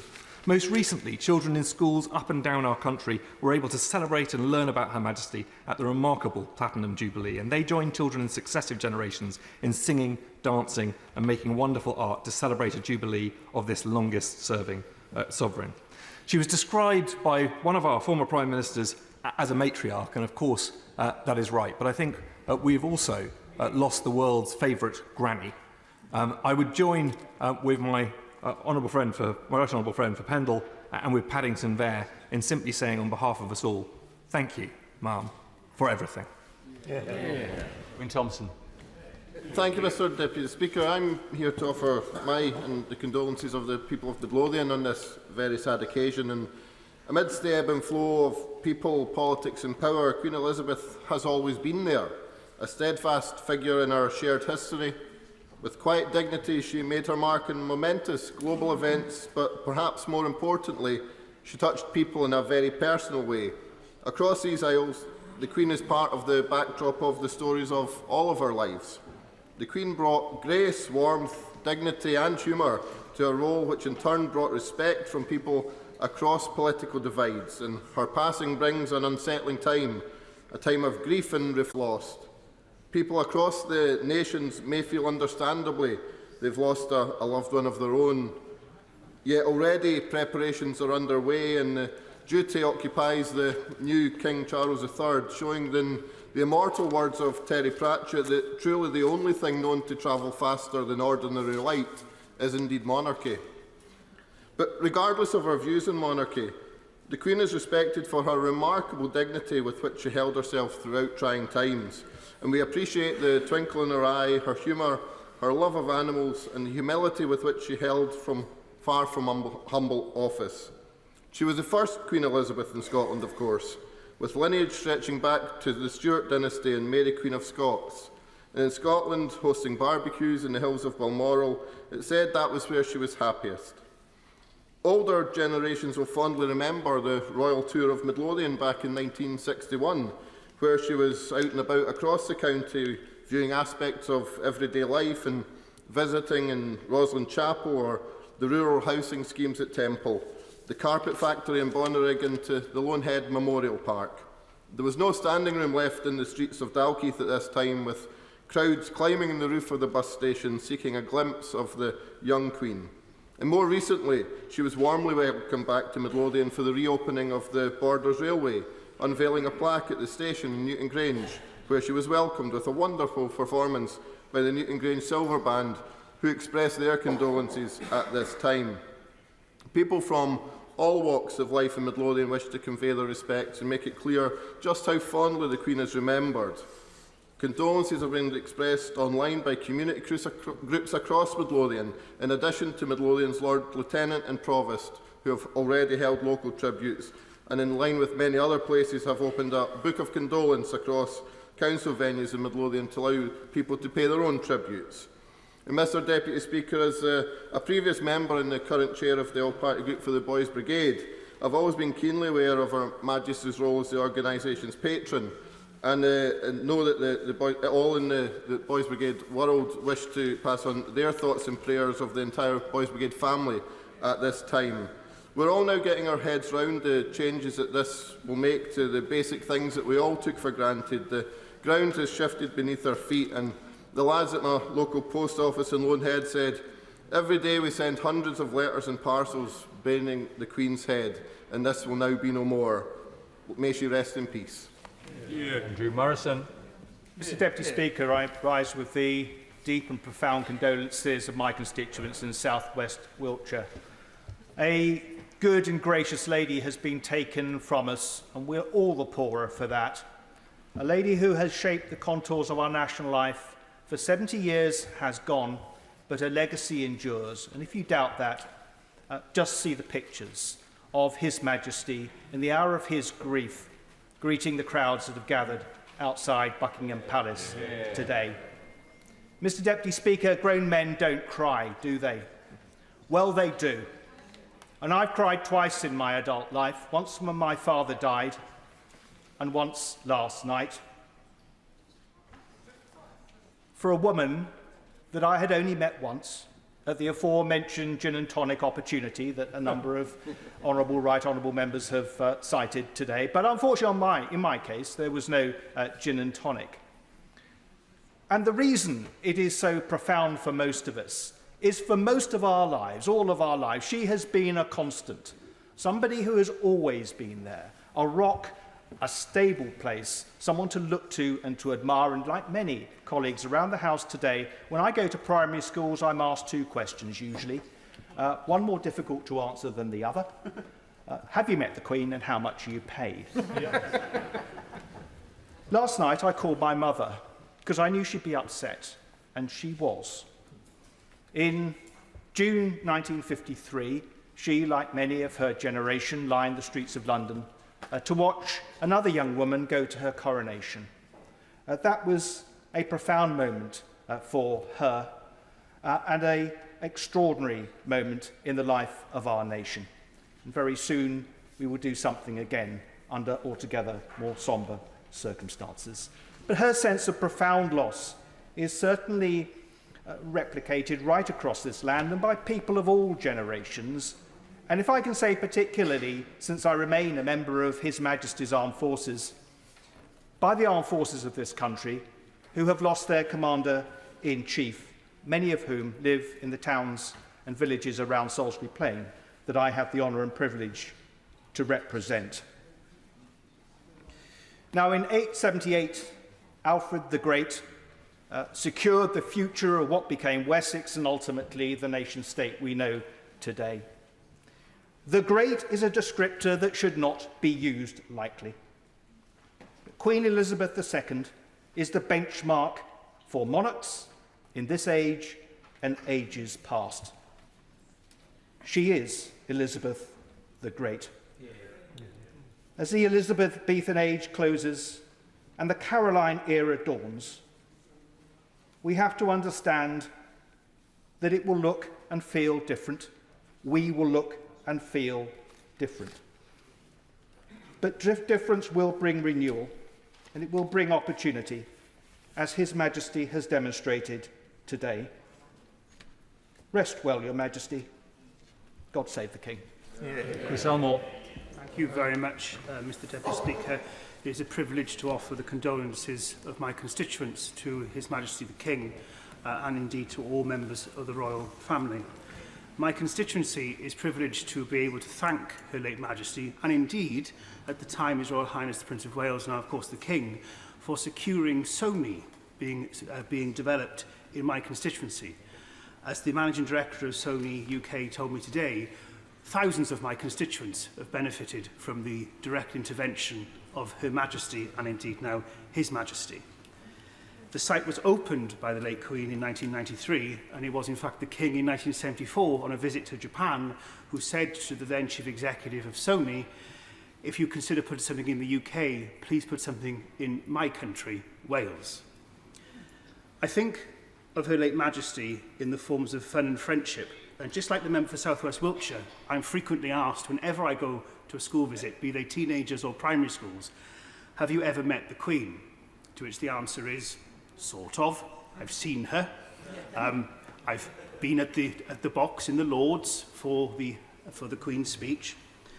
I once was asked, following the question, have you ever touched the Queen? I'm not sure who was more shocked, me or the head teacher who genuinely looked like he was about to faint. The Queen had a healthy obsession with trees, and I can recall fondly the talks that she held with Sir David Attenborough that has been running on clips over the last few days about the Queen's canopy and the work that he was doing to talk about delivering this right across our United Kingdom. And she joked that we, her and Sir David, would not see that tree come to its 50-year life. They both laughed. And it's her humility that so many of us will think of so fondly. I have had the privilege, Mr Deputy Speaker, in my brief time in this House to have met now King Charles III twice. The first 5 days after I was elected in a by-election in 2016. I was lined up by the Secretary to the Lord Lieutenant and told, just stand there, Mr Elmore, he'll be along shortly. When he arrived, came out the car, I was the second person to greet him, to which he said to me, you're the new one. And he said, and I was quite nervous, yes, Your Royal Highness. He said, I wouldn't worry about it, I'm terribly nice. And I think that common touch is what he has picked up from the late Queen. And I know he will go on to serve this country well, to serve the Commonwealth well. God bless and keep the Queen and all who mourn her, and God save the King. I'd like to thank Chris Elmore for keeping well within the 3-minute limit. So please, could people look at their contributions, keep them as short as you can, because we want to get as many in as we possibly can. Esther McFay. Thank you, Mr. Deputy Speaker. There has been so many wonderful, moving tributes today. It's been a real pleasure to be in the chamber to listen to them all. And with your permission, Mr. Deputy Speaker, I will make my tribute through the eyes of the school children of Tatton. For as so many MPs have mentioned here today, the curiosity those children have of the late Queen Elizabeth II. And the question they do ask, particularly in primary school and junior school, is, have you met the Queen? And when I say yes, there are literally squeals of delight, gasps of disbelief, uncontainable excitement ripple through the class. Such was the impact that this lady had on all the people of this country, of all ages and of all parts of the country. She loved children, and children loved her. And the clatter of questions that followed. Were you nervous when you met her? How was she? What's she like? Where did you meet her? So I try and describe the Queen to them as they sit and listen, eyes wide open. Well, I say she's diminutive, or she was diminutive, yet she was imposing. She was gentle, yet steely. And that powder puff grey hair, she was radiant and she shone. But it was her eyes that were remarkable and memorable. They were penetrating and bottomless. The knowledge behind them limitless. You can almost feel what she had seen and what she had experienced. You were in the presence of wisdom, and they are kind too. She was a curious blend, quite disarming, and yet incredibly caring. And was I nervous? Without doubt. You're in the presence of greatness, whose life has spanned war and peace. And that nervousness is amplified by the royal protocol, which she lives through and by. So when you're made a Privy Councillor and you've got steps to take, kneels to bow, it's meticulous choreography, the timing, quick steps, kneels, precision of words, and taking oaths. And the seal of office too at Sandringham. It was magical. It was a whirl of rooms and doors opening. It was brevity, but intensity.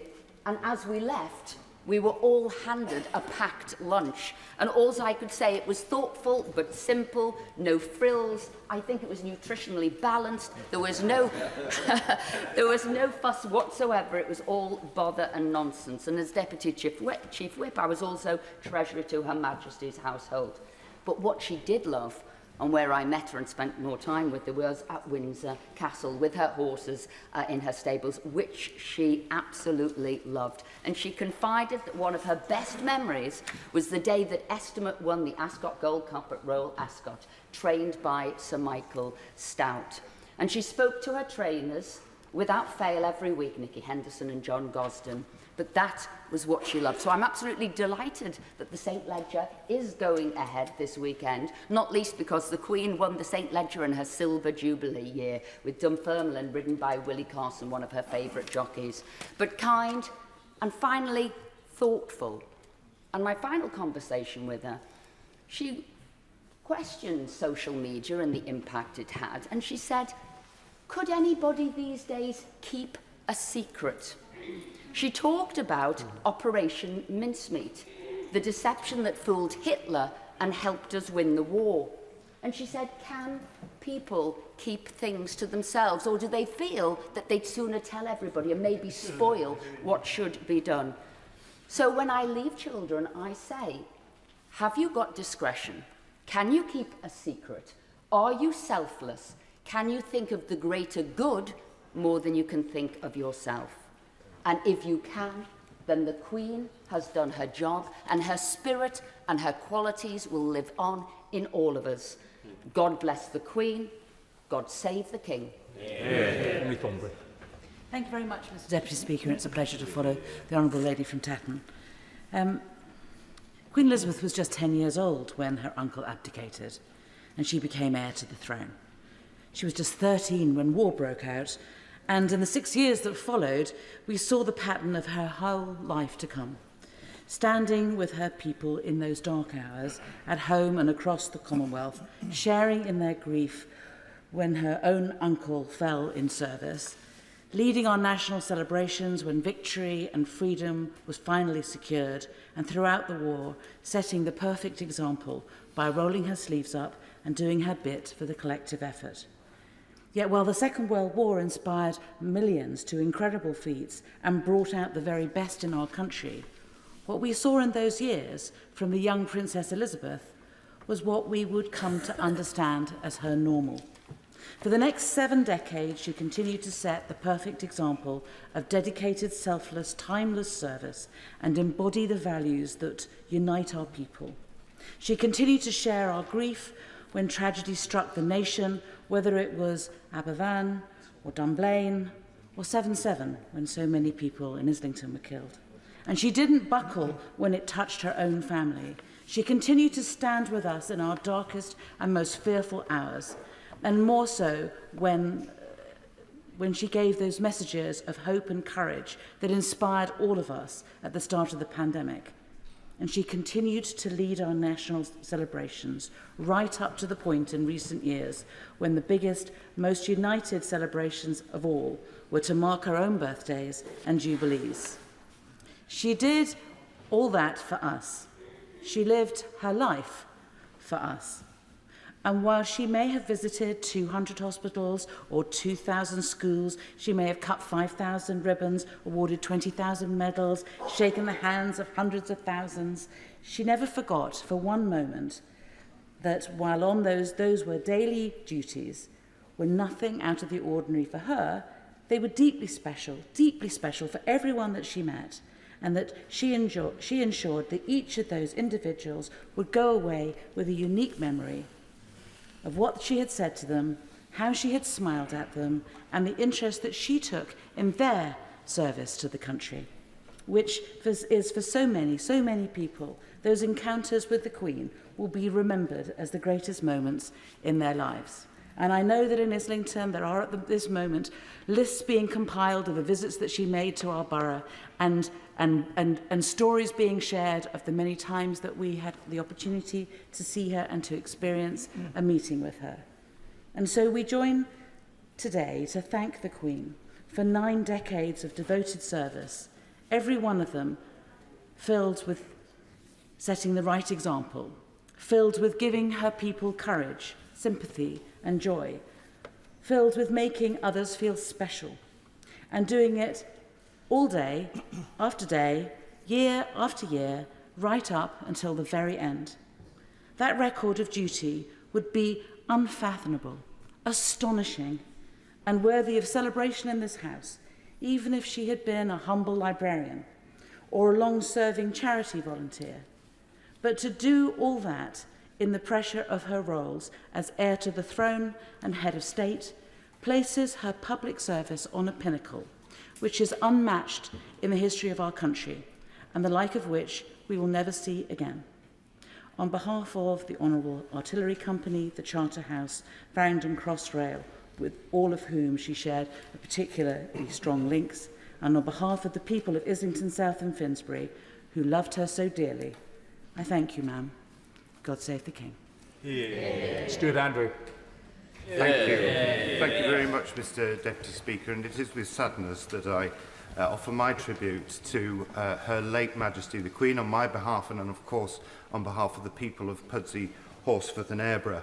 I suppose the first time the Queen came into my consciousness was as a small boy standing outside the house waiting for some lady in a big posh car to go past as she marked her Silver Jubilee in 1977. And from then on, there were many occasions where we would enjoy royal occasions. Those jubilees, the royal weddings, all helped us to enjoy street parties on our estate. And I thought about those street parties when the Queen's 90th birthday was coming and thought, I haven't seen one in our community for some time. And so we decided, a group of friends of ours, to organise one, and we were staggered when thousands of people in the community came out to celebrate Her Majesty's 90th birthday. And we saw it also reflected in the Mall just recently in the Jubilee, where literally hundreds of thousands turned up. And why? Well, because they respected and they loved her. Because they recognised that this was a woman of great dedication and who wanted to serve her country in the best way that she could, and that she would work to the very last day, as she committed to do all those many years ago. And last night, a couple of us went up to the palace, and again, people were there, meeting, strangers talking, all sharing conversations and memories about the late Her Majesty the Queen. The public, the British public, showing how much they loved her. And then she was there when we needed her most. Many have talked about the pandemics, but also when our country has had those awful terrorist attacks. And she has always given warm words, comfort to those victims and to their families.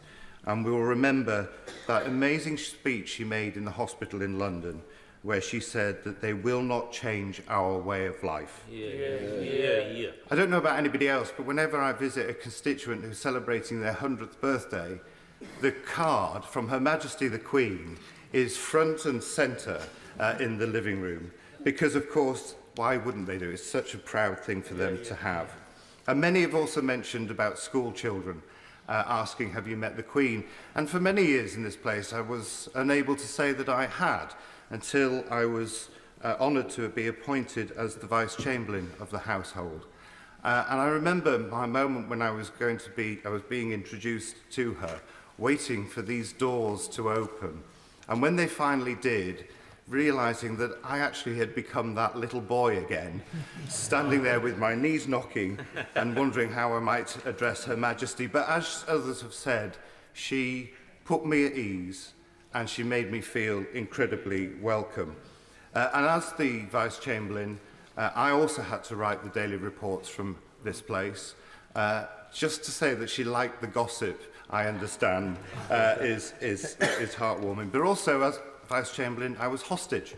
So I was taken hostage up there while she came here to open Parliament, and I was offered a drink, and they said, would you like tea or coffee? And one of them looked at me and thought, you look more like a champagne man. I said, well, I'm never going to do this again, so why not? Well, it was a big bottle of champagne, and I had a good time.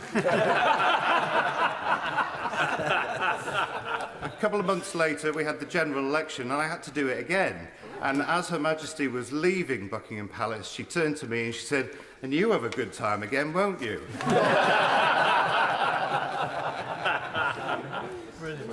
To conclude, Mr. Deputy Speaker, that during the awful attacks of 9/11, the Queen said to the people of America, grief is the price we pay for love. Well, we all loved her, and that is why we are grieving. And we send our thoughts and best wishes to His Majesty, the King and his family. And we say, God save the King. So say, please look again at your contributions so that they are sticking to the 3 minutes. Alistair Carmichael. Thank you very much, Mr. Deputy Speaker. I'm grateful to you for the opportunity to try and articulate the very keen and profound sense of loss that there is felt across the Northern Isles today. Her Majesty made a number of visits to Orkney and to Shetland over the years of her reign, all of which built a real connection between Orcadians and Shetlanders and their monarch. One of the best remembered is in 1960 when she took the Royal Yacht Britannia into Stronsay and Sandy into Stronsay and Westray in Orkney.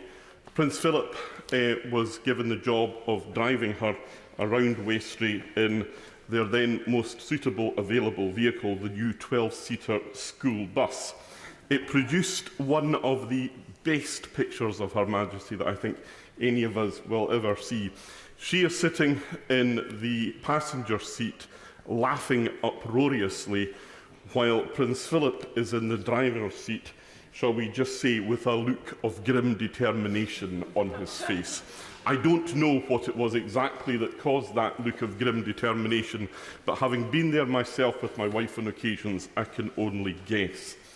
Her Majesty also visited Shetland in 1981 as Shetland's oil came on stream through the Sullomvo terminal, and she opened the terminal then. That was remembered in Shetland, unfortunately, because it was a day when the IRA detonated a bomb in Shetland in the power station there. I mention that because while we all speak about her quite remarkable record of service, we should not forget that that service was one which often came at personal risk. Like others, I had my moments meeting Her Majesty, which I treasure as very private and special moments. I served as Controller of the Household from 2010 to 2013, and as such had a walk-on part in the state opening of Parliament. It's fair to say, in 2013, we had the misfortune of a state opening of Parliament which clashed with the first day of the Windsor Horse Show. And when we returned to Buckingham Palace at the end of the state opening, we were left in no doubt that should this unfortunate diary mismanagement happen in the future, it would not necessarily be the Windsor Horse Show that would lose out on that occasion.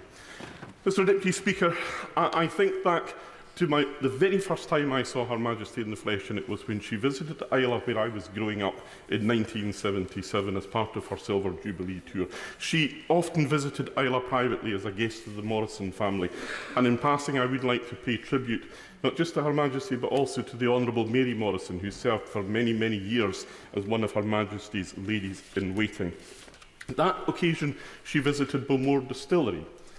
That was the first time she had visited a distillery, and it came back to me in 2014 when I was present as Secretary of State for Scotland at the naming of the aircraft carrier HMS Queen Elizabeth. On that occasion, as the aircraft carrier was named, there was a bottle of Bowmore whisky smashed on the side of the boat, and the smell of that malt whisky drifted across Rosyth, and it took me back to that day in 1977. I mention that because I think, like so many people, these are the threads that Her Majesty interwove throughout our lives that enrich the fabric of our country. That is why we miss her, and that is why we now pledge our new allegiance to His Majesty the King. God save the King. Yeah. Richard. Thank you, Mr. Deputy Speaker, and I rise to pay my own personal tribute to the late Majesty Queen Elizabeth II, and on behalf of all my constituents throughout the Wrekin constituency. And Queen Elizabeth visited Shropshire many times over her long reign. In particular, her visits to the Wrekin are still remembered with abiding fondness and deep affection. Her visit to Wrekin College in 1967, her visit to the 13th century Buttercross in Newport in 1981, her visit to Donington during the Falklands War in 1982, and passing through High Arkle and other nearby villages, and her last visit to the Wrekin in 2012 to RAF Cosford as part of her Diamond Jubilee pageant, where a huge crowd of over 35,000 people turned out to greet her. The late Queen Elizabeth was the personification of duty, integrity, selflessness, steadfastness, and resoluteness, and always with a superb sense of humour, observation, and wit. Yes, born out of her own decency and exemplary character, but also born out of her deep and abiding Christian faith, something she quietly attested to throughout her long reign, and so often heard through her comforting and unifying Christmas Day messages, which we will all miss. Mr. Deputy Speaker, the Wrekin loved the Queen. Shropshire loved the Queen. She will abide in all our hearts and memories. May she rest in peace and rise in glory. Long live the King. Marsha de Cordova. Thank you, Mr. Deputy Speaker. It's an honour to not only speak on my own behalf, but also on the behalf of my constituents in Battersea, and also pass on their condolences. The passing of Her Majesty the Queen is a great loss for the royal family and for our country. Our remarkable Queen dedicated 70 years of our life serving our country as our longest reigning sovereign, and devoted her life to the betterment of this country. And today we celebrate her service and express our thanks for her steadfast leadership. The Queen was a role model and someone who touched the lives of so many in her own unique and distinguished way. Now, over the course of her reign, there was great transformation and progress in the world, yet she served as that constant and reassuring figure during periods of change that provided us all with a sense of security. The Queen was incredibly resolute and principled, and she had a work ethic and commitment to the duty and service which she placed above all other considerations. And we can say even in her 90s and the days before her death, she was still working and serving our country. Now, her strong and abiding faith in God was the golden thread that guided her work and her commitment to respecting everybody and appreciating difference and serving people. Now, across Battersea, people will be reflecting on her selfless service and leadership of our country. And the Queen visited the constituency on many occasions, including the then children's home on the Winstanley estate and, of course, Battersea Dogs and Cats Home. We all know how passionate she was about animals and their welfare, and this was shown by her patronage of the home. And as they have already said this week, that they were so lucky to have had such a valuable relationship with her. She wasn't just our Queen, as she was seen globally by all the contributions and tributes that have come her way. Now, as I close, my thoughts and prayers are with His Royal Highness King Charles and the royal family. May she rest in peace and rise in eternal glory. God save the King. Greg Hans. Thank you, Mr. Deputy Speaker, and I rise to add my tribute to Her late Majesty Queen Elizabeth II on behalf of my Chelsea and Fulham constituents at a time of great sadness for the whole country. She was much loved in the Royal Borough of Kensington and Chelsea, and as much so amongst my Fulham constituents as well. She came at least once a year to my constituency, to the Chelsea Flower Show. Indeed, the first time and the last time that I personally met her was at the Chelsea Flower Show in 2010, and then this year, just 3 months ago. The Chelsea Flower Show was one of her absolute favourite events. She rarely, if ever, missed it. She may have been to it more than 70 times. But in 2010, it was my first Chelsea Flower Show, and I was third in the royal receiving line, and I was exceptionally nervous. This wasn't helped by the receiving line taking around 2 hours, as almost the entire royal family comes at 10-minute intervals. It started with Princess Alexandra, I think, and eventually the Queen arrived, and all passed well. I had bowed in the right place and extended her my hand at the right time. We had a brief and charming and pleasant conversation. I could relax, except I had forgotten one thing. She wasn't the last of the royal family to come. There was still the Duke of Edinburgh moments after. And I realised my mistake, and I almost fell over, having messed up my bow, called him Your Majesty, to which the Duke smiled and said, "Are you new?" And I pay tribute to him today, to the late Duke of Edinburgh as well, the Queen's beloved husband. And the last time I saw her was at this year's Chelsea Flower Show, which she toured with great enthusiasm at age 96 in a golf cart. She was radiant and, as ever, fascinated by the displays, and it was simply amazing to see her at the age of 96. She was much loved by my Fulham constituents as well.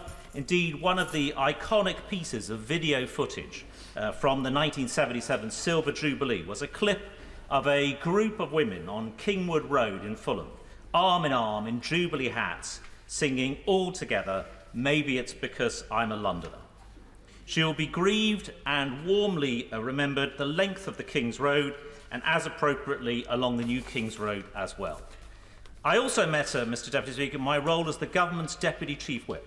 Many in this House will know that the Deputy Chief Whip is also the honorific treasurer of the royal household, and the role comes with a wand of office, which looks like a long billiard cue which unscrews in the middle, referred to earlier by my right honourable friend, the member for Pendle. The day came in October 2013 for the transfer of the wand of office from my predecessor, Sir John Randall, now Lord Randall, to me in a ceremony at the palace. I was once again nervous. Once again, it all started well.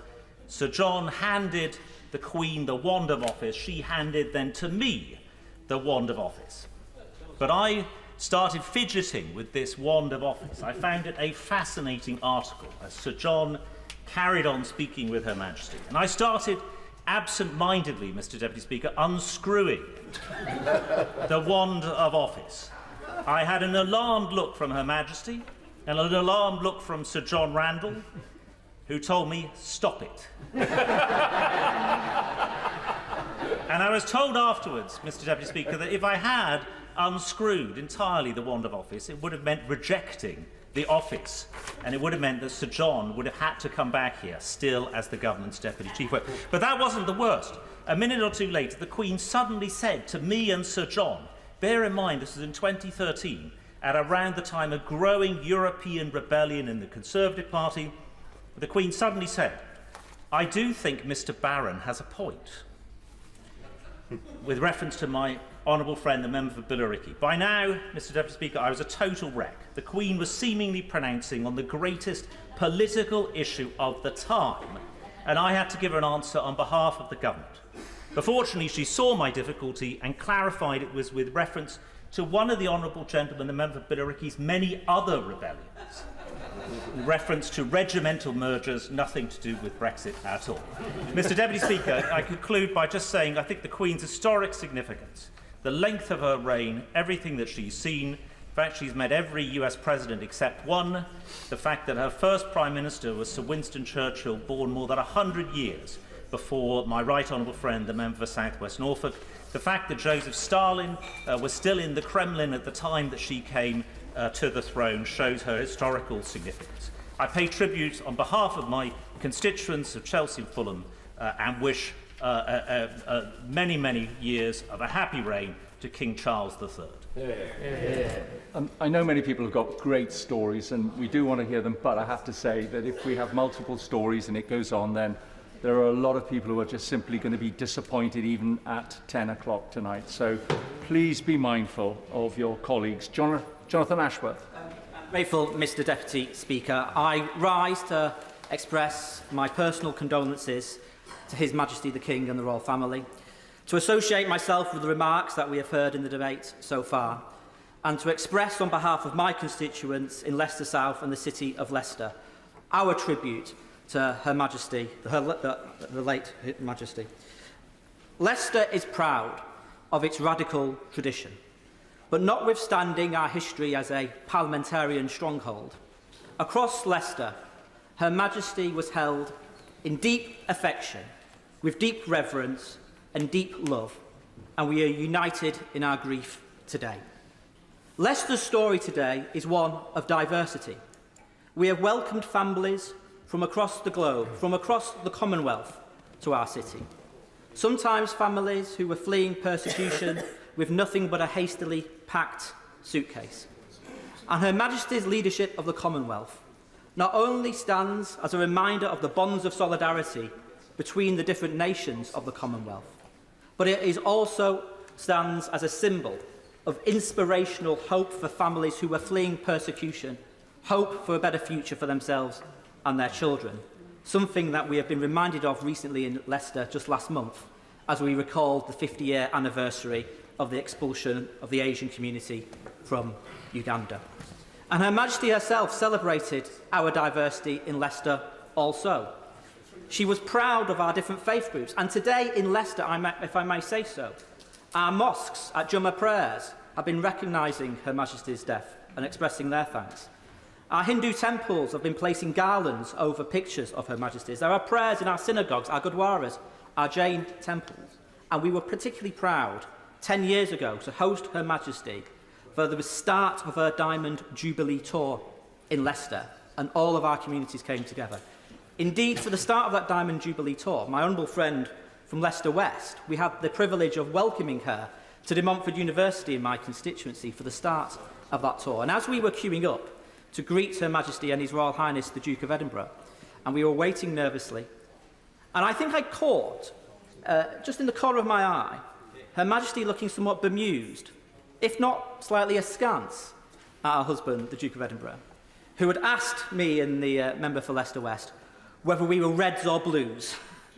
I don't know what his opinion was of our answer, frankly.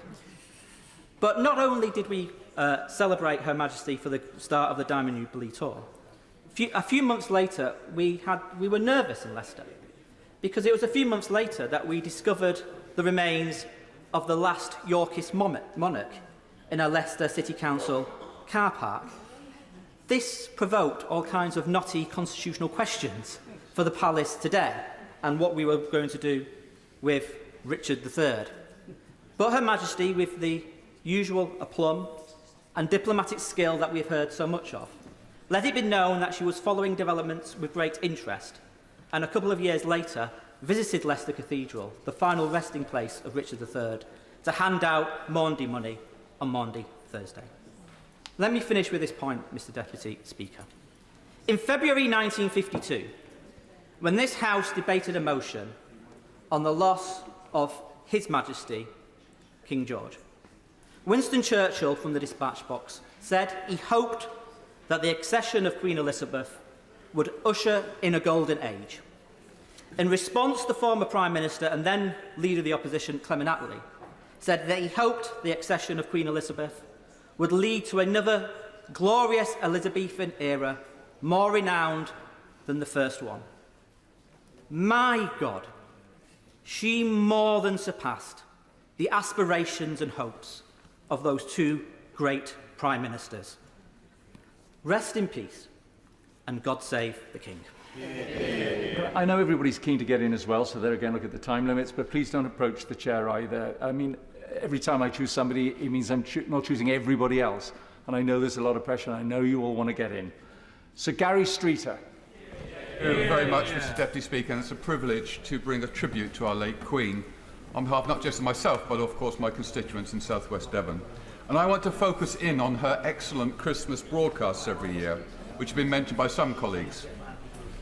Her ability to connect with the whole nation was never better expressed than through her Christmas Day broadcasts. In our household, as in many others, they were unmissable events, and in recent years the whole day was shaped around them.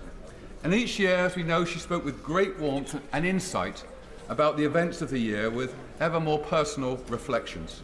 And she never shirked from touching on painful events, not just the positive, knowing that all of our lives are made up with ups and downs.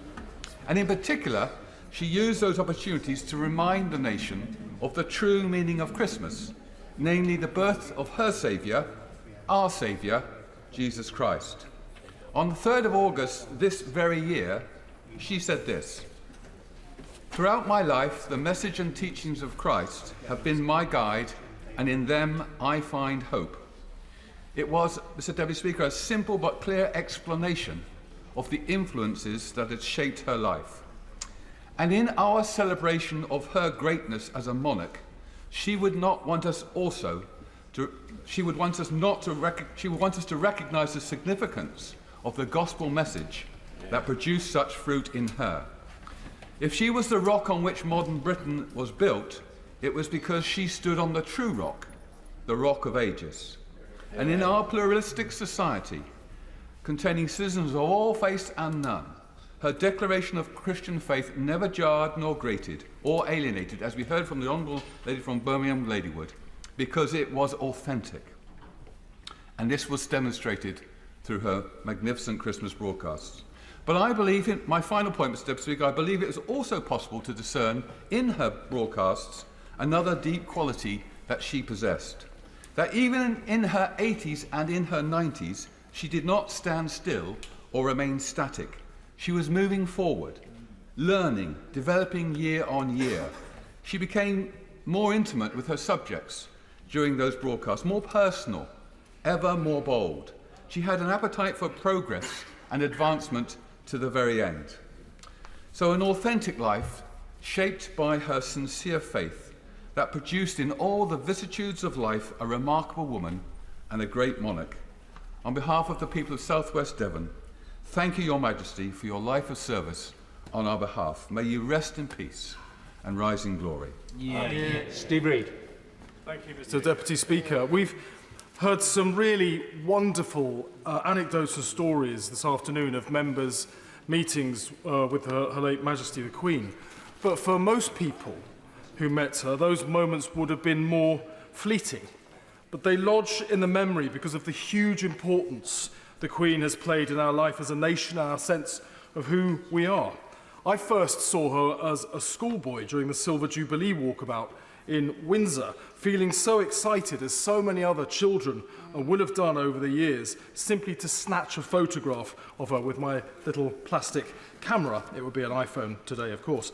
Another was when she came to open the Lambeth Academy in Clapham. The students were besides themselves with excitement that the Queen had come to visit their school. And it's these little moments like these, through these little moments, that the Queen has been a constant presence who lit up our lives for as long as most of us have been alive. The stability of her presence eased our country through periods of drastic change as Britain moved from being the centre of an empire to becoming the modern, diverse and more inclusive country that we know and love today. She really was, in T.S. Eliot's words, the still point of the turning world where past and future are gathered.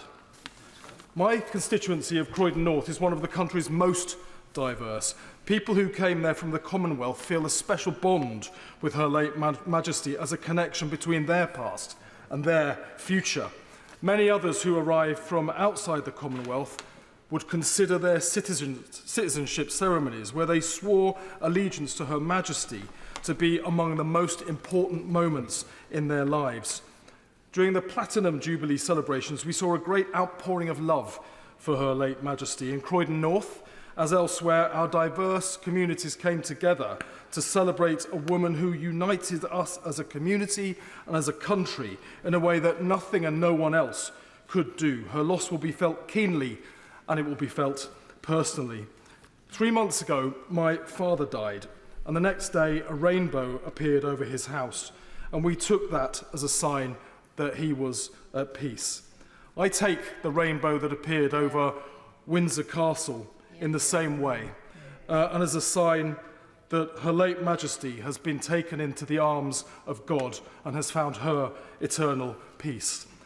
On behalf of the people of Croydon North, I offer my deepest thanks to Her late Majesty for a lifetime of service, my condolences to the royal family on their loss, and my loyalty to our new King Charles III as he ascends the throne to meet his destiny and ours. Mark Francois. Mr. Deputy Speaker, we have lost our sovereign, the most remarkable woman, the longest reigning monarch in British history, who in 70 years barely ever put a foot wrong. She was perhaps the most famous person in the world, and possibly the most popular too. If the House will indulge me, it's almost a year since we lost our great friend Sir David Amess. I mention him because I think it's fair to say he was rather keen on the monarchy, and on Her Majesty the Queen in particular. I well remember how he was bursting with pride when the Queen knighted him with an investiture at Windsor. He subsequently told our local paper, The Echo, who would ever have thought that a boy from the East End of London would one day be knighted by a queen in a castle. If he were here today, he would pay the most fulsome tribute to Her Majesty, so perhaps I could do that for him in lieu. From my own perspective, I also had the immense privilege of serving Her Majesty as Vice-Chamberlain when I served in the Coalition Whip's office from 2010 to 12. It's an ancient office, but it essentially has three modern functions. Firstly, to act as the Queen's messenger to Parliament, and on the first occasion I had an audience with her, I was completely terrified.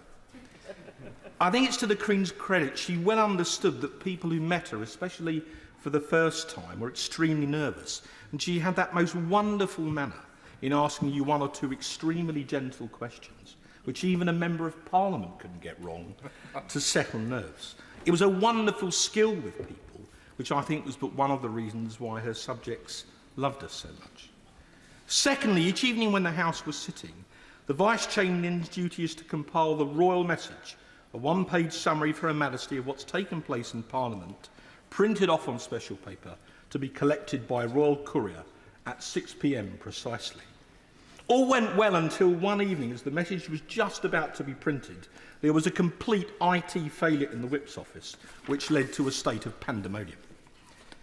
By about 6:30, the Royal Courier, by now drumming his fingers, looked at me and said mischievously, "You do realise, sir, that if it's more than an hour late, you'll have to go down there and apologise to her in person." At which point my blood ran cold. Mercifully, the Lord was kind, and 5 minutes later, a scream of delight emanated from the Whip's office when Claire, the senior Whip's assistant, emerged with a look of absolute triumph and said simply, "We've fixed it." And when I wished the Courier Godspeed, I meant it. Thirdly, following a rather unfortunate misunderstanding with Charles I in the 17th century, on the day of the state opening, the Vice-Chamberlain has to go to the palace to be held hostage as surety for the monarch's safe return.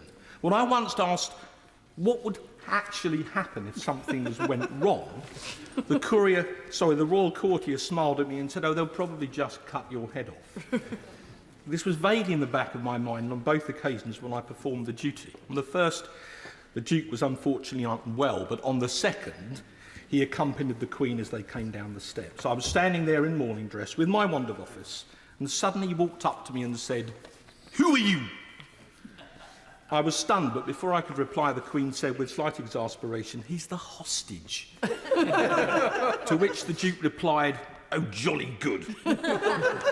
They got in the coach and went to Parliament. I was there when they came back, and as they passed me, I bowed my head and said, "Well done, Your Majesty," when the Duke turned on his heel and walked straight up to me and said, "I bet you're bloody relieved to see us." Mr. Speaker, on her 21st birthday, the Queen Elizabeth famously proclaimed, "My whole life, be it long or short, will be spent in the service of my people."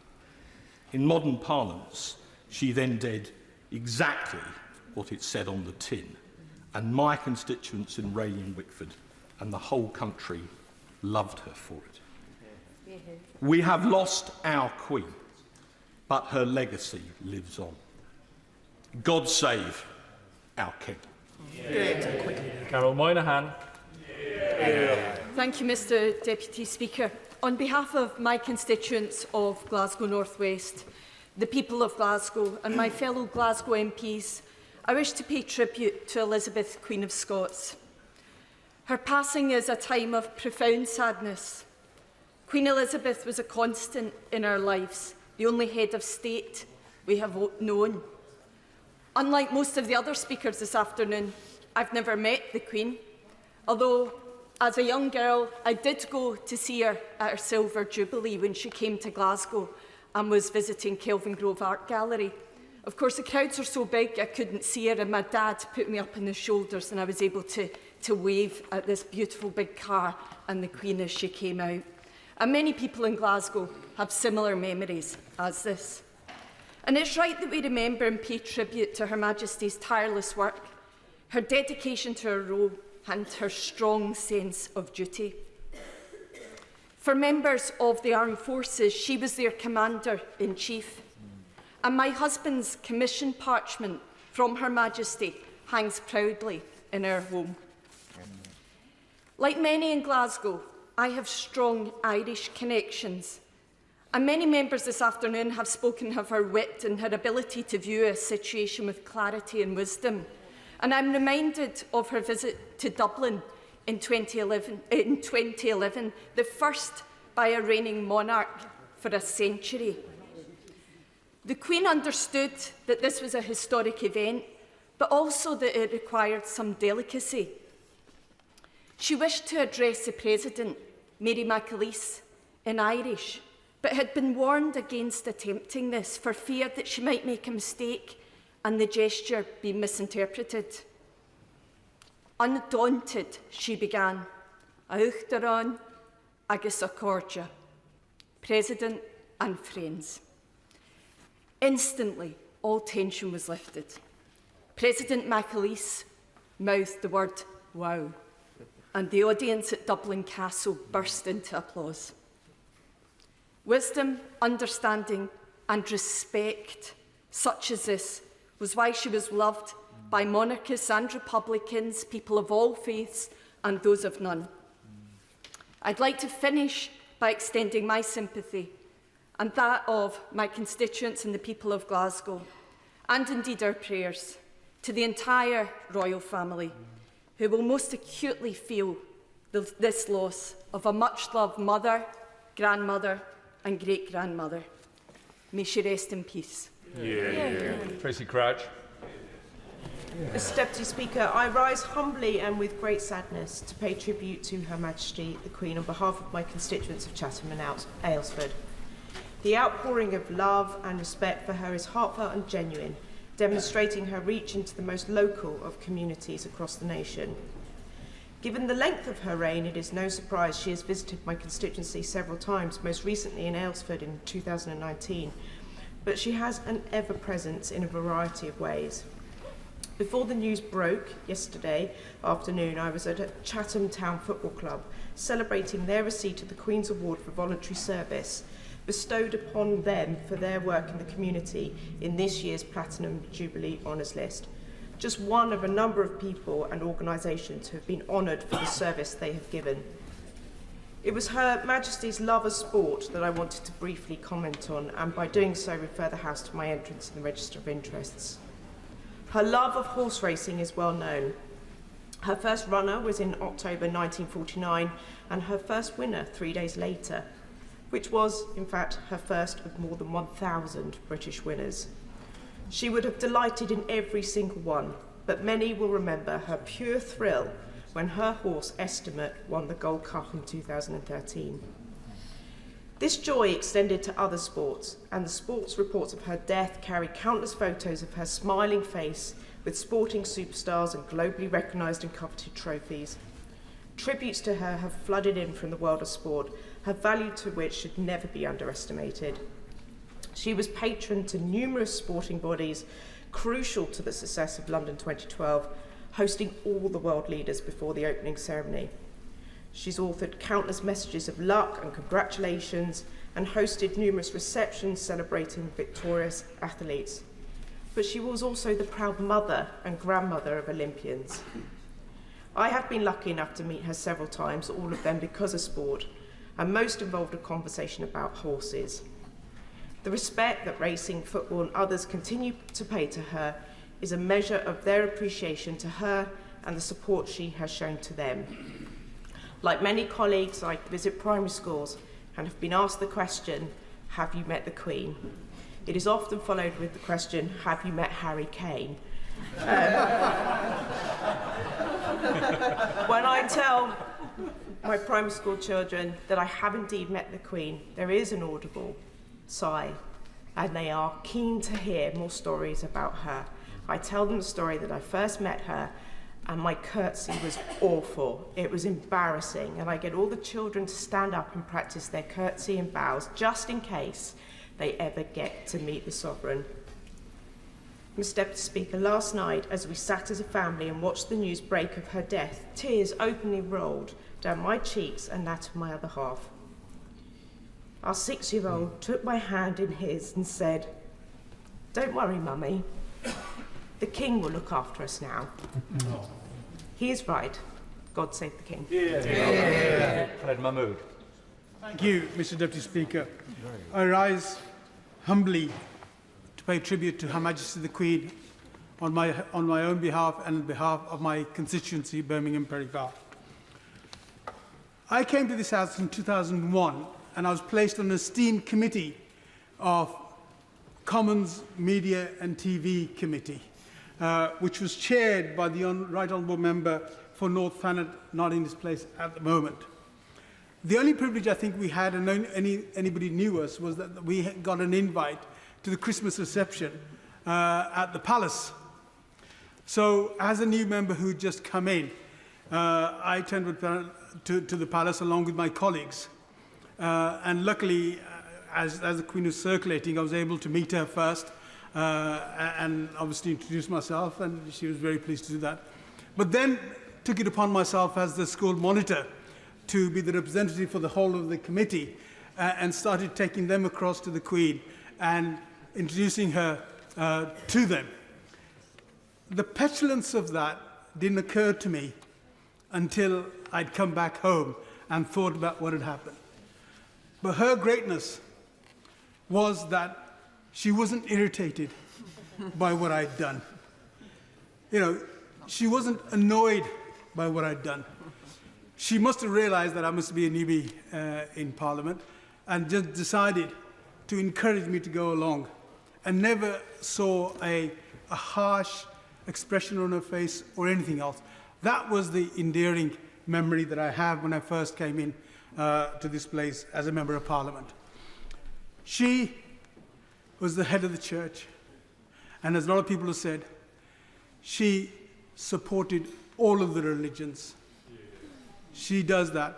But she also supported a lot of other beliefs as well. The Maoris, the Aborigines, and some of the African tribes. But she also, above all, supported people who had no faith at all. She supported people. She had trust in people. She gave her life to service, in dignity, in humanity. If anything that we are to do today in paying tribute to her is that we should rise, not just speak about the eloquent speeches that I've heard today, but actually rise our own levels and standards to at least, not if to emulate her, to try to get somewhere close, to see how much better we in this place can be. That, to me, Mr. Deputy Speaker, would be the endearing tribute to her. As I said, she wasn't just the monarch for the United Kingdom, she was also head of the Commonwealth. And in that process, only last week, she wrote a letter to the Pakistanis who were suffering huge tragedy, a climate tragedy of floods, and that was given out. And she actually wrote a letter to the President to tell her. My last word is a Muslim prayer, which has already been recited by my friend, honourable friend from Ladywood. Inna lillahi wa inna illahi raji'un. Indeed, to God we belong, and to God we shall turn. May she rest in peace. Thank you. Thank you, Mr. Deputy Speaker. If I was asked by primary school children, have you ever met Her late Majesty the Queen, I would sadly have to say no. So there will be no practising of bows and curtsies, as my humble friend from Chatham described. Although perhaps this afternoon I've learnt finally what the attraction of being a government whip is. In that it seems to be... Not only does it seem to increase the likelihood of you being called early in a debate such as this, but you certainly got to spend a great deal of time with Her late Majesty. Bagehot described our easily understood constitution as the distinction between the dignified and the efficient. The efficient supposedly is the government, but I will let new ministers discover that in due course. But the dignified is the monarch, and in Her late Majesty there can be no greater embodiment of the dignified. Much has been said of anecdotes, but if I could just briefly quote from Her Majesty in her Christmas broadcast of 1974, because what she said then, I think, more than enough sums up where we are today. Here in Britain, she said, we hear a great deal about our troubles, about discord and dissension, and about uncertainty of our future. Perhaps we make too much of what is wrong and too little of what is right. The trouble with gloom is it feeds upon itself, and depression causes more depression. There are indeed real dangers, and there are real fears, and we will never overcome them if we turn against one another with angry accusations. We may hold different points of view, but it is in times of stress and difficulty that we most need to remember that we have much more in common than is dividing us. May Her late Majesty rest in peace. May God console her family in their time of grief. And may God save the King. Yeah. And that was within, look, 2 minutes, so it can be done. It can be done. Thank you, Mr. Ragg. And David Lammy's going to follow suit, aren't you, David?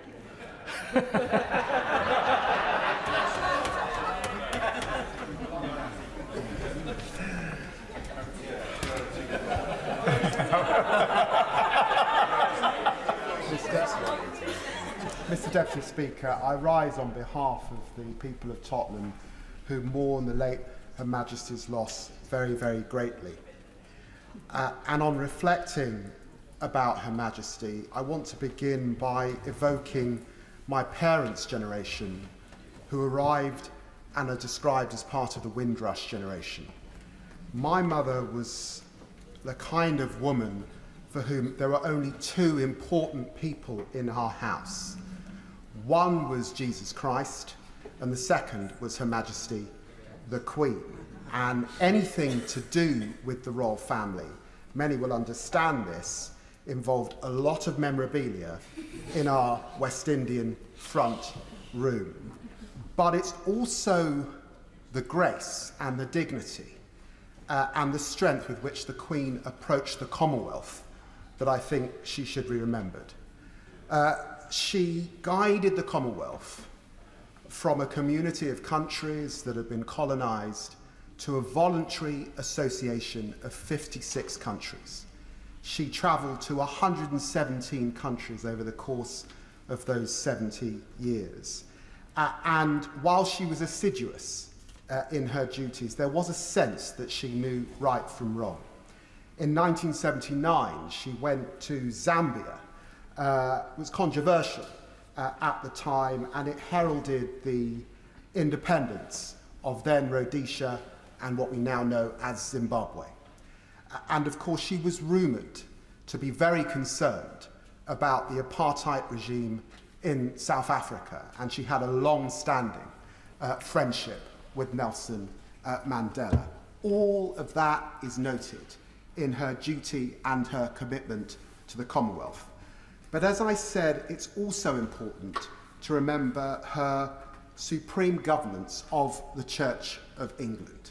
She did this quietly, but right up and down the country, in every constituency, her at the head of that very important English, British institution, Anglican institution, is something that we should hold very, very dear indeed. I have my own small story, if you'll let me, Mr Deputy Speaker, and that is the Privy Council, of course. It was the most important day of my life. It was on the November the 5th, 2008. And on that day, I was very, very sleepy indeed. I was sleepy because my friend, Barack Obama, had become President of the United States the day before. I had not slept when I got to Buckingham Palace at 6 o'clock in the evening. I knelt on the footstool, my eyes closed, I bowed, and I headed towards the Queen's lap. She reached out and put her hand on my bald head. She was generous and she was gracious in all of the Privy Council meetings that I attended afterwards, for which I'm grateful. She understood the importance of Barack Obama becoming the 44th President of the United States of America. She carried herself with great dignity. Yesterday, I was at Dumfries House when I heard the news, and Prince Charles was unable to meet with us. We were there to discuss the Commonwealth. We were there to discuss his commitment to skills and young people. He will be a very, very good king indeed. Thank you, Mr Deputy Speaker. Stephen Hammond. Thank you, Mr Deputy Speaker. I rise on behalf of the constituency of Wimbledon, Morden, Rains Park and Botsford Park, and I want to stay on behalf of all of my constituents. I wish to pay tribute to our beloved monarch and all that she has done. I also want to express on behalf of them our sincere condolences to King Charles III and the whole of the royal family on the loss that they've suffered. For many have today spoken of not only their ceremonial, but of course their personal loss. Her reign has transcended, as many colleagues have already said, including my a friend from Stockport. Times of turbulence and times of gloom. It's transcended the mass usage of automobiles, telephones, jet travel and the digital age. And surely we reflect as we mourn today, it was her steadfast commitment to duty, to loyalty and to our country and to our people that helped us not only overcome and embrace those changes, but shape in a way that we now see is so much for the better this country we live in, modern Britain. Many people, as I go around Wimbledon, tell me that they are grateful for the visit she made to my constituency. In the Diamond Jubilee year, much has been spoken of the fact she is a fan of horse racing. She came to the All England to watch tennis. It's not exactly the Queen's favourite sport. She hadn't been for 25 years before. She watched a game, and after she left, I said to one of the members of the committee, well, that went well. He said, well, she was charming, it was wonderful. I said, she even appeared to be interested in tennis. He said to me, well, she did ask to know the result of the 420 from Ascot. On behalf of all my constituents, my heartfelt thoughts and prayers are for our new King. My thanks for the life and reign of his mother, our beloved monarch, Queen Elizabeth. God save the King. Lockhart. Thank you, Mr. Deputy Speaker. I join with members across the House in expressing my deepest sorrow and that of my constituents in Upper Bann on the death of Her Majesty Queen Elizabeth II. To His Majesty King Charles III, Her Majesty the Queen Consort, and to the entire royal household, our love, thoughts and prayers are with you as you mourn the loss of such a special mother, grandmother and great-grandmother. All of us in this place and right across the country have been a blessed people to live under the second Elizabethan age. We have benefited abundantly from her leadership, her wisdom, her discernment and the grace of one who for over 70 years devoted her life to the unstinting service of this nation and the Commonwealth. When the United Kingdom faced dark moments, her radiance and fortitude shone through, guiding her people to better days. In times of celebration, she led the nation with a sense of fun, warmth, of style, and a sparkle in the eye. Prime Ministers were to come and go, but Her Majesty remained constant, steadfast, and sure. And that sense of surety for Her Majesty came from her faith, her love for Christ that she often spoke of in her Christmas message. That faith gave her the strength to fulfil her earthly vocation. And whilst we thank her for her service today, she receives her heavenly reward for service to her King. Mr. Deputy Speaker, this country is the poorer for the passing of Queen Elizabeth II. The depth of grief is reflective of the love and affection in which she was held. To our adoring, loyal subjects in Northern Ireland, we hold fast to the wonderful memories of Her Majesty's visit. These were often symbolic and a testament to her commitment to a better future for everyone in Northern Ireland. Importantly, she also ensured that those who served her in our most troubled times were sure of her appreciation for service and sacrifice, and those victims of terrorism knew the caring spirit of the Queen. Mr. Deputy Speaker, every corner of this kingdom has now embarked on a new era. We commit to the service of our new King, His Majesty King Charles III. His too a life of service, his too a record of commitment to duty. To close my remarks on Her Majesty Queen Elizabeth II, I quote a Bible text which is fitting for her life of service to our nation. 2 Timothy chapter 4, verse 7. I have fought a good fight, I have finished my course, I have kept the faith. I pray that God will grant King Charles III wisdom and good health in his reign over us, and that he too will keep the faith as his beloved mum before him. God save the King.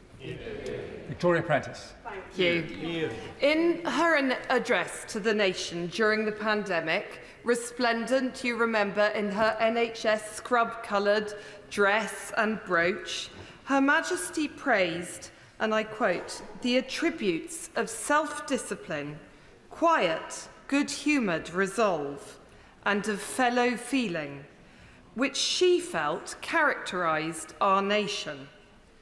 These are qualities which she modelled for us and for which we loved her. But to these she added a less definable quality, a presence, a splendour, which came from her deep faith and her certainty that the crown is at the very centre of our constitution. This, combined with her considerable beauty and charm, meant she lit up every room. I'll never forget the day she came to Banbury in 2008 on the 400th anniversary of the town's charter. Later that day, she opened the Oxford Children's Hospital. My largest donors were corralled for really quite a long time for security reasons before she appeared. The excitement in the room and some very healthy competition meant that that was the most lucrative hour I have ever spent in fundraising. It's clear from the speeches today that we saw in the Queen a reflection of our own passions for diplomacy, for charity, for institutions, for the countryside, for racing. We feel that she loved every one of our constituencies. The combination of service and majesty is unbeatable, and this will endure.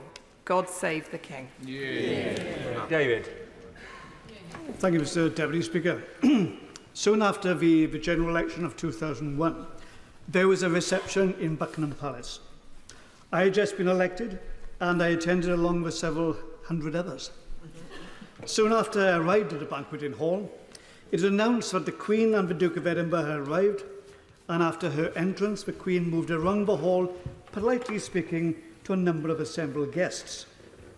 I was chatting to a Labour colleague, but then I became acutely aware that there were hundreds of eyes focused in my direction. That was because the Queen had moved to my side and was obviously intent on speaking with me. I introduced myself to her in an uncomfortable way, and we exchanged a number of pleasantries. I then expected her to move on, but no, the Queen was obviously intent on having a conversation with me. And what a conversation that was. With me slightly awkwardly talking about the royal yacht, and then going on to talk about the royal train, and how I recalled to Her Majesty how, as a schoolboy, I was excited to see the royal train pass near my home village of Kevin Cribble. The Queen was delighted by these comments, and then realised by this time that I was a thorough South Walian. The Queen then proceeded to ask me about how Welsh devolution was progressing. These were the early days of devolution, and I gave a diplomatic answer. The Queen was pleased with her answer, but then moved on to ask me how I saw things with regard to the Assembly in Northern Ireland. Given that the Stormont Assembly was at that time suspended, and the situation was extremely delicate, I gave a general response, explaining how difficult things were. I will not say what her responses were, but suffice to say I was extremely impressed by her. Her Majesty showed her overwhelming desire to seek peace and reconciliation in Northern Ireland, but more than that, her comments showed an impressive knowledge of complex issues and also a real decency, integrity and compassion. These qualities were in evidence throughout her long reign and were clearly seen in all parts of the United Kingdom. A few years ago, the Queen visited Ystrad Mynach in my constituency of Caerphilly. The people of the area will always remember her real warmth and genuine interest in them. But my memory of Her Majesty will always be how she had time for the children who met her. The Queen loved those children, and the children loved her. Undoubtedly, Queen Elizabeth II was an exceptional monarch. We will miss her enormously. May she rest in peace, and God save the King. Marcus Jones. Thank you, Mr. Deputy Speaker. I speak for all of my constituents in the Neaton when I speak of our deep sadness Queen Elizabeth's passing and our gratitude for her long and distinguished reign. On behalf of my constituents, I would like to convey our deepest condolences to King Charles III and our late Queen's family. Like a number of Right Honourable members today, I've had the absolute honour and privilege of being the Vice-Chamberlain to the household and the Comptroller to the household. When I was made Vice-Chamberlain, I was dispatched off to the palace with my Right Honourable friend for Pudsey, who spoke earlier. We did the exchange of wands of office with Her Majesty. I was as nervous as a kitten, but it went extremely well, and I was very pleased with myself. Moments later, I was handed a humble address that I was to ask Her Majesty to sign, and then I would bring it back to the House and deliver it in the House as per norm. I went back into the room and handed Her Majesty the humble address. She looked at me and said, "I don't have a pen." I'm then searching around inside of my jacket frantically, and it seemed like for an age, but it was only a few seconds. And I said, "Ma'am, I'm afraid I don't have a pen either." She then, quick as a flash, said, "Don't worry, follow me." And all of a sudden, I'm on this surreal journey, trailing in the wake of Her Majesty Queen Elizabeth II, along this long corridor, stopping on the way to give a bit of a fuss to one of the corgis. We then come to the Queen's study, and you could see the volumes of papers, the number of red boxes. This was 2 weeks before the first lockdown, so you could see the number of things that the Queen at that time was doing on our behalf, the work she was doing. She signed the humble address with her own pen. She then started to speak to me and ask me about my wife and my family, and it was fantastic. I came out of that room feeling on top of the world. Now, I feel that whether it probably a president, a prime minister, a school child that the Queen was speaking to on a school visit, or a patient in a hospital or a hospice, all of those people will have gone away with exactly the same feeling.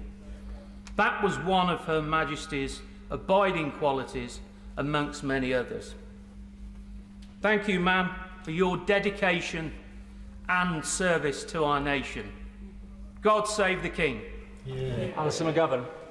Thank you, Mr. Deputy Speaker. And on behalf of everybody in the Wirral, particularly in my constituency, I extend our profound condolences to the royal family. We have all lost our Queen. They have lost a beloved family member, and we hold them in our hearts. As my friend, the Right Honourable Member for Wallasey, mentioned earlier, the Queen first visited my constituency in 1957, where she visited the famous Port Sunlight villages and the cottages, named the Duke of York cottages, named after her father. Since then, many in the Wirral have felt strongly about the Queen and have supported all that she has done. And Mr. Speaker, I want to talk above all else in favour of the Queen's constancy. The news of the end of Her late Majesty Queen Elizabeth's reign has felt like the ground we stand on shifting beneath our feet. All that we have known is changed. Down the years, our country has been drawn together in celebration and in sorrow by Her late Majesty, and it simply feels impossible to know how to react without her. She had a peerless understanding of the country that we love, hard-won through her life, which saw our country's growth, but also its emergence from the darkness of war. And I reflect on what her generation saw in awe of them.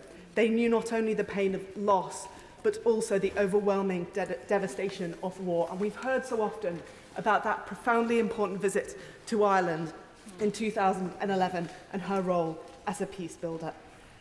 The Queen's example to us all is that patient constancy, and that is the best path to change. In her 20s, she said she could not do what the men before her in her role who preceded her could do, but that unlike them, via modern communication, she could broadcast across nations. I think she was a fan of new technology, whether it was speaking to us all from the dawn of television, or whether it was just recently, again as we've heard, on Zoom, working from home during the pandemic. She was a marvel. And in politics, it seems so often that change comes too slowly, and when it does come, we fall back. So I ask myself, with relevance to the Queen's legacy, how is it that our country makes progress? And I think it's not that any individual can make progress by themselves, but rather it's in our institutions, those institutions that persist when individuals fail, that really shifts our country from darkness to the light. That's progress. And it's what Her late Majesty made with the constitutional role that was hers. She could always see what the future had on offer, and she built a path for us all. It has been utterly humbling to hear from leaders across the world, and I trust that global outpouring brings her family comfort. Our country is not perfect, but in Her late Majesty's example, we have seen not only the model of service, but also the never-ending hope in our future that sprung eternal on these islands through her reign. Long live the King. Philip Dunn. Thank you, Mr. Deputy Speaker. Today marks the end of an era, the modern Elizabethan era, the only monarch that I and almost everyone in this chamber and most of our nation have ever known. I join those who've spoken so movingly from across the House in mourning the death of our longest-serving sovereign, Her late Majesty Queen Elizabeth II, and pass on my condolences with those of my constituents from South Shropshire to members of the royal family who grieve her loss. We reflect today with a mixture of great sadness and sense of loss, but also remembering with great joy the inspiration which she gave in devoting her life to the service of others. Her first of 15 Prime Ministers heralded her accession to the throne as launching a golden age, a signal for a brightening salvation of the human scene. And so it proved in so many areas of human endeavour and achievement by her and her subjects over these past 70 years. As others have mentioned, we shall probably all remember where we were when we heard the news of Her Majesty's death yesterday. Although she was 96, this still came as a lightning bolt of shock in the midst of the thunderstorms raging across her kingdom yesterday. I was with members of the Environmental Audit Committee at a half-full reservoir in Cornwall surrounded by trees. And this seems strangely fitting as I wish to touch very briefly on the commitment Her Majesty showed to the environment. Through her love of nature and animals that others have mentioned, she and her devoted husband, Prince Philip, the late Duke of Edinburgh, undoubtedly planted the seed of their family's enthusiasm in championing nature and leading the crusade to combat climate change decades before this became fashionable. Only last November, in her message to international leaders and delegates attending COP26, she said the time for words has now moved to the time for action. We saw her love of nature whenever she was walking or riding in the countryside around Balmoral or Sandringham. Her love of animals was legendary, and one of those characteristics which connected her to her people. In particular, horses, as has been mentioned. It was no accident that the Royal Windsor Horse Show was the event she enjoyed the most each year. And we all knew, even if we couldn't always comprehend, her particular love for corgis. But it was her love of trees that will be a lasting physical legacy. I suspect she planted more trees than anyone else in public life anywhere around the globe. The Platinum Jubilee Queen's Canopy has seen 1 million trees planted this year alone in her honour, and this will be a lasting reminder of her for decades, if not hundreds of years to come. Her only visit to the Ludlow constituency was in the year after her Golden Jubilee, when she came by royal train to Telford and visited Much Wenlock with Prince Philip to take in the Wenlock Olympian Games, an early precursor to her role in London 2012. She then showed that her priorities lay with her people by having lunch in the Discovery Centre in Craven Arms rather than the gourmet delights of Ludlow. She went on to do a walkabout in the Market Square in Ludlow, where thousands turn out to welcome the first visit by a reigning monarch in more than 300 years. Most visits by predecessors before that had been at the head of an army. And while these tributes have been made today to his mother and matriarch to the nation, His Majesty King Charles III has been doing a walkabout among well-wishers outside Buckingham Palace. Her example of engaging with us all already being carried on by her successor. God rest Her Majesty. God save the King.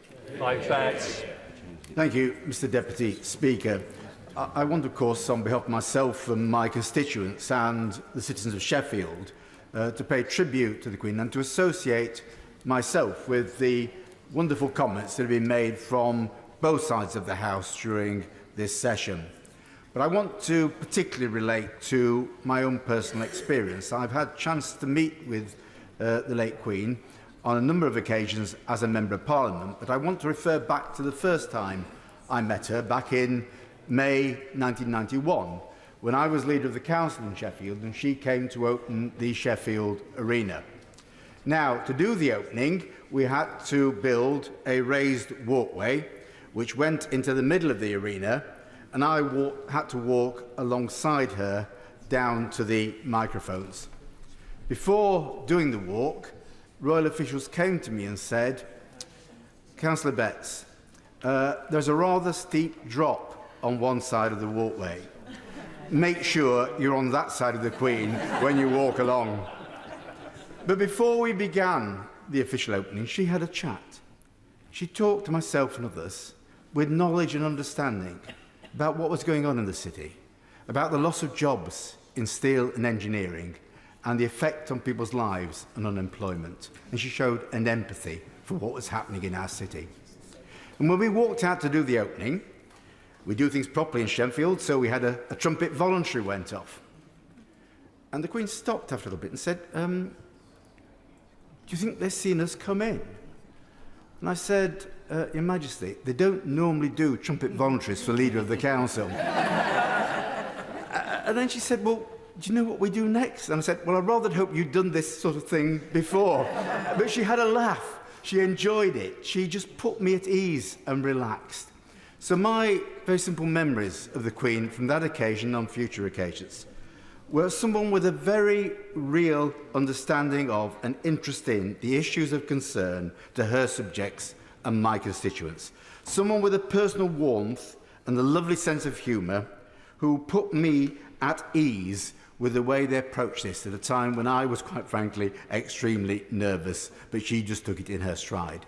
What I would say very simply on behalf of my constituents is thank you to an incredible sovereign for an incredible life of service.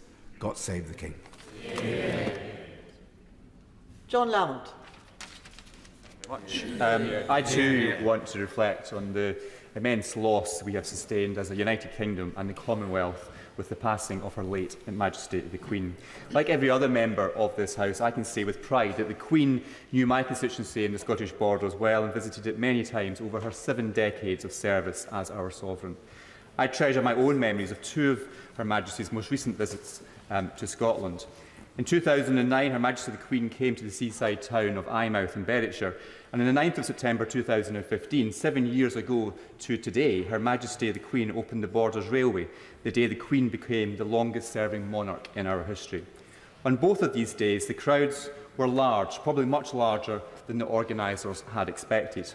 I remember the enormous anticipation steadily building as the time for her arrival approached. Local residents of all ages and all backgrounds, and the thrill of excitement, like an electric pulse running through the crowd when they saw Her Majesty. The joy, the disbelief, awe to see a global icon, the face on every coin and stamp, there in the flesh, a smiling and radiant lady, here to visit them in their own community. Those memories will last a lifetime. As a member of the Scottish Parliament for a decade, I had the privilege of meeting Her late Majesty in more informal settings. After each election, the Queen and the Duke of Edinburgh would host a reception at the Palace of Holyrood House for the newly elected MSPs. As she moved around the room, the Queen clockwise, the Duke of Edinburgh anti-clockwise, there was a real sense of anticipation, the same sense of anticipation we experienced when she visited the Borders. It was amusing to see how some of my new MSP colleagues, shall we say, some of them might not have been the most instinctive royalists, suddenly were reduced to a bag of nerves. But as the Queen joined our group, we were all immediately put at ease by her twinkly eyes and warmth. After brief pleasantries, the Queen immediately launched into detailed and informed questions about our respective constituencies. Now, given there were 129 MSPs plus various other guests, how she was ever able to remember such detail and knowledge was quite remarkable. But it was her kingdom, and it had been her kingdom for longer than most of us had been alive. The Queen was always fully prepared for whatever her duty demanded of her. She never spared herself, as we saw this week when she fulfilled her last act of service, appointing my right honourable friend, the Prime Minister. In good times and bad, we've always looked to the Queen for guidance and leadership, and were never left wanting. Her life spanned the end of the British Empire and the start of the age of the internet. Few of us can remember a time without the Queen on the throne. Our great nation is feeling a tremendous pain at the loss of our beloved Queen. As we come to terms with that loss, let us give thanks to our good fortune that she reigned over us, happily and gloriously, for so long. And let us give our sympathy and support to His Majesty the King. In years to come, those children waving flags in the Scottish borders will tell their grandchildren of the day the Queen came to town. Each of them, each of us here, and all of our constituents will forever be able to say with pride that we are Elizabethans. God save the King. Yeah. As Mr. Speaker announced at the beginning of proceedings today, at approximately 6 p.m. the House will be suspended while His Majesty the King makes his broadcast to the nation. Members present will be able to watch that broadcast on screens in the chamber. We will then resume our proceedings to continue tributes. The House will now be suspended while the King makes his broadcast to the nation. The House is suspended. Order.